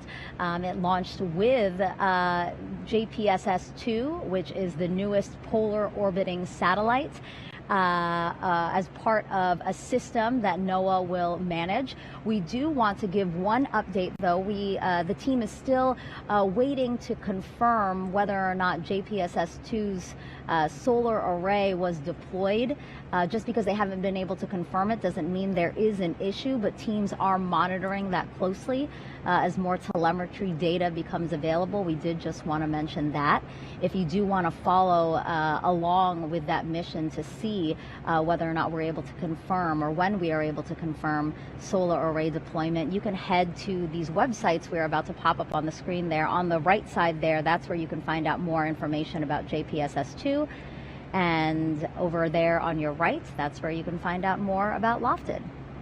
Now, if you enjoyed today's launch, the next one is just around the corner. We mean days away. In the early morning hours of November 16th, NASA will attempt to launch Artemis 1, our first step towards sending astronauts back to the moon in nearly 50 years.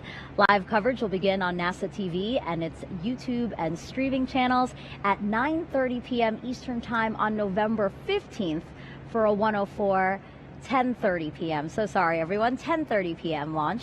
Launch coverage begins on the 15th, and then we will have hopefully launch at 1:04 a.m. on the 16th. So again, I hope you can join us for that, and thank you so much for watching today.